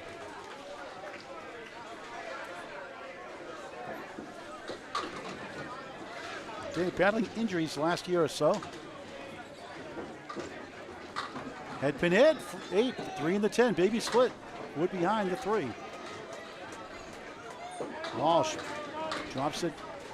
Skip lob, he gets 7, 1, 8, 10, 2 pieces on the deck behind.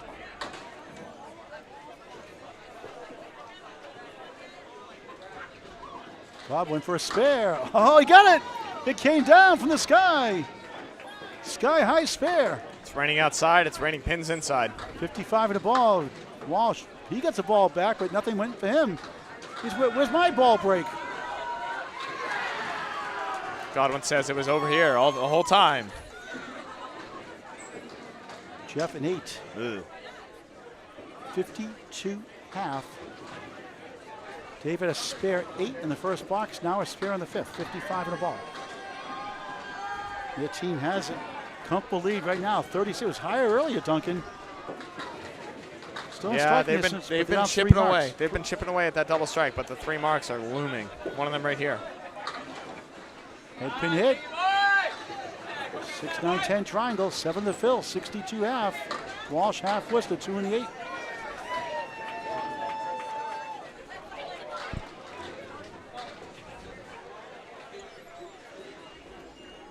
He fouled, that won't count, -2. Foul lights are on. Best he can do now is an 8. Foul lights do not lie. And Walsh, a Jim Dandy, a banana split. Where's Casey McCool, plus the head pitted. Extra scoop of ice cream at Friendly's. 4 scoops instead of 3. Banana split, I call the 4-7, 6-10. Casey McCool, eat your heart out. Manchester, New Hampshire, Lakeside Lanes, Casey McCool. That's a $7 for Godwin. Yep, 7 officially, and Jeff at 5, so a 7 meets a 5. Dave all fouled up, you could say, but gains 2. Uncharacteristic. Yes, 69 through 6, Jeff 57 through 6. Calvin Locke, 4-4-4 and a ball through 4. Leads up to 45. Jack Berrigan, 42 through 4. They got to get some marks. There's still time, but it's running thin. They have to make a dent into this. Yeah, make it. You're going to run out of time really, really quick. How often are you seeing Candlepin bowling with a pro bowler, 7 beats a 5? Not often at all. I've seen 5 beat 3s, 4 beats 3 sometimes. It's crazy. It's a hard game. Even the best bowlers in the world get screwed sometimes. Just like golf, sport of skill and challenge. That's a tough fill from Calvin Locke. Second spare for the string in as many tries, 48 through 4. Berrigan bounces left, but steals 9-10. How about that? A strange strike. Wow. I'm not giving him a head pin on Locke that one. a spare. I wouldn't give him the hairpin. Crazy game. It was way off the hairpin. 52 plus 2 through 5. Merry Christmas in June for Berrigan. Calvin Locke, 58 in the ball through 5 the hard way. That was a very good spare from Calvin Locke and a very lucky break from Berrigan. Strange happenings here in Haverhill at Academy Lanes, Pub 125. Locke breaks the diamond. He's got a triangle, 3, 5, 6, 7. Woof. 64 at the half. Berrigan on a strike. Buries the pocket. Double. Strike. Bang. Wow. Double strike. They needed There's that a double. one. That's Locke. a real just one. Missed a 7. That's a real one.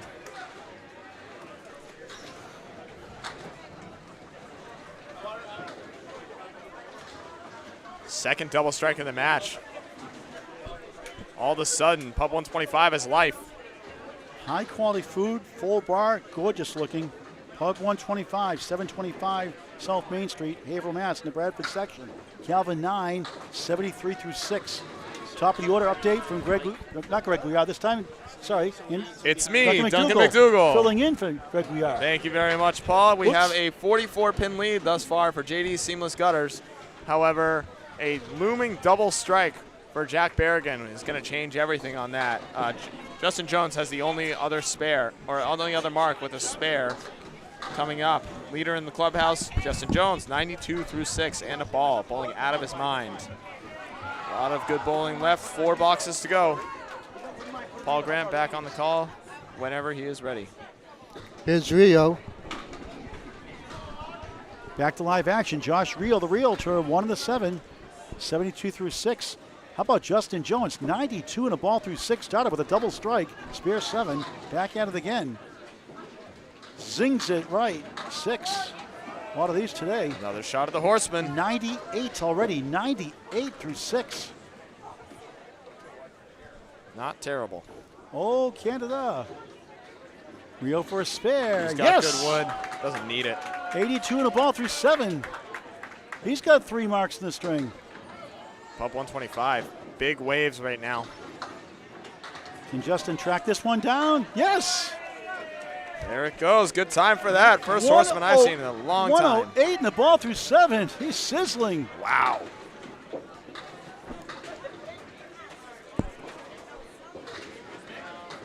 Big time spare to stop the bleeding. Lead is 50. Double strike looming. 2 marks to 1 for Pub 125 in their advantage. They need a lot more. Down Hawaii 5-0. Book 'em, Dano. Rio just missed the pocket. 5, 6, 7. Got a break. 1, 2, 7. 89 through 7 on Candlepin Bowling Network on YouTube. Jones on the nose. Can't will down the 4. 3, 6, 10 right. Another spare 6 for the second box in a row. 114 through 7. This one's going to be a lot harder now. Rio just missed the 7. Thought he had it. Brutal. I thought he did too. I think he went a little too far outside. Would have Yes, between the 3 and the must 6. Trying to kick it over.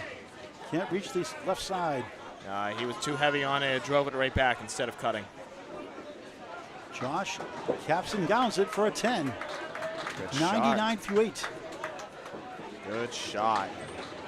3, 10, and that's a still to shoot. He does. Justin's waiting. That wood's rolling all around. Even though it doesn't affect the plate, it must stop completely before you release the ball. If it stops completely and it starts to move after you release the ball, that's okay. Looks good to me. Looks good to him. Wide left for a 9. 117. Make it correction. 123 through 9 through 8. That's correct. So a spare 6. 114 through 7 on the update. Now 122 through 8. Correction now. All set. All right, Duncan, we've got a chance here. Is there a chance for Pub 125? 48-pin deficit, double strike looming. They need to make a run here with a couple of marks to help out Jack Berrigan here. Make that fill that much more palatable. Work to do, but there is a path forward to victory. They just have to execute. Kathy Boyd trying to get her team rallying, crossing over a triangle. 7 goes down, 3, 5, 6. Brooke Betteridge in the pocket. She takes down 9.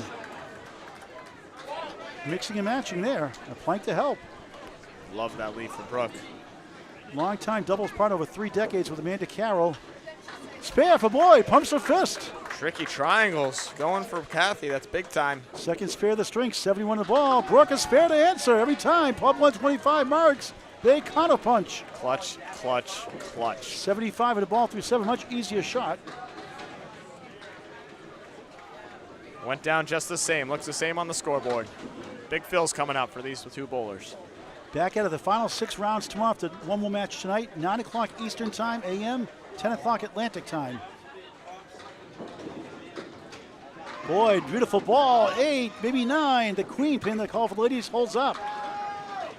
Brooke Betteridge in the head pin, a tough lead. 2-4, 6-10, both on spares. Brooke 81, Kathy 79 through 7. Wouldn't these be a shot right here? With the wood, trying to spin it over. Skidded by the 5, hit it, but won't go. That's wild. That is just wild. That was the shot, too. Betterwood now. Betteridge too far left. 2, 6, 10. Pub 125, trying to get 2 points for the win. 1 point for the tie. Kathy turns around and still won't go for an 8. That 5 pin must be nailed to the ground or something. 87 through 8. Melissa right down the middle, first 7. I think she might. Wild, 88 through 8. Kevin. I think she might complain to her boss about that one. I wouldn't blame her. File a grievance. All right. In all seriousness here, let's see. What do you got here? 45 pin lead for JD Seamless Gutter Balls from Canada. Great to see our Canadian friends and bowlers from Maine all over New England. 16 boxes left. A lot of ground to make up. Still time. Looming double strike from Jack Berrigan. If he can throw a triple on that, it'll bring the house down. And there'll be no more matches left. Southall, right side, gets 6. 1, 2, 7, 8. Left-hander Melissa Sinton, beautiful ball. 8, 9 to 10, decent wood. Trying to avoid that cap in front. Maybe it could go, still hitting that cap into that wood and behind. Jeanette, good try, sliced the 8. It won't go down with a 7. Sinton, oh, I thought she might go. It did not. Man. She's in disbelief. The splits continue for Melissa Sinton. I thought that would cap into that wood and knock them both down. And Southall hits the 8 rather than goes down for a 9. That better follow. And Melissa gets the 10 finally. 63 for Jeanette, 71 through 7 for Melissa Sinton. Paul, I have a disgusting stat for you if you're ready. Melissa Sinton, by the way, just 28 years young. Good. So JD Seamless Gutters has hit 26 head pins. They have 17 splits. Cannot buy a break right now. Still in the lead despite that. That's how you work through it. Southall drills 8, 6 right, 9 left. Sinton on the nose. Domino's strike. Oh, there you go. Looked like a split. How about that one? Domino's delivers. Breaks it up in a big way. 81 plus 2 through 8. Jeanette missed that chance. That's a big swing right there to stop the bleeding. Melissa Sinton keeping Pub 125 at an arm's length. Arm and a leg at this point. 444, 444 for JD Seamless Gutters to 378. Minus this box here from Jeanette Southall. It's an 8. 444 to 386. A commanding lead. 40, make it 58. Oh, hold on. I have something wrong. Let me see if I can figure it out.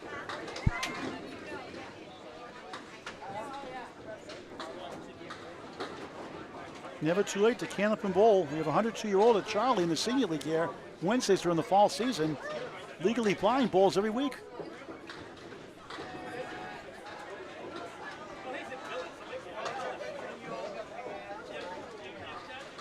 There we go, 434. 434 instead of For JD's. 444. Okay. No, my fault on that. That's all right. Paul. We got it fixed up. Walsh 139. Dave Godwin steals 7. 136.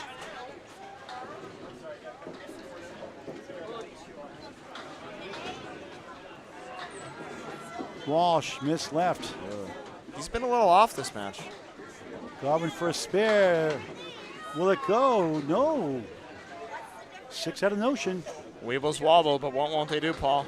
They don't fall down, but there was a Weeble version after they did fall down. I didn't know about that. That makes your saying moot. Don't say that.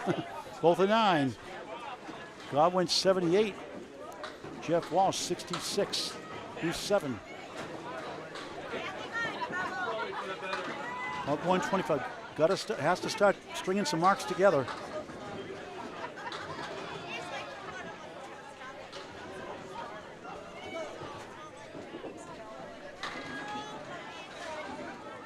Walsh 1-3, spare chance. Got to get this one. Almost got away with it there.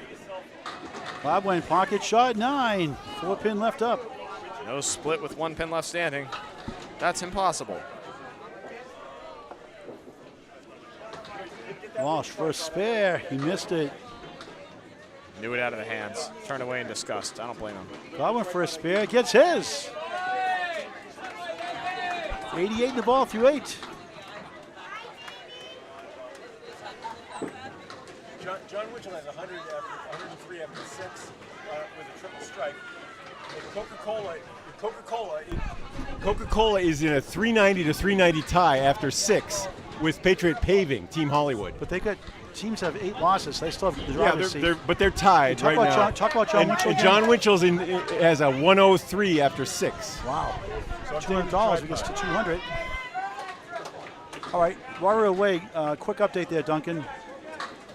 Hold on, just Jeff getting had it squared 874 through 8. I got it now. Yep, no, we got it. We got it. We're here. Jack Berrigan over the turkey, the triple strike. 453 to 403. Next to the turkey hunters to our right.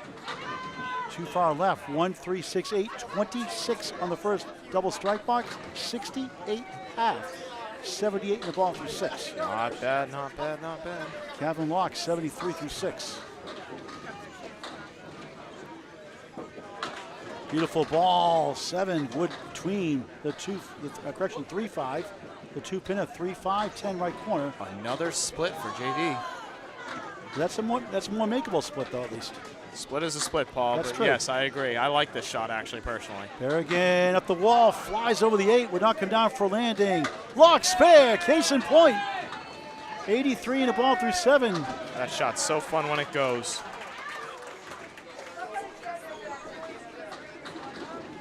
Berrigan 9 in the second double strike box. 87 through 6, the power of the double strike. He's going to cut into the lead, but not as much as he would like. Really wanted to string a few together. 96 through 7. Lead is 36. And JD has a strike and 2 spares. It's looking good for them right now. About 25, all the way open so far.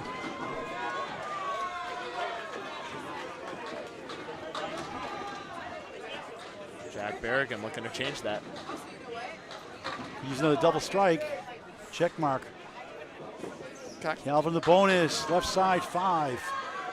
88 through 7. One more match today. 6 more to wrap up tomorrow. 9 a.m. Eastern, 10 o'clock Atlantic. All day coverage, 2 different streams live on YouTube on Candlepin Bowling Network. Hit that subscribe button. Lock, good bid. Missed number 1, not by much. He can't believe it. I can. He missed with a it. setback shot. Go for the short 2 on the right. He missed it clean.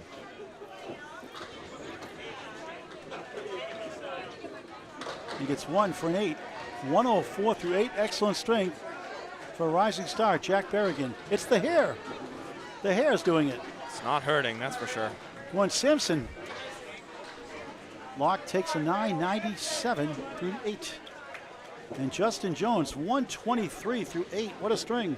We have an update through 8 completed boxes. It is 477 to 435. JD Seamless Gutters with a 42-pin lead. They have a strike for Melissa Sinton and Dave Godwin with a spare. Justin Jones, 8-time provincial championship winner. First world title in 2015. Enjoys golf. He's also a pitcher in softball. sure he's pretty good at that if he's this good at this. Top of the order, he's got 4. Here's Josh Rio. 5. Not much better. Difficult shots coming up.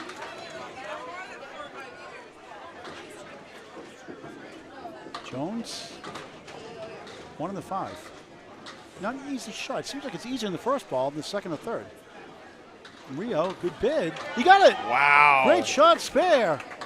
109 to the ball night. Boy, they need some marks. That helps. That's a big one. Throw a strike on it. Make it interesting. Jones got the head pin for a 9. 132 through 9. Oh, hum. Just another day at the office for Justin Jones. From Clark's Harbor. Justin Jones, 6 head pins so far, 3 splits, 3 not. Of course, 2 of those knots were a pure double strike to open up the game. Justin Jones' mother got him involved. It's worked out quite well. The 3-time world champion. 2015, 17, 19, trying to get that title here. They got some work to do to get there. Right down the middle. Look at this leaf. That's the shot he wanted on his third ball. For your information, that's a 4-1-1 split, no pun intended. Rio off the left, 4. That's on a spare. 113 through 9. Not when he needed right there.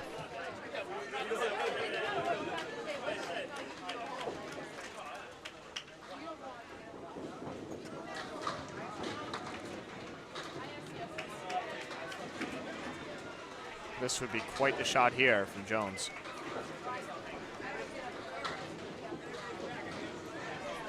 What a bid. Gets 3 more than I thought he might right there. He's at 130 down with those 7 down. Rio knew it right away. 1 in the 10. Cool guys don't look at bad balls. And nice 10. How about a 142 string for Justin Jones? A nice 10 for Rio. He ends up with a 123. Excellent string. 8 boxes to go. 1 match after this to wrap up day 2 of 3. 37 pin lead for JD's. They can't put it away yet, but they got a strike and a spare. It's a none for Pub 125. They're going to pretty much need to mark out for the most part or get a double strike or 2 to help. Brooke 88, Kathy Boyd 77, correction 87. 37 pins and 3 balls for JD Seamless Gutters.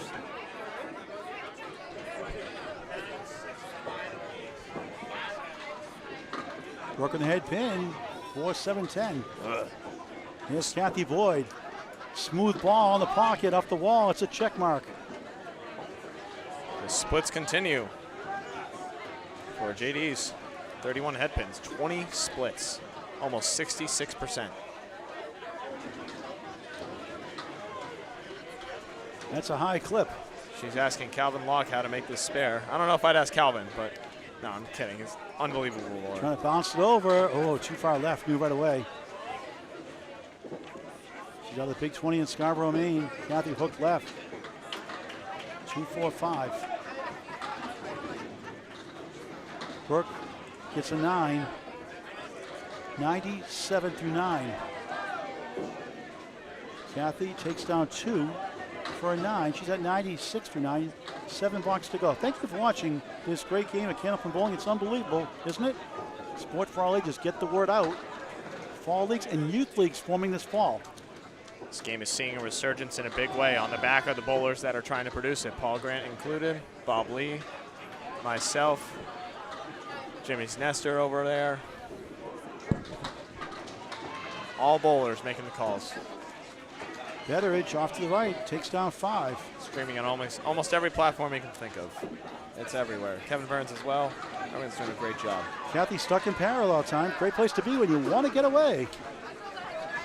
I know it's technically not a split. I'm calling it a split. Parallel pins. Which Feels one? like a split. What a shot for Betteridge. Won't Which go. one? The, Kathy's. Oh, yeah. Brooke can't throw a better ball at that. This doesn't go too often. Great try. Oh, Oh there it my goes. God. Tap the queen. That would have been so cool. Brooke at 10, 107 string. It's good bowling right there. Under her average, but not by much. That just speaks to how high her average is. Kathy gets a 10, 106 string.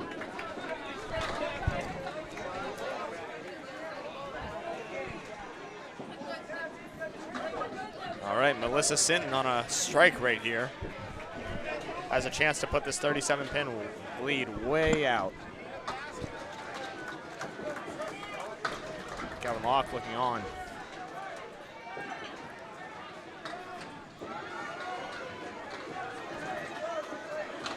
+81 +2.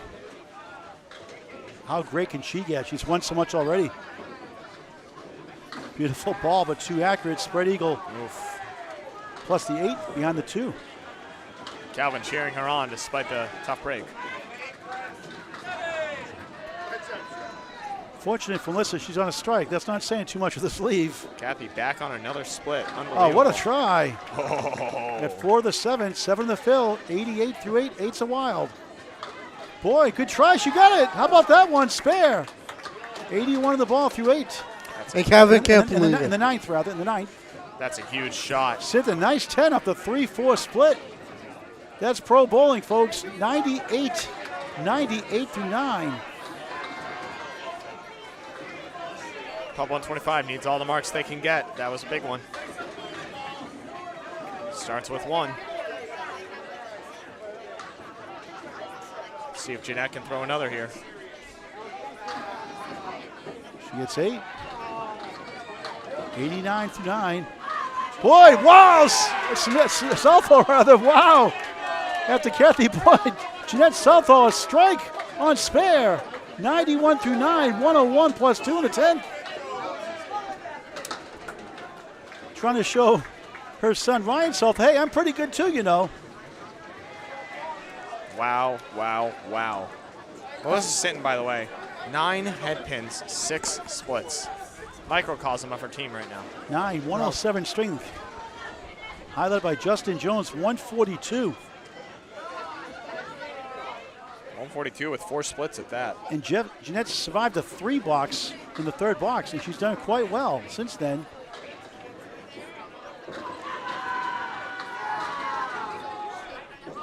It's a 5. Another ball to go. Trying to get to 111. That's pretty darn good considering where she was at. Greg Gouillart has an update for us after this ball. Southall goes right. She'll take 8. What a finish. 109. That's a She great. was 21 through 3. Excellent finish. Lead is cut to 25. Greg Gouillart, what do you got? Thanks, Duncan. Thanks, Paul. We got an update here where Coca-Cola leads by 4 pins with 6 boxes to play over Patriot. So getting tight down here. Remember, Coca-Cola can afford to lose 3 and hopefully not more. Otherwise, we may have a 1-string roll-off. Why doesn't Patriot put bunch of cement on the lane so they won't be able to get their foot stuck in the cement? Well, if that had any bearing, then JD Seamless Gutters would be the worst team here. I heard John Winchell's got a heck of a string going. He did. It fizzled out, but he could still pin out 140s or so. He hasn't had a mark in the 7th or 8th, so we stopped recording, but maybe it could have. Any word on John Winchell? He had 103 through 6, and he was on a triple That's strike. what we're asking right out. there. Yeah, well, he can get a 140 with some pinning or maybe more with a couple of marks. Dave Godwin on the spare, 5, 93 through 8. Jeff Walsh in the channel. And JD Seamless Gutters are going to win this one unless disaster strikes. 7, 100 through 9. Walsh a 7, just 81 through 9, 3 blocks to go. Duncan McDougall can take us down the stretch here. I got you, Paul. No worries. We are entering, I'm not going to call it garbage time because anything can happen, but it's borderline miracle territory for Pub 125 as Dave Godwin is going to drop 6 off the head pin. Drop 7, in fact. 3-pinner left standing. 3-pinner for Calvin Locke as well. Or Jeff Walsh. I got ahead of myself. Godwin looking for his. Wow, pure ball. All over it for a spare. Dave Godwin. Jeff Walsh answers. Matching spears. That's big time. Kevin Burns, partner in crime right here as we enter the home stretch. Dave Godwin looking for a big fill here and hoping Jeff Walsh doesn't have one in it. Or Jeff Walsh looking for a big hill, hoping Dave Godwin doesn't have one. And that is a 6 for Dave Godwin. 116 for the finish. Jeff Walsh on the answer, drops 9. Gains 3 pins in that exchange. 100 even, Jeff Walsh. 542 to 569 going into the last two boxes of the match. Calvin Locke versus Jack Berrigan. 27 pins.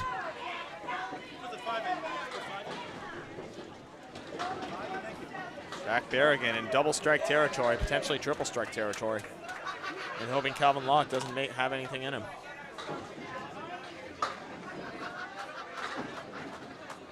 I've seen Jack Berrigan step up big in moments like this.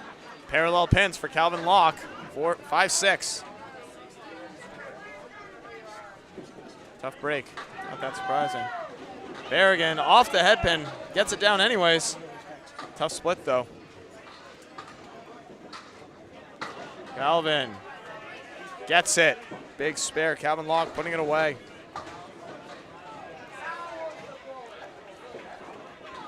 Berrigan needs this to stay alive.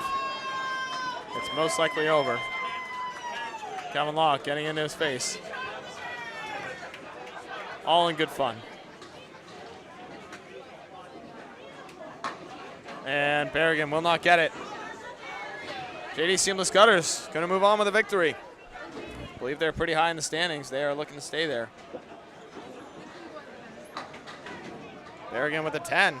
Very nice 10. That was a Paul Grant special. That was indeed. Missed the second, make the third. Paul Grant's not here, but it's special nonetheless. We go into the last 3 boxes of the game. It is over in all but semantics, as Calvin Locke needs 2 pins to put it away.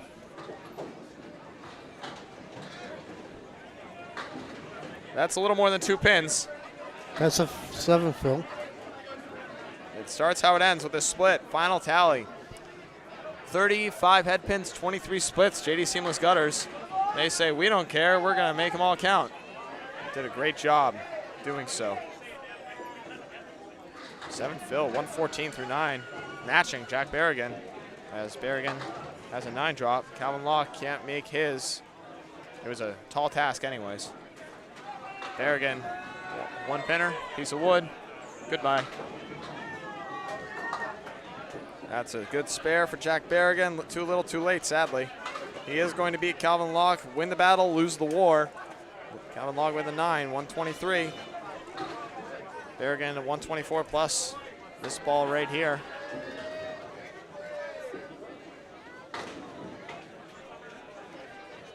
He's going to wait for the man behind the curtain to get behind the curtain and let it rip. And wow, drop 8 off the head pin. Story of his day so far. 132 finish, Jack Berrigan, great string. However, not enough, as JD Seamless Gutter Balls has a great 595 string, beating out Pup 125's 570. High-powered offense all day in this. Show you the final scores right here, as we have Justin Jones, 142, powering his team to victory. Brooke Betteridge, a 107. Melissa Sinton with a hard-fought 107. Dave Godwin with a powerful 116. And Calvin Locke bringing home with a 123. On the other side, Josh Rio Pell, 123. Kathy Boyd, 106. Jeanette Southall, 109. Jeff Walsh, disappointing 100. And Jack Berrigan with a very solid 132 with double strike in there. And our next match is against Harry All-Stars versus Team Hollywood. Thank you very much. That's our last match of the day, if I am correct. Yes, it is. This has been Duncan McDougall, Kevin Burns, and Paul Grant on the call. We will see you on the next one.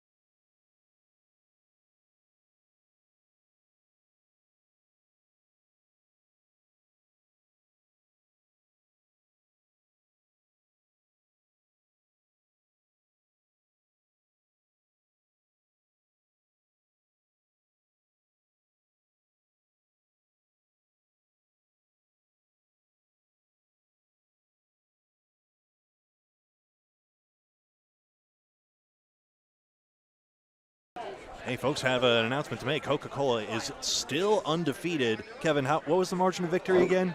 2 pins. Just 2 pins. Dave Harper made a clutch spear in the 9th box, and Mark Smith just missed. Very nice. Well, that's all for now. The next match will begin very shortly.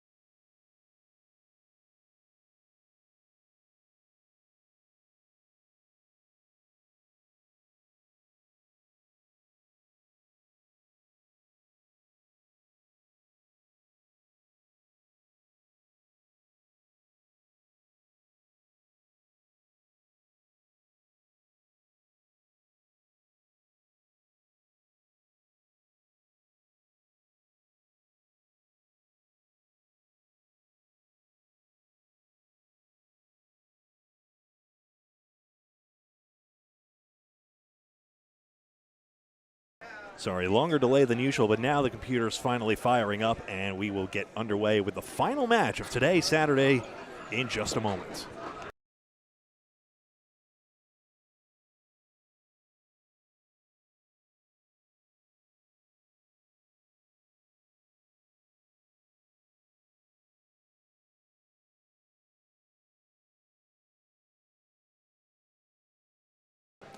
Welcome, it's match number 17, ignore the graphic, of the Mixed Worlds 2024.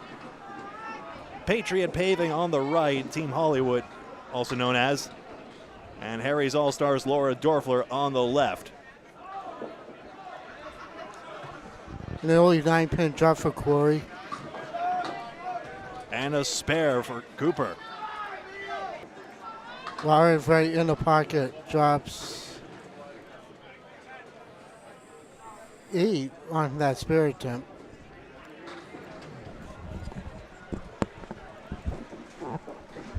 And here we are, there's the 10 bucks for Dorfler. Hey, look, we've started. What do you know? That's Duncan McDougall alongside Kevin Burns. I'm sure Paul Grant in a moment. I'm Greg Gouillart. I'm filling in for Paul until he gets back. I don't know where he's at. This is Candlepin Bowling Network on Facebook and YouTube. In our case, and another stream on YouTube as well. Thank you for joining us however long you could during this day. More matches tomorrow at 9 a.m. Eastern, 10 Atlantic. Corey Cooper starting with an early 19 box, as I'm sure Greg Gouillart is working on getting the scoreboard ready to rock. In the meantime, we have a 19 box versus a 10 box going for these two bowlers. Corey Cooper misses his split. Laura Dorfler has a very tough split in front of her. She's going to try and push the wood over and punches the pin. Too perfect. A little more of the wood might have had a chance at that. Would have had to curve it back, though.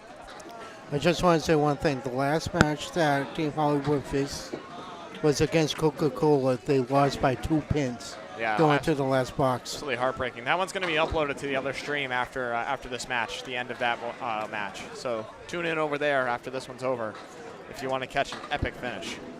28-20 in this match for the first bowlers. Turns it over to Sage Johnson and Peyton Dyer. Sage in the pocket. Just missed it. Is going to get a beautiful break, though. 9, 8, no. The 1 and the 10 are going to stay up. Paul Grant back on the call. Thanks, Duncan. Just trying to get some information about the ladies' international event in August 3rd and 4th. Trying to get to the Bangor, Maine. Bangor Brewer Lanes in Brewer, Maine, actually. Here's Peyton Dyer. What a bowl she's going to be. She keeps it up. She's got a game out of all playing Belfast, Maine, Paul Dyer's house. She picks it up for a 10. And Sage Johnson, a great bowl in the Johnson family of Mario Johnson, Sonia Johnson. The parents pretty good bowlers too. She gets a 9. Corey Packett coming for his second perfect game. Candlepins for Cancer sponsoring the 2024 Mixed Worlds Tournament. $1,300 paid out so far on 10 spares and strikes, perfect strings. And $200 for a 200 string for men, $175 for women. None of those yet. Both of the 4 horsemen. Corey Packard the first to duplicate the award. Dyer almost got it. Yes, he is. 2-time winner. 2-time world championship winner also. We also had our second triple strike hit, John Winchell, a triple strike. Chris McDonough, the only other one. Peyton takes a 9, 19 through 2. Sage Johnson, a pair of 9s. Greg, let's pause. 19.5 seconds for station identification. This is Candlepin Bowling Network on Facebook and YouTube. And you're live in both places. If you could do us a favor and like the video by hitting the thumbs up button if you haven't already, otherwise that would de-like the video. But thank you very much for tuning in for however long you could this weekend. Remember, more matches tomorrow as well. And we're closing on 3,000 subscribers. And gaining a lot recently as well, 2,950 at last count. Thank you all very much. This is Deanna Bisbee on the right side and Sean McKinley on the left.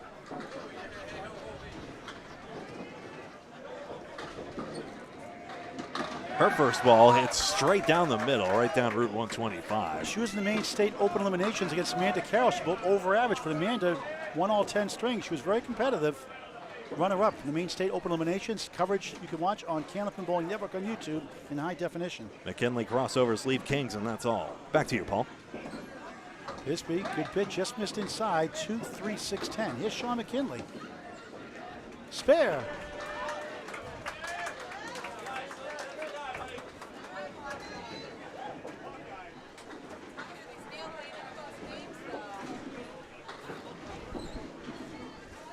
Bisbee will take an 8.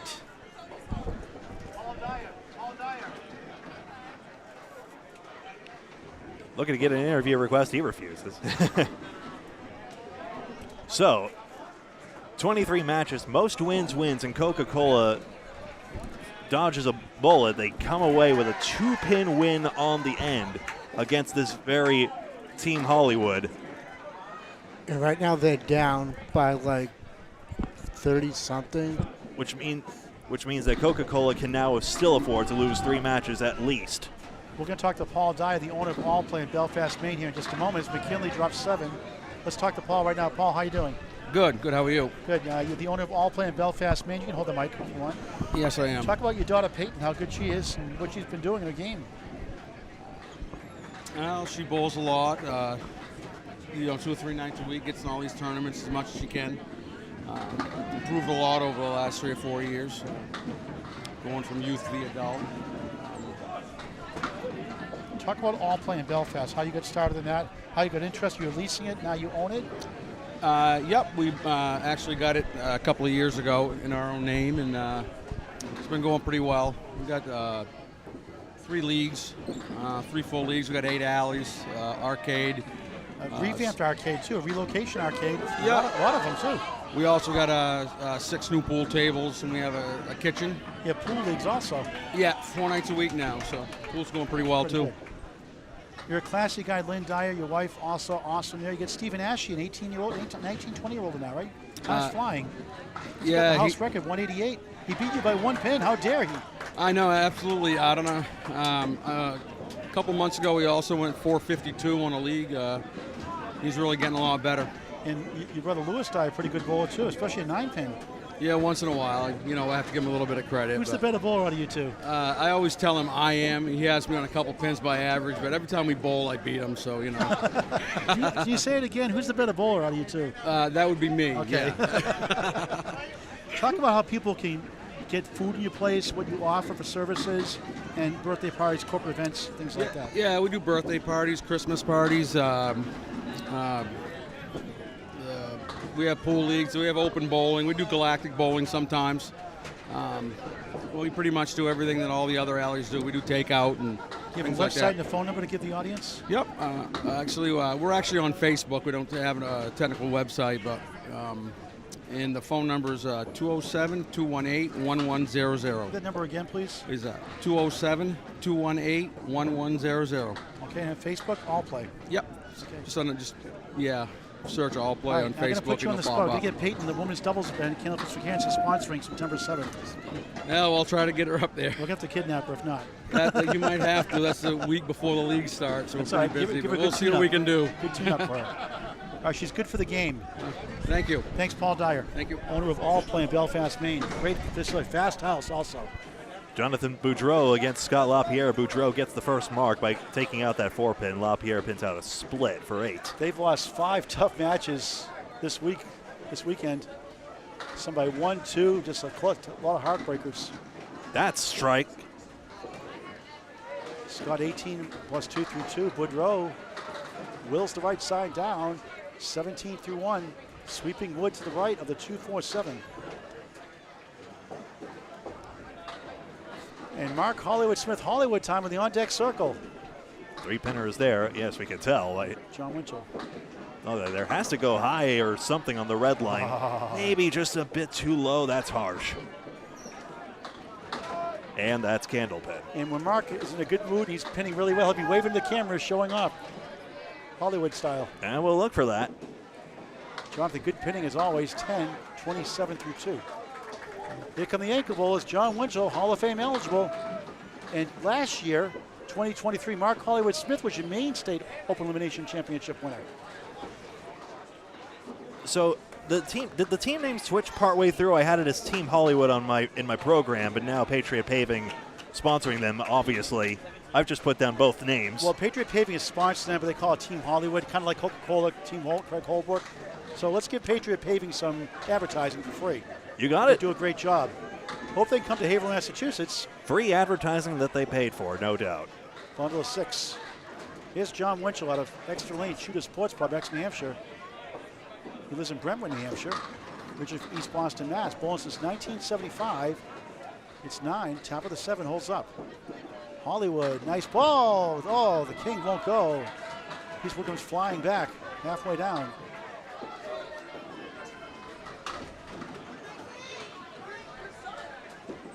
John, spare. Excellent pinning as usual. 10 of the ball. Smith knocks down for a 10. Thankfully, the wood flattened for Smith. That made it easier. After every 2 completed boxes, we'll have the soothing sounds of Greg Gouillart on the update. You can say something now, Greg. As opposed to some discordant sounds. We'll have 10 pins on lane 14, please. Our final match today, we have 6 matches to wrap up tomorrow. The 3-day weekend tournament, the 2024 Mixed Worlds, 9 a.m. Eastern Time, 10 o'clock Atlantic Time. Live coverage, 2 streams on Canopy Bowling Network on YouTube in high definition. Greg, talk about what they can do when they watch it on YouTube in high definition. Well, you can replay and pinch. Like, for example, you can actually see if you pinch in that Mark Smith actually had a piece of wood in the left channel there, which he needed to clear out, actually, in fairness. So he did that, and knowing his ball could have ricocheted, which it did, wanted to make sure that all the action was done on lane 15 first. Takes down the 4-7-8. He is a character. John Winchell in the bonus. 1, 2, 4, 10, 16 through 1. This is match 17 of 23. Sponsored by Candlepins for Cancer, Candlepin Bowlers Charity, going through cancer treatments. Hollywood, nice shot, spare. He'll say mark it down. A little expletive there. That was not the ring finger he used. No, it wasn't. That was not a merrily ring. Winchell too full. Well, we'll take that out of any bonus money he may win. He is pin perfect through the first 2 frames, possible $100. Paul's waving him up. Winchell trying to clean it up. Gets 1 for an 8. 24 through 2. That means an update from Greg Gouillart. Here I am. 12 pins in the early going. Harry's All-Stars. 3 marks to 3. Pinning is within 1, and I don't think this interview can wait much longer. So, Mark, you gave the middle finger. That wasn't because you were trying to give someone the finger. You actually hurt your finger. I got a little, it's like a callus, boo-boo? little blister or something going on here. Stings, so I can't roll it off my fingertips. I'm pushing the ball out there, so I keep missing my object pin. Now, for those inquiry minds, Mark, how'd you get the nickname Hollywood Smith, by the way? Yeah, this guy, Paul Grant, Never heard of him. Never heard of him. He thought I had a good-looking smile once when I smiled. Well, you didn't want to do an interview. No. I don't do well with I those. said you got a great smile. Look, I call you Hollywood since then. Now look, everywhere you go, it's Hollywood time. I right? know, it's perfect. I like it, really. I'm embracing it. That's Thank you, awesome. Paul. How many people call you Hollywood now? Oh, it's a lot. Even at work, they don't even bowl, but they do it because they hear about this stuff. It's good stuff. Do you have banners at City Hall or anything like that? Not yet, but if I keep it up, right? Hey, you won Paul, the Maine State appreciate Opens last year. You were in the running this year also. Yeah, you never know, right? That's right. All right, Mark. Fix Thanks. that. Get rid of that. Fix that boo-boo. Wish me luck. All right, thanks. Mark Hollywood Smith from Norway, Maine, out of Stars and Strikes, South Paris, Maine. Always interesting conversation with him. You never know what you're going to get. Thank you. Update while we're away. Well, good news, monetization has been restored on the video. Thank goodness for that. We got the score update after 2. We'll keep it going with Laura Dorfler and Corey Cooper. Laura 27 through 2. Corey on the bonus. Beautiful ball. 8, 6 right, 9 left.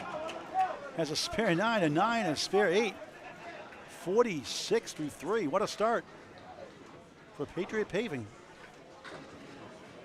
We'll try to talk to him also and to get his information about how you get, if you want business from them, for your business or residence, or interstate, hopefully. Try by Laura. Hooper, ooh, just missed right.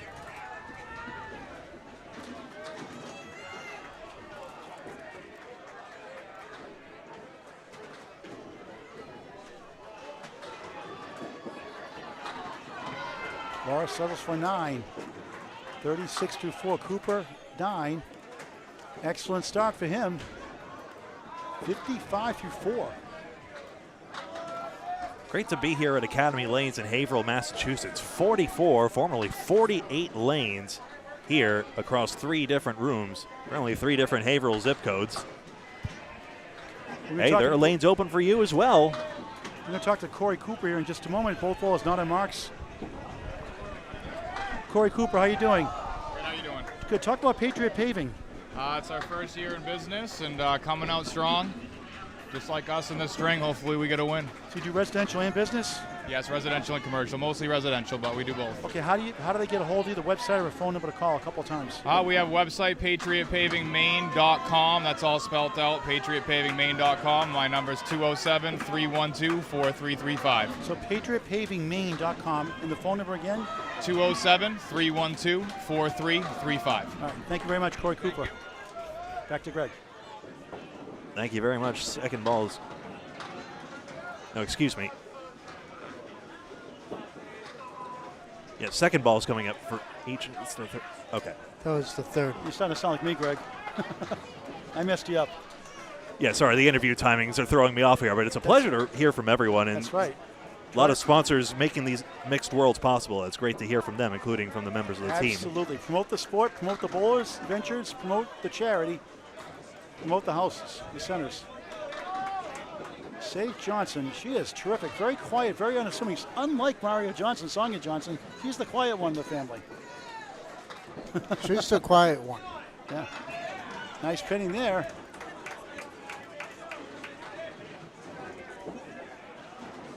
Give her a spare. 36 in the ball through 4. Peyton Dyer, another quiet one. Ties up the mark situation 4-4. Team Hollywood slightly in front, effectively. Presuming Dyer pins out. Yes, Peyton will. She takes a 9. Rising star, 35 through 4. 3 pins. Remember to keep track of the open marks using the yellow Canadian smudgers between the team name and total. Ladies, the 3rd annual Candlepins for Cancer 220 Women's Double Scratch event coming to Exeter Lane Shooter Sports Pub. It's every year the first Saturday after Labor Day. This year it's September 7th, 2024. Information coming out, adjusted information coming out next week on candlepinsforcancer.com. $160 a team, $80 a bowler. Prize fund based on number of entries. Contact myself, Paul Grant, for more information or Candlepin Chat. 3rd annual Women's 220 doubles event. Let's fill it out, ladies. We had 16 2 years ago, 20 teams last year. Let's get a full house, 24. Sean McKinley drops 9, 4 pin for a spare. Deanna Bisbee.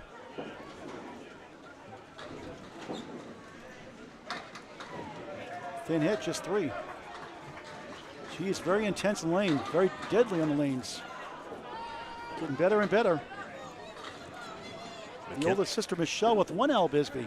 McKinley picks that up. 37 in a ball, and he's had 3 quality head pin hits. Nice ball by Deanna. Match 17. There we go. I was going to tell you about that.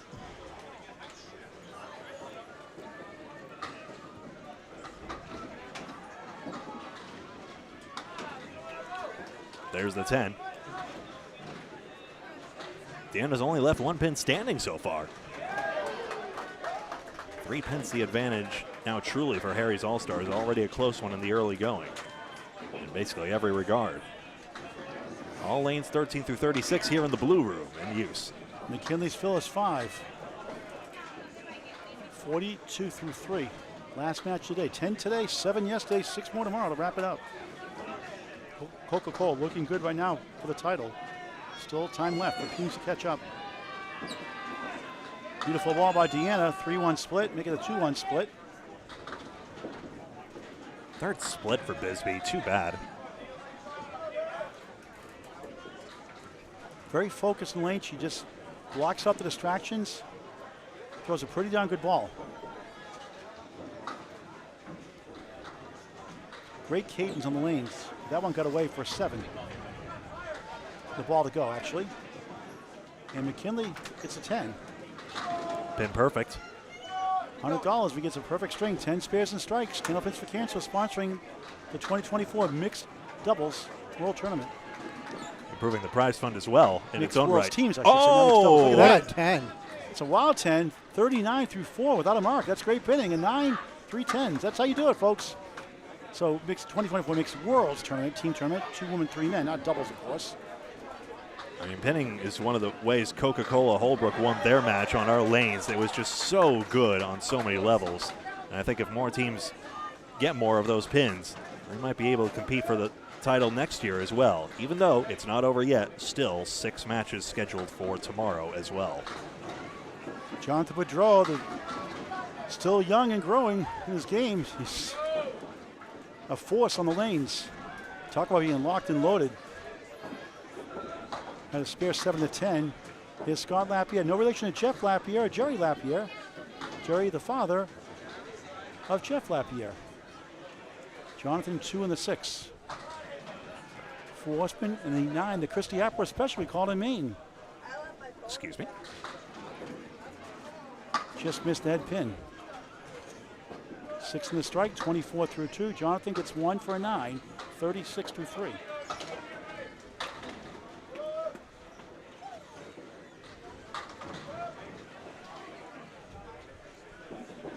Scott will get 3 for a 9. 33 through 3 all told. You want something to do during the summer? No place to go? Consider Candlepin Bowling. It's a sport for all ages. It's like golf. It'll drive you crazy. You have a lot of fun. Bring your friends and family to Candlepin Bowling at your local bowling center in Maine, New Hampshire, Massachusetts, or in Canada. Nice ball for Jonathan. Another 9 drop. 4 pin for a spare. 4 for 4 on the head pin for Boudreau. 1, 3, 6, 10. 4 horsemen right. Jonathan missed that one. Not going to make them all, but he makes a lot of them. I'm sure he's thrilled about that one. Scott Lapierre knocks it down. Spare. 43 in a ball through 4. Second mark. Jonathan a 10. 46 through 4. Here come the anchors. Mark Hollywood Smith is on a spare. And Boudreau, like Bisbee, only 1 pin left standing. Jonathan had a spare in the first with a 6 fill and 8 in the second. Early 2-pin lead for Harry's All-Stars. Down 2 marks to 1 to Team Hollywood, Patriot Paving. Patriot Paving is the business. PatriotPavingMaine.com. PatriotPavingMaine.com for residential business or business needs, mostly residential. Talking good about me? Always. Winchell, 2-1 split. Hollywood time on the bonus. That's too far left. Domino 6. 1-3. Wobbling 9 and back. Holds up in the 10. 26 through 2 on Candlepin Bowling Network. Boudreau's still fuming about his start, even though it's a quality one through and through. 4 head pin hits and only left 1 pin. What a bid by Winchell. Nice shot. Spare for Hollywood. Mark Hollywood Smith. 2 in a row. 36 in the ball through 3.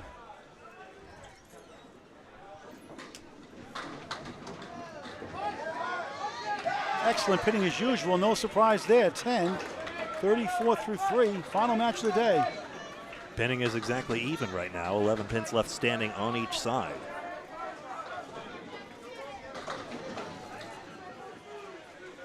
Paul Grant, Greg Gouillart, Kevin Burns here. Academy Lanes Pub, 125, Haverhill, Massachusetts. Making good time all told. It has to be said, this tournament organization has been fantastic. What's not fantastic is the spread eagle leave by Winchell. Nate Leeds runs it, Amy Doobie, I think Deb DeRoche and others help out behind the scenes. I'm not sure of all the names, but they're doing a great job. And of course, the DeBurrows always welcoming here and do a great job. A lot of work put in this tournament. Hosts. Hopefully people are picking up their trash. Most do, I'm sure. And Tip and the waitresses out there doing a great job. Riley and all the whole crew, they're doing an awesome job as usual. That one goes from Mark after a spare 3. 39 through 3. Dealing with a 6-1 split. Jonathan a 3-1 split.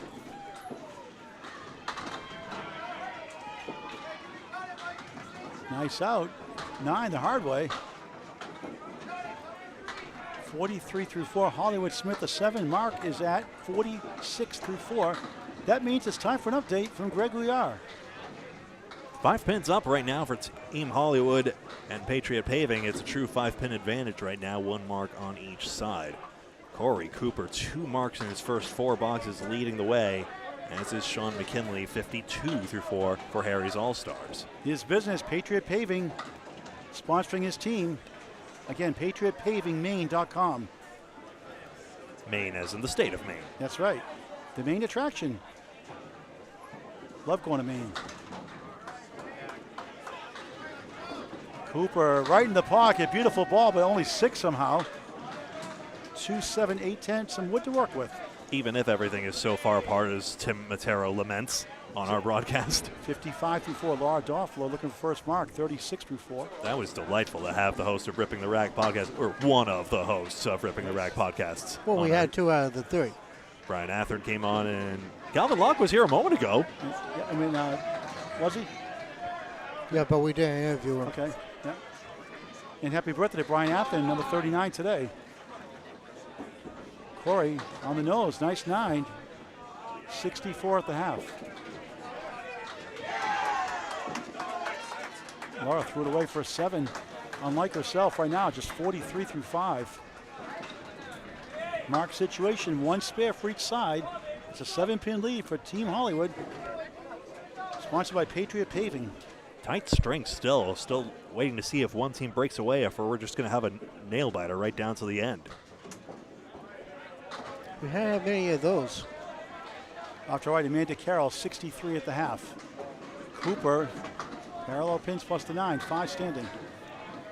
Laura trying to get something going for a team, the Harry's All-Stars, in honor of Hall of Famer Steve Reno Sr.'s father, Harry Reno, who joined Steve Reno Sr. in the Candlepin Hall of Fame in 2023 November. Touching tribute he gave at the speech. All those Hall of Fame speeches on Candlepin Bowling Network. There's a whole playlist worth I'll of be them. putting those out next couple weeks, Greg, 1 or 2 a day. Cooper, way right. Flustered with that shot. It's going to bounce back. Forget about it. Doffler, head pin, nothing else. Unbelievable. 2, 4, and the 8. Just too thin. That's harsh. Amanda Carroll to our right, 73 to ball through 6 for Coca-Cola. Undefeated Coca-Cola. Survived their last match. Cooper an 8. At last 72 check. through 6. Excuse me. Yep, sorry. Yep, they did win the last match. Laura Doffler, 9:52 through 6. Amanda Carroll at last check had the high ladies average in the tournament so far. Tina Ward, not in Harry's roster right now, was among the top 3. And I believe you'll find Maddie Riva would be the 3rd, yes. High men's averages at last check, Josh Daly, Matt Harnett, and Corey Packard. That doesn't surprise me.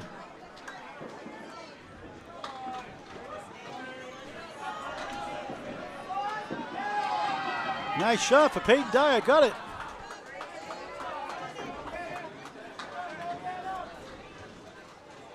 .45 in the ball through 5. She's on the board. Sage Johnson just missed outside.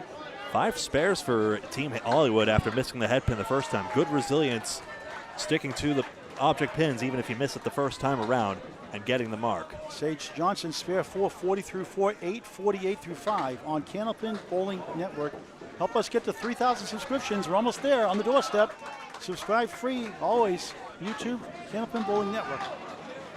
All of you are awesome, though it does seem to be little accident when we get Canada involved in these broadcasts and suddenly our subscription numbers go wacko. We see your support. We appreciate you and appreciate you all. We cover semi-pro to pro action, all things Candlepin Bowling. Dyer 6 fill, 51 through 5.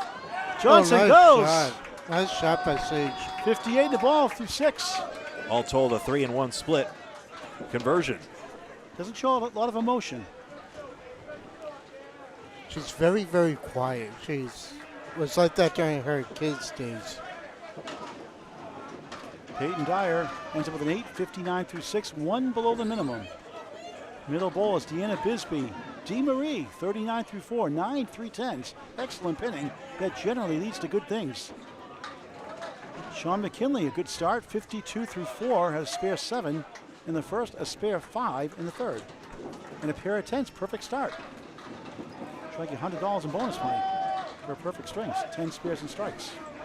Bisbee won the 10. McKinley missed right. 1, 2 as the 4, 7 go down. There goes the 2, maybe. That goes. Number 1 wants to go, turns around. The wood holds up. And again, this unusual percentage, Greg, between 59 and 72, and it's not the head pin standing up for a spare. When the head pin's standing up by itself. Plank behind, he'll have to hit it straight on. McKinley.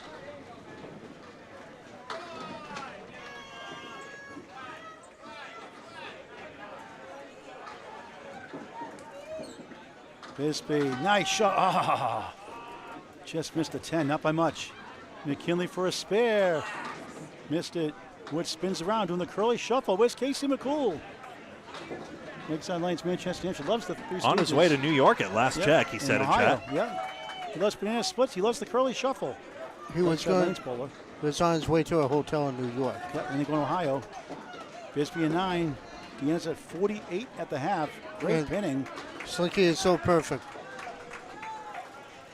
Sean takes a 10 again. Still perfect. 62 at the half. The front of Harry's All-Star shirt proudly showing off their 2018 championship in this very tournament. Bisbee has a full house. 2 9s, 3 10s.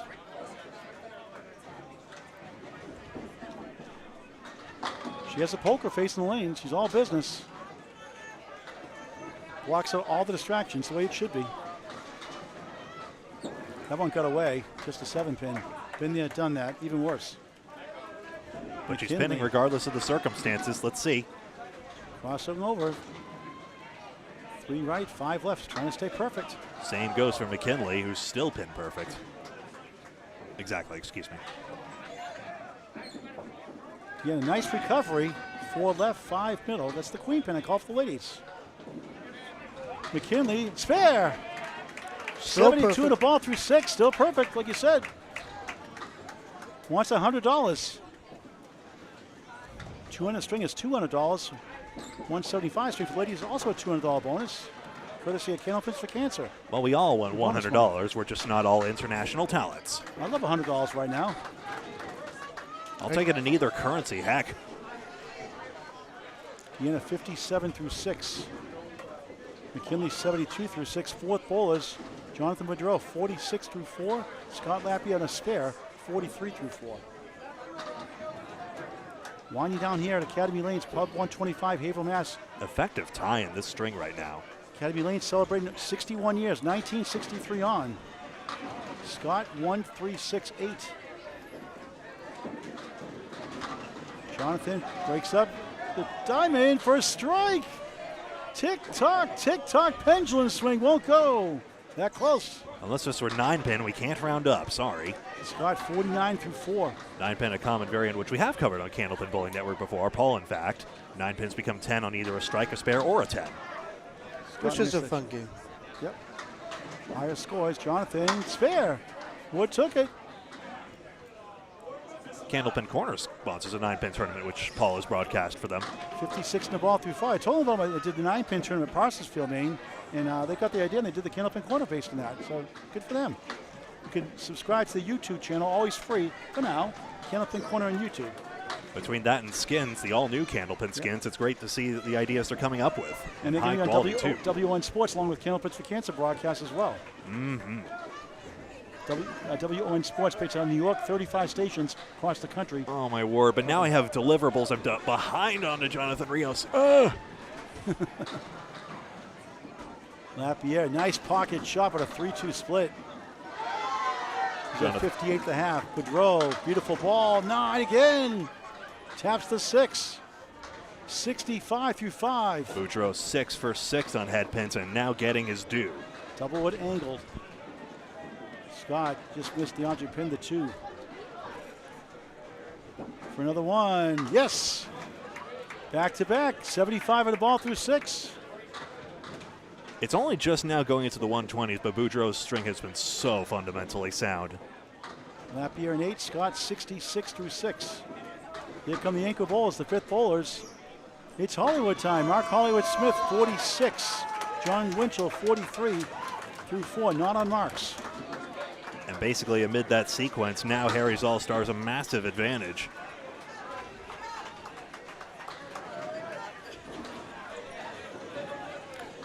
Three marks to none.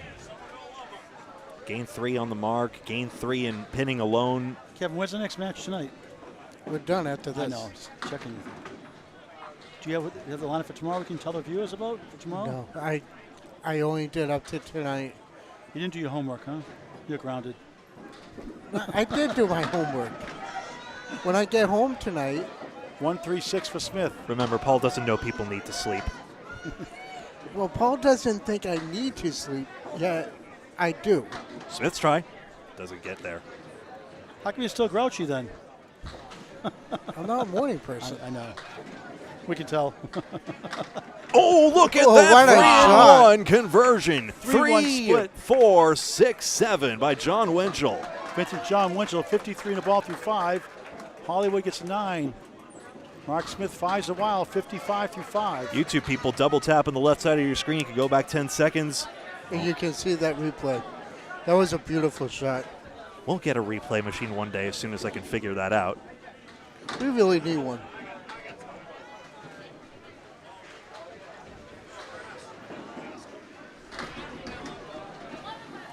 Oh. The Augusta Main Special, the 1-7-10 Sports Center, lousy lead, great name for a bowling center, owned by Mark Carrier. My favorite shot, too. Winchell, nice ball. Look at this leave. Got a break, come actually. On, break it, wow, look at this. Break They're still going. Look at those wiggling pins. Oh, if that one goes. Wrong way, 3 pin. 2 in the 10, Sea of Wood. 61 through 5. That looked like disaster. It's 4 straight splits for Winchell as well. So the wood is not impossible at all. It's all.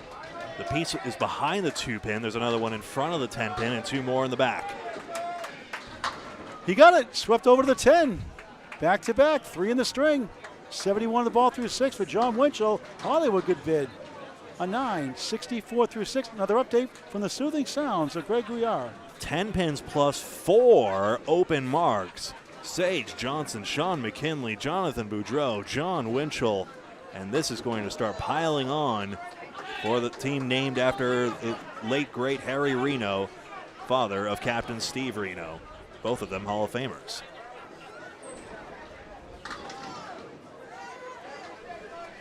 Wood has to be retrieved out there. In case anyone had any doubt, no, candlepin lanes are not oiled. Otherwise, that would be a little more dangerous. Some of them are, some of them are not. But only with a light amount, so that some can. It all depends on the owner.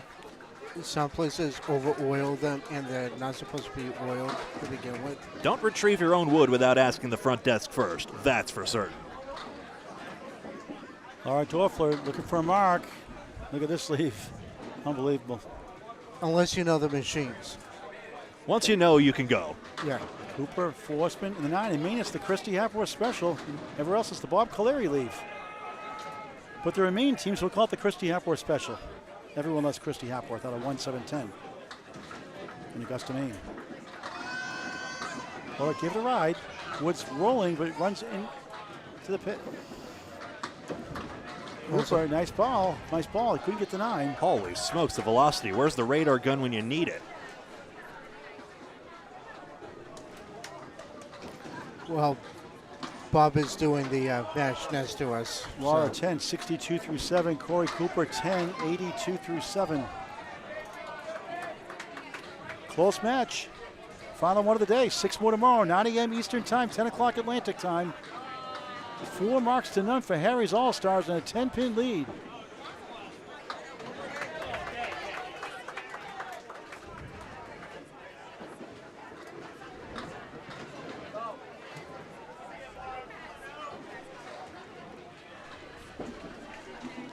Cooper, parallel pins plus the 9. Laura, similar one, plus the 7. Don't see that too often side by side. Vertically parallel. This will be tough. You may have to pin this out one layer at a time. Just peel off the layers of the onion. Right to the middle. Oh, which is fun. Or carve down one cross section of it. No matter. Cooper's bid. Look at that. He grazed the head pin. Stuck with a 2-5-8. I'm going to fall the other way.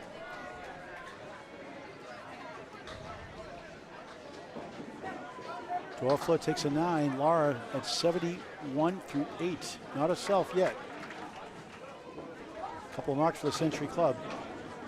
Corey an 8, 90 through 8. PatriotPavingMaine.com. It's the state of Maine, M-A-I-N-E. PatriotPavingMaine.com for residential service. But now status quo is favoring Harry's All-Stars big time as the marks start pouring in, starting with Sage Johnson. Peyton Dyer has one of her own. Let's see if she can tack on another. Pocket shot, strike. That's the way to do it.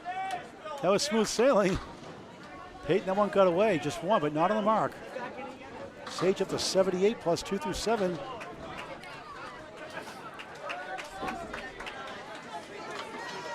And Peyton's got some work to do with the ball left, 6 standing. Not the easiest of leaves. In that bunched up cluster, but we've seen the bowlers before take out a bunch. Peyton, head pin left up for a 9. Good out, 68 through 7. Probably a safer shot to aim at the 2-pin in that situation because there was essentially a cluster of 5 behind the head pin. So if you aim for that on the 3rd ball, hey, 9s are fine. The 10s are better. Wouldn't that be nice? Sage, nice ball, perfect shot. Spread eagle plus the 9 behind the 3. I want it all, and I want it now. Peyton Dyer, 4 horsemen plus the 8 behind the 2. Better than 4 horsemen left on the 9. Chopping wood, tough weight. 6 on the 5 on the strike. That puts her at 83 through 7. Man, that's going to be an 8-box as well for Johnson. Did a lot right on that. 3 object pins. That's a good out. 91 through 8. Peyton Dyer matches with an 8, 76 through 8. Winding down a match 10 of 10 today. Final 6 tomorrow, 9 a.m. 3 object pins to no object pins and comes away with the same 8-box. Here come more marks. Now Sean McKinley against Deanna Bisbee. Candlepin Bowling gift, Candlepin Bowling Ball raffle here. Your choice of color and size. The borough's donating to help support Candlepins for Cancer, a 501c3 charity. $5 a ticket. Come on down to 725 South Main Street at Academy Lanes, Pub 125, Haverhill, Mass. Or do a Venmo donation to Nate Lees on Facebook Messenger.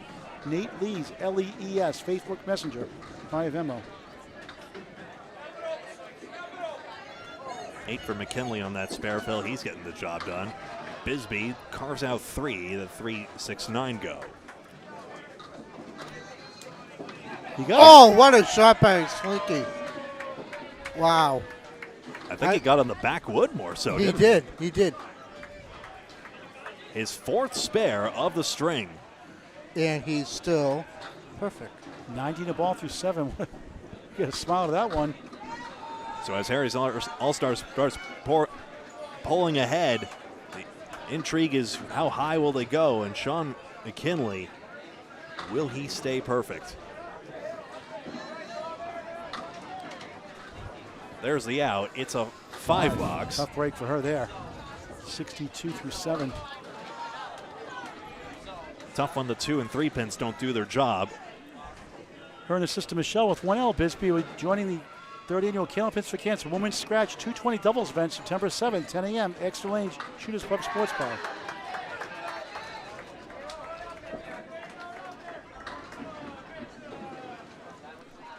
Slinky out the head pin. He dropped 6. He's got a chance still. Not easy, but manageable. 1, 3, 6, 7. Deanna Bisbee, B-I-S-B-E-E, trying to get a mark. Kevin, your familiarity with Sean is probably as elite a lanes bowler yourself, if I imagine correctly. Yes, I am. 6, 9, 10. McKinley trying to grab this for a spare somehow. Missed right. I just missed. He's got to get this, keep that perfect game alive for a 10. 10 spares and strikes, a perfect game in Candlepin Bowling. I don't think the wood is in the way. Well, he could trip the ball if he tries to play this inside on the left side. I would play outside, try and play as if you're playing the high-low jack. That's what I would do. Field goal, the perfect there streak goes is the over. perfect game. Phew. Found a gap somehow. More bonus money for somebody else tomorrow. What a string, though. After Spare 6, 96 through 7, 8, 104 through 8. Now, to answer your question, yeah, I'm very, very familiar with Sean McKinley.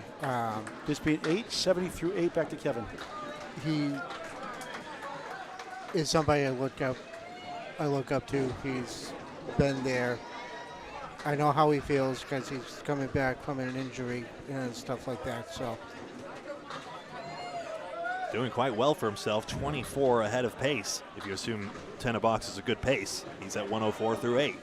Jonathan, nice ball. The crossover 8, 4, and the 9. Decent wood, almost T-shaped angle, V-shape angled. That's on a spare, 83 through 6. Scott Lapierre strike. The king goes last. 76 plus 2 through 7, his second strike of the string. Jonathan with the wood. Oh, thought he had it. 7 for 7 is Jonathan Boudreau on his headpins now. That sounds like Channel 7, 7 for 7. More your alliteration station, Channel 7 News. Well, you have reason to be proud as a Peacock there. Oh wait, Channel 7 doesn't have NBC anymore. Haverhill, My bad. sizzling in Sanford. Channel 7 lost its relevancy in Massachusetts. 93 through 7. Double strikes could give Team Hollywood the jolt they need. It's not over yet, but they are starting to need some seismic shifts to put the match back in their favor. Jonathan hums 7, 3, 6, 9. Wood behind that sleeper pin to help. The 9 behind the 3. Lapierre 1, 2, 4, 7 on a strike.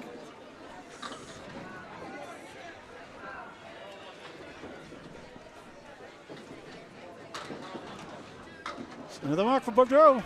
Back at it again. 103 and a ball through 8. what is he, 10 for 8 for? 8 for 8 on head pins, and he's only left one pin standing. Lapierre's strike fill still in progress, excuse me. This should be his second ball coming up.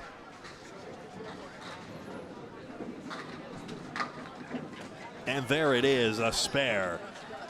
Scott Lapierre, a big 20 box in the 8th, and he has 96 in a ball.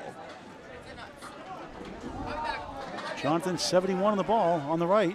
Mark Hollywood Smith 64 on the ball through 6.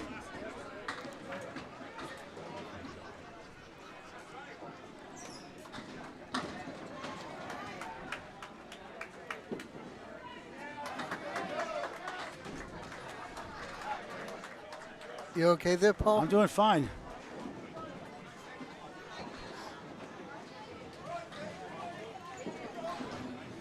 Winchell, nice ball, 8. Winchell's only left one head pin, only missed one head pin, excuse me. 79 through 6, Smith. 1, 2, 7, 9, 10. Well, when you're 100% on the head pin through 8 boxes, and you're not pinning, and you only left Jonathan, another mark. 1 pin standing. 3 spares in a row, 89 the ball through 7. Smith, oh, wow, what a shot for a spare. Mark it down, he'll say, mark it down. Mark it down, mark it down. Incredible resilience. Smith actually is. That's a pretty good impression, I think, of Mark Hollywood Smith, don't you think? Mark it down, mark it down. It's kind of like a, it evokes a certain musical genre. It's giving. How much coffee has he had? No coffee. I'm on fumes. Wait till you see tomorrow. I'll be loopy tomorrow. Naturally caffeinated. Jonathan, nice ball, but a 2-2 split on the spare. 6, 95 through 7. Hollywood time. 6, 7, 1, 3, 10. 81 through 7. So going back to my point, when you are doing what John is doing, you're perfect Boudreau? on the Boudreau. When you're perfect on the head pin, you only left 1 pin standing. You are expecting to be well into the hundreds, but Smith, another one. But when you're sitting at 103 plus a ball, There he goes. He's saying, mark it down, mark it down. 91 of the ball through 8. Sorry, Kevin. but when you're sitting at 103 plus a ball, I'll be a happy camper. John with the 10 update from Greg Gouillart. The soothing sounds of Greg Gouillart. 2 boxes to go. Holy smokes. Aries All-Stars pulled way ahead. 51 pins up with just 4 extra marks. Actually, yes, 4 extra marks. 15 more actual pins knocked down, and there you go. It's 51 minus a ball technically.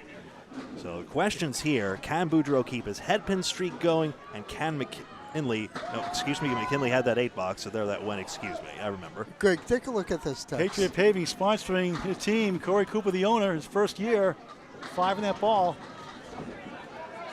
Laura Doffler trying to get a mark. 4 left, 6 right. Well, no comment. Tell me later. Tell me later. Okay. Friendly Wood in front, trying to barrel through it. He does, fair. Good. I was worried about the 7-pin most of all. 100 in the ball in the 9th. Cooper put spin on it. That wasn't overly difficult, but good shot. Tough shot for Laura. Very deep, Wood. Too deep. Yeah, it was too deep.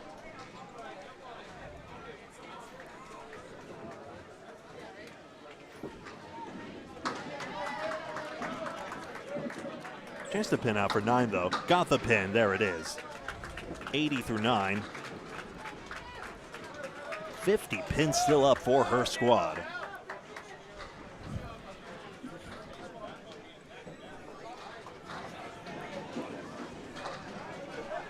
We'll have a little powwow about that tomorrow, I think. Cooper 3, 103 through 9. Winding down here in Haverhill, Mass. Laura 3, 6, 9, 10. Not the best stuff. Needs a mark and a strike to get to 100. Can't get him every string. That's Candlepin bowling. That's why you have an average. Corey almost got it. He did get it. He did get it. Knocked down the king. I would expect that Nate Lees will probably have the final statistics in Candlepin chat. One way or another, we'll get it up on Candlepin Bowling Network because it has a great printout here. Even with the slightly old CompuScore system, has a great printout of all the averages, and we could share that with you once the weekend is through. Corey 113 the ball in the 10th. Laura for a spare. No, maybe. No. And I'll do my homework tonight. I will go into the website and I will get everything so that way I have it for tomorrow morning when we... You're a great help today, Kevin. Thank you. 113 in a ball for Cooper in this 10th box. His shot nails the head pin. I guess the contact was thin if the 2-pin was standing, but still 8 powered down. Nice string, 121. PatriotPavingMaine.com, a proud sponsor for the team.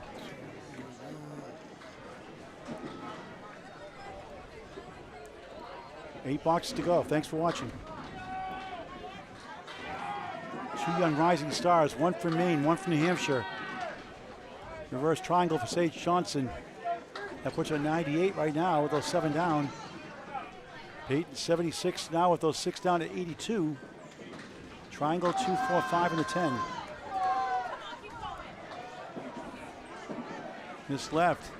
The wood won't carry for Sage. I guess it spun out on the way through. Maybe the spin was required. I'm not sure the red line would have taken it all. 8 and 10. Johnson gains 2 more, and again, the Harry's advantage grows. 7 bucks to go. 40 pins. Harry's a lot of tough losses. Remember, Corey Cooper did have those 2 spares on the end, and Mark Smith 2 spares on his last 2 boxes. The advantage is shrinking. Sage a 2-1 split. Peyton a 3-1 split. Brutal. We're still talking low probability, but put a pin in that. All right, Greg, wrap us up here if you don't mind. 3-1 split for Dyer. First of all, I just want to invite your friends to bowl Candlepin Bowling. Never too late to bowl Candlepin. Fall leagues are forming. It's an unbelievable game, a sport for all ages. Thanks for watching. A good sport in presently New England and Eastern Canada. If expansion is in the cards, it will have to be through some pin setter revolution right now, as no companies make the pin setters, but maybe one day more centers will pop up across the great continent and maybe beyond. So there still may well be hope for the future, even though the path forward isn't clear just yet. But look at the amazing communities it creates here in Candlepin country. Wouldn't you want something like that for yourself? That's why we love covering this wonderful sport of Candlepin bowling so much. Nice drink for Sage Johnson, 110, 93. Peyton Dyer. Not her best stuff. John McKinley now up 104 through 8, only lost 2 pins in that last box. Deanna Bisbee 70 through 8. Out the head pin. It's a powerful first ball, and it does leave the 1-9 chance here. McKinley crossed over 6, 9, 10. Triangle 6 stands. He's got a chance here. Greg, I do want to mention that Nico has been posting the standings on the page and also on Candlepin Chat. Nico, thanks for taking time out of your day. Obviously, it would have been unrealistic to have it be the whole day, of course. So thank you very much for all your time and all the time you folks have been spending watching us this weekend. Remember, 4 matches tomorrow as well, 9 a.m. Eastern, 10 a.m. Atlantic, and other time zones as well accordingly. 10 a.m. Atlantic, 9 a.m. East Coast. Bisbee back to her pinning ways. McKinley pins out for 8. 2 more pins in favor of Team Hollywood Patriot Paving. That does drop the advantage down into the 30s. The pace doesn't seem enough with 5 boxes to go, but that's not a guarantee. Bisbee also demoralizingly had 3 headpin hits in the first 4 boxes, but all of them were splits. So she had that bit of misfortune. And but for a 5 box, has been pinning very well throughout. Her 10th box comes close now. 1, 2, 7, 8, 10. The 10 pin will be the hardest one of this. McKinley has a cluster of 6.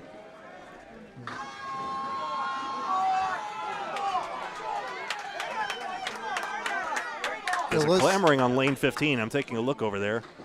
It looks like Coca-Cola is going to win that match. Oh, Bisbee just missed a headpin. Are those timed pinfalls? It's hard to see the numbers from here. I could try the binoculars. Yeah, go ahead, try. That's Team Coca-Cola making a big mark there, as McKinley makes a big mark of his own and picks up the spare. Nice 10. So 122 and a ball for Sean McKinley. 5 marks in this string. Bills of 5, 6, 7, and 8. 7, 5, 8, 6 in that order.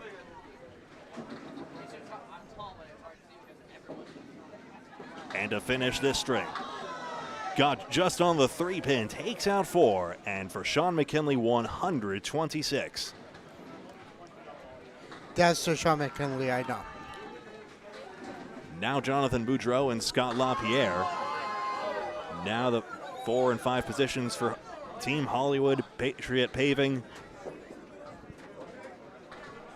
Can they shrink this advantage further? Boudreau has to fill his mark as well, even though his headpin hitting has been impeccable.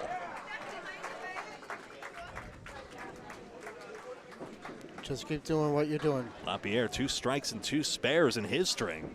Boudreau, 4 spares. Scott sabers out 3, and that's all the fill he gets. Boudreau misses his first headpin of the string and comes away with 6. That's okay. So a lot of attention being drawn to the Coca-Cola lanes just to our right. That is available on the other YouTube stream. It's worth noting.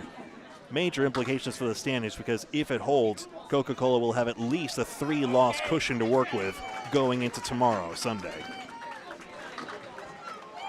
Oh, there's a banana split. Unfortunately, LaPierre doesn't get to shoot at it. Boudreau gains 4 pins immediately. And further, with apologies to Patriot Paving, cements Harry's All-Stars victory. No pun intended. I leaned into the skid a little bit there. Okay. LaPierre, 105 through 9. Got the head pin. What a mix that was, until the 5 pin stood defiantly in his way with the 10 pin. Boudreau gets worse somehow. 9 for 10 on the head pin and has the 5-7-8 as their token of thanks. Had that a tremendous 3-1 conversion from Winchell earlier. How about this 2-1? Boudreau put a good bid on it. It doesn't go. Scott LaPierre finishes with a very respectable 114. Boudreau at 10, 129. Only 1 pin left standing. That's a 4 mark, 1 pin standing, 129. last bowlers of this match, John Winchell and Mark Smith. Mark Hollywood Smith, that is. Well, Daly just punched a spread eagle. That's him on lane 15 right there. Oh, he has a plank on it, too. That's opponent's team underrated, overlooked. Living up to their name right now, given how close the match seems to be at the moment. That's going to be a fun match to watch back later on demand on YouTube, Candlepin Bowling Network. Smith on this match, 4 pins out. 4 on the mark. There we go. Still can pin out 115 when all is said and done. Winchell gets the head pin and has the 3, 4, and 6. Winchell's only missed 1 head pin in his own right. Both the Johns can claim that. No spare for Smith. Still the 1, 2, 7, and 9 standing. Winchell. Already made 1 good split earlier. Can't do it again. I heard the bleeper of the foul light. I couldn't resist looking where that was. Now there will be a delay because Winchell's ball has to be cleared off the pin plate by rule. And if nothing else, because he probably doesn't want a glaring dent in his bowling balls, Smith pins out for 10, 105 through 9. That's a 0 head pin, 105 through 9, incidentally. But 4 marks, that's how you score big in this game. Well, that ball is going towards the pit, coming back. That was a 1-and-1 split conversion by Daly. Incredible.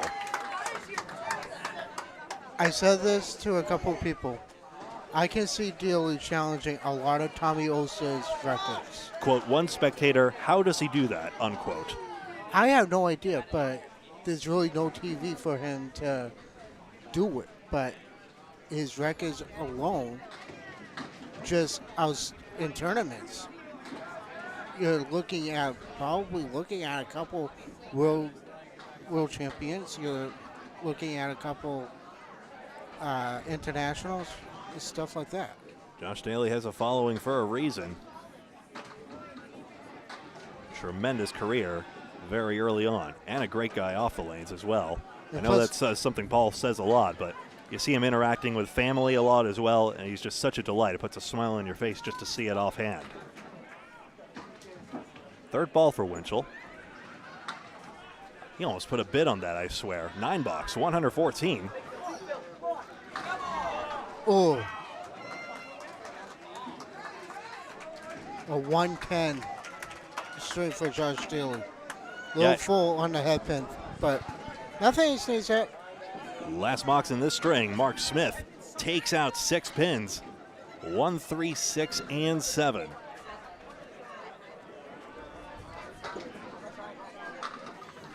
There it is, 8 out for Winchell.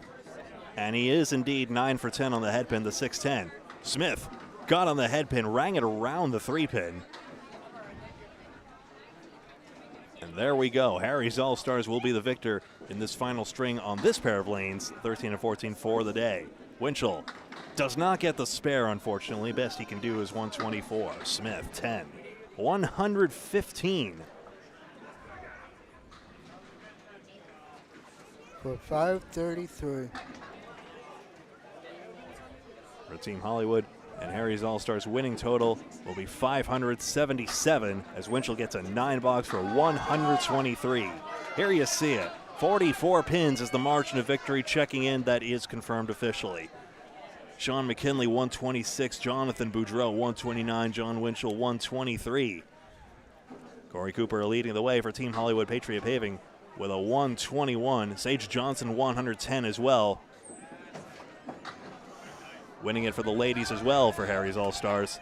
And men and women combined for a big Harry's victory. So that'll be it for this broadcast here. Remember, though, 9 a.m. Eastern tomorrow, 10 a.m. Atlantic tomorrow here on Candlepin Bowling Network. And for Nico, 8 o'clock for you. 8 o'clock Central Time for our friend from Missouri. Until then, on behalf of Paul Grant, on behalf of Kevin Burns, and everyone on our Candlepin Bowling Network team today, my name is Greg Gouillart. Thank you very much for watching this presentation of Candlepin Bowling Network and the Mixed Worlds Tournament here at Academy Lanes, Haverhill, Massachusetts. And until tomorrow, so long.